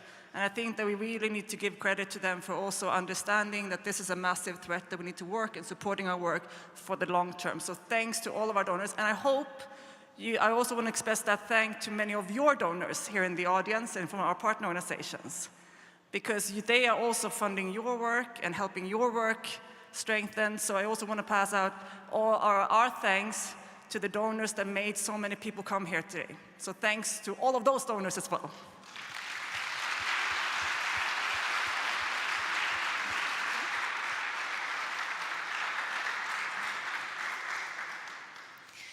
Yeah. When we started a couple of months ago to plan this, we had also a vision, ideas. We added up. We wanted to start with something smaller. It became bigger. One more stage. And bigger. Let us like this. We're not going to do a forum again. No, we're not going to do a forum. We're going to do a forum again. Yeah, so we added up things. We also added up a bit the pressure on ourselves, what we want to achieve. And we always had this picture in mind, right? What is the feeling people should have when they leave here, but also amongst us, what we want to achieve. And saying this is kind of my try to get the bridge to this whole thing, this whole ride to until today, until right now here, it's not possible if it's not a team effort. And yeah, I think this is the time to thank the whole team, and I would like to ask everyone who is in there right now of the team to come up on the stage, that everyone sees your faces. Come on. And all the volunteers The that ICAN helped Austria us. team, the ICAN team, the volunteers.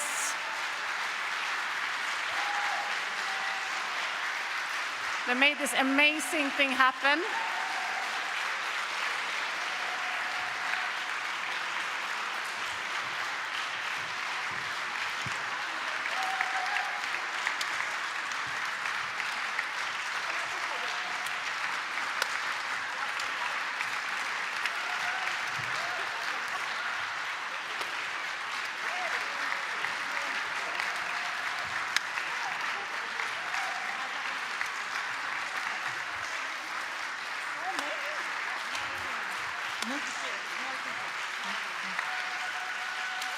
So,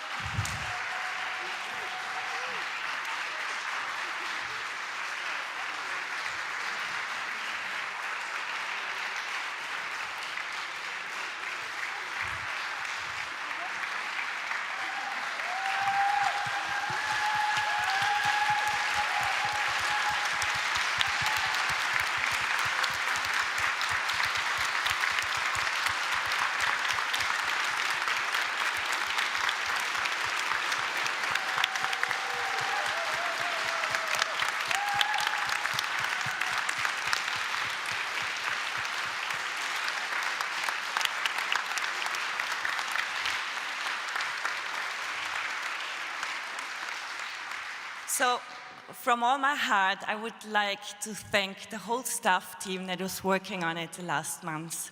I know it was a lot sometimes, but the thing, I think like the team, it's the best team, and I think it was just inspiring and great the whole time, and a lot of fun doing this.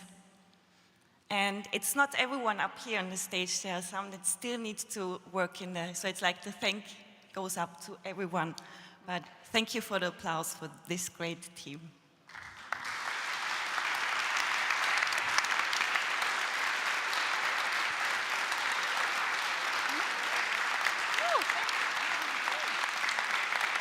So, what's next? For many of us, it is the humanitarian conference tomorrow and the first meeting of states parties. And I know we said first meeting of states parties like a million times this weekend, but just, you know, when Maritza and also Elaine White, Ambassador Elaine White, talked to the, this is the first meeting of the states party of the treaty that we made happen. It's pretty cool.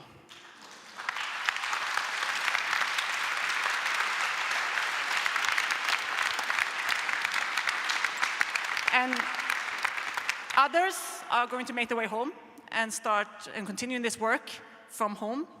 And I don't know, I've been extremely overwhelmed this weekend because, first of all, like my conference stamina has gone down, so I'm exhausted already, and we're just on day 2 of this week. But also, it's been so incredible to see so many friends and so many new faces, and to really gather again. And I really felt from everyone the incredible joy of being here together. And this work is so tough, and it's so difficult, and we get so many no's, and there's so many negative things. So I know that I'm going to take with me from this conference is that next time I sit in a meeting with a stupid person who says, oh no, nuclear weapons are great, and deterrence, I'm going to remember so many of these moments, and I'm going to use that to make sure that we know that we're doing the right thing, and that the Treaty on the Prohibition of Nuclear Weapons is the plan, and to trust that process, because when you're alone at home, it doesn't always feel like it, but trust the process. This is working. So I just want to make a massive thank you to everyone for coming, for listening in, for being here, for high-fiving, for just enjoying this. And, this is the end of the forum, but it's just a beginning for a much bigger movement against nuclear weapons. I'm going to go and get them now. Thank you.